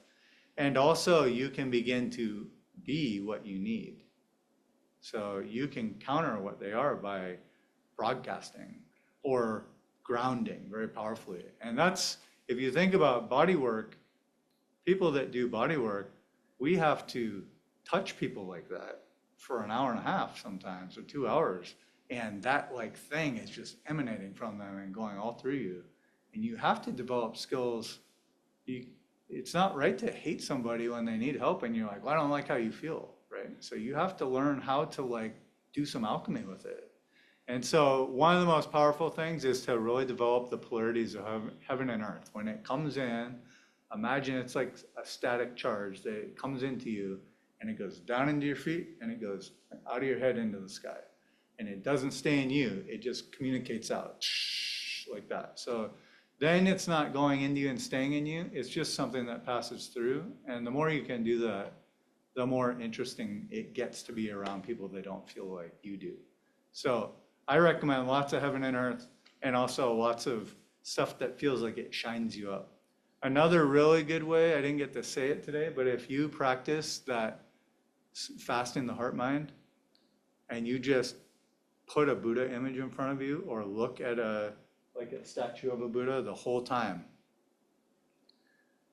you don't focus on it, then whenever you're fasting the heart mind, you'll be free. And whenever you do, the first thing that will happen is your eyes will focus. Guess what they're focused on? A Buddha. So then your first thoughts, even if they're grumpy or something, they'll be grumpy and also there's a Buddha here. Like it'll do a really neat thing. And that's called, it's a form of dual cultivation where you're doing Zen or Chan and Buddha contemplation as a dual cultivation. And it's very powerful. It's a really good skillful means. So you could do that thing too. Maybe just like bring up a Buddha image on your phone and then feel them freaking you out while you're also looking at it and let that kind of coalesce into something. Okay? Thank you. Anyone else? I thought I said, yeah, no? I wanted to say one more thing about the Dharma Collective, but also wanted to share something about practice today. Just so everyone knows, we have meditation every morning from 7:30 to 8:15, and it's hybrid, so you can join by Zoom or in person. And that, for me, has been super helpful to actually help me practice every day. And then periodically, whenever we don't have a special program, on Sundays, we have a half-day peer meditation. So people come, again, it's hybrid, either in space or on Zoom. There's no instruction, there's no teacher, it's just us sitting together or lying down or whatever we do. So I wanted to share that. And then in the chanting this afternoon, often when I chant, usually when I chant, I get a headache. And today I didn't. And I think it was because I was just letting it like move through me. There was no friction. Yeah. So that was really, really cool. Chanting is also a Qigong, very powerful one if you get into it like that. It's just awesome. Thank you. Yeah, thank you. You had mentioned that you can use this practice when walking or cycling or some form of exercise. I'm curious what that looks like natural being in that context. Like what cues would you give that could facilitate that? Yeah, the fastest way into that it'll turn into something deeper, but you only need to do one thing really. Participate with your body. So when you cycle or something, you do something cyclical, especially walking or something that's like a repeated motion, just let your breath find its natural rhythm. Do it in a sustainable manner. Don't push yourself artificially. Don't back off artificially. Find like how your body wants to do it, as if it's an animal. It's a horse and it's running, and you say, you run at the speed you want to run. You run how you want to run, and you just ride it. And whenever you start to like take over, let go again and kind of turn it back over, and you'll learn how to do that. If you know the sense of touch in that way, where it's broad and you're kind of feeling it in a spatial way, the other senses will show up in there, and you'll start to hear vividly, you'll start to smell, you'll start to taste your mouth. Whether that's good or not, I don't know when you're exercising, but all that stuff you'll hear. And then your thoughts will be 1/6 or less of the experience. And 5/6 of it will be wordless. There's no words in hearing or touching or anything. And it can kind of entrain the whole experience to just the human being works together. So that's the way in. Whatever you're doing, that's a hack. You can just, let's say I'm talking, instead of thinking about the fact that I'm talking, I'm actually mostly sitting on my knees. So I can just feel what sitting on my knees feels like while I talk. I'm not thinking about what I'm saying. I'm just feeling my shoulders were a little tight. I've got to relax on them.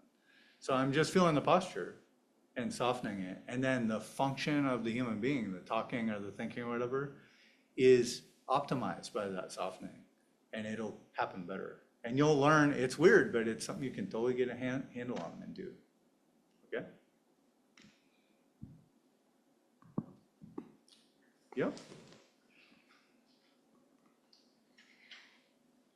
I was wondering about working with like ignorance and dullness. I had like a session yesterday where I felt like there was sort of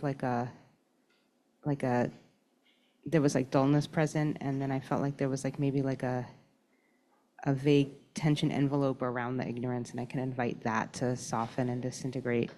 But then today I had like more kind of that ignorance, dullness, and so it was hard to like actually like feel the tension. And I know that there is tension in relation to that, but when otherwise it was like I could key into the tension. Okay. Ignorance, just for everyone, ignorance and delusion get tossed around as words. They're big words in Buddhism. They're the root of everything that we're working with. And ignorance, in essence, is the habit of ignoring, turning away from certain parts of experience, not wanting to feel it, not ready for it, whatever. When in reality, whatever's there is there. So it's kind of like my senses work perfectly, and I want to turn down my sense of touch and my thinking because I don't like what's there. But that's not fixing what's there. It's kind of like some friends of mine when I was young, they went and redid a carpet in a house where part of the house, whenever one of the animals went to the bathroom, they just throw a newspaper over it. And they had done that for like 8 years. So there's this pile of newspaper over like excrement and urine in the house. It's basically doing that. That's what ignorance is. Parts of our life are like, yeah, I'm not, and you just cover with something and kind of, oh, I'm not looking at that. Oh, not that either. So then you start to like, this is where I look. And my life happens here, right? And all that, that's not real. So that's kind of what ignorance is in its essence. And so all we have to do to work with ignorance is put ignorance, whatever the experience is, under surveillance as if you had to report it to someone. So imagine someone has no senses and you have to feel it with your senses, and then you have to explain to them later what it was like. So let's say it's just almost nothing. You feel, how big is that almost nothing? And does it cover hearing? How about smelling? How about thinking? All of it? Could you think while it was there or not? You investigate it like that, like experientially, you feel it. And a quick way of saying that is that the other side of ignorance is interest.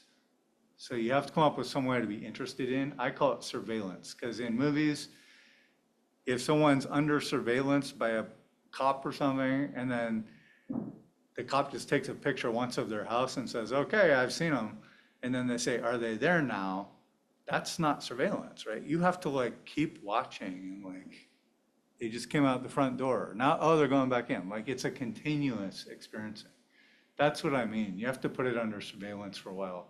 And then under the light of surveillance, ignorance melts. It may not all melt at once, but that's how it melts. So then you'll realize like, okay, well, whatever I'm seeing, oh, it's a bunch of newspapers over some cat poop or something. It's not great, but now you know it's there. And then at some point the thought will come up to like clean it, or like, man, I've got to do something about this, or it'll naturally like turn into something else.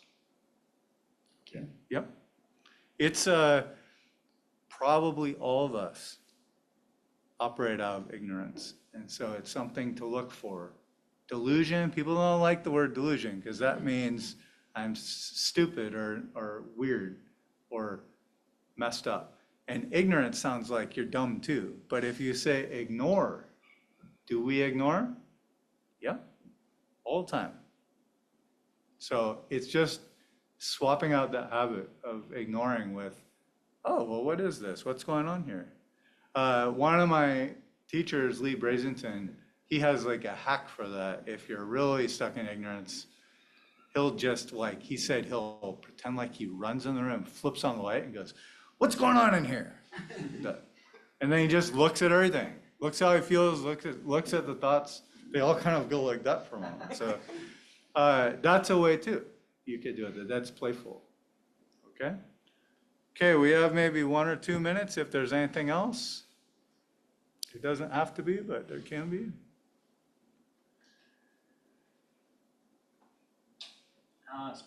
Okay.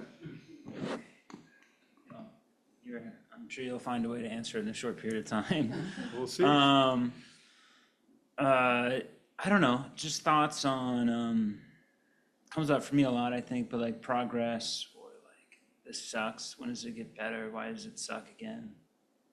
I don't know, thoughts on, I guess, like practicing amid feeling stuck and, yeah. I think it's important for practice to be, you have to prove it to yourself. Like if practice is just like eating your vegetables as a kid, like you don't see any nutritional benefit from it, you can't feel it, then it's really gonna be like that. You have to actually do something measurable, like softening, pick a spot or a behavior that you like, I'd like this to change, and then be diligent about it. Start like forgiving daily to it. Make it your project. Or like softening or smiling to it. Or feeling the tension in it and just becoming a specialist with that one thing. Whenever that comes up, I'm gonna at least try to breathe 3 times and soften heaven and earth with it before I talk or whatever. So you can measure how it changes. Once you feel I can change this experience can improve, then it becomes exciting. It becomes a project. It's just like it's like a lifelong renovation. You keep like improving, things get better, the room feels better and there's more light, and now I've got this kitchen I like, and blah, blah, blah. It just keeps happening all through you. So, and that feels nice. But you have to, if you're doing it all at once everywhere, it can be daunting at first. That's how I did it. And I just was a very diligent person. I just kept doing it. I didn't know, I had no goal. So I just kept doing it. And then after a while, a bunch of things were different. And I was like, oh, this is pretty cool. But if I had to go back and teach myself to do it, I would have said, everything else is just fine how it is, but just work on this. I'm going to work on it with you. And then as it improves, that's the prover. This is proof of concept. Now you can go over here and do it, and here and do it, and here and do it. And it's the same formula to do it all over. So the other thing is work with energy, because energy feels nice. And if you can get it rolling, that it's so much easier. Do Qigong, do that self-massage, breathe down to your lower dantian or breathe into your heart center, work with your posture so it feels nice, regularly adjust while you're sitting. Make it feel something other than just like a chore. That's the best I can say in a short amount of time. Okay, so we have to be out of here in 28 minutes. So thank you, everyone. So happy to see everyone online. If you want to get in touch with me, go to luminousdharma.org. You can find out more about what I do, or if I come down here again, come down here. I have a retreat in Seattle in December. You can go check that out. And then 3 more in the first half of next year up there. And if you want to know more than that, go to that website. Okay.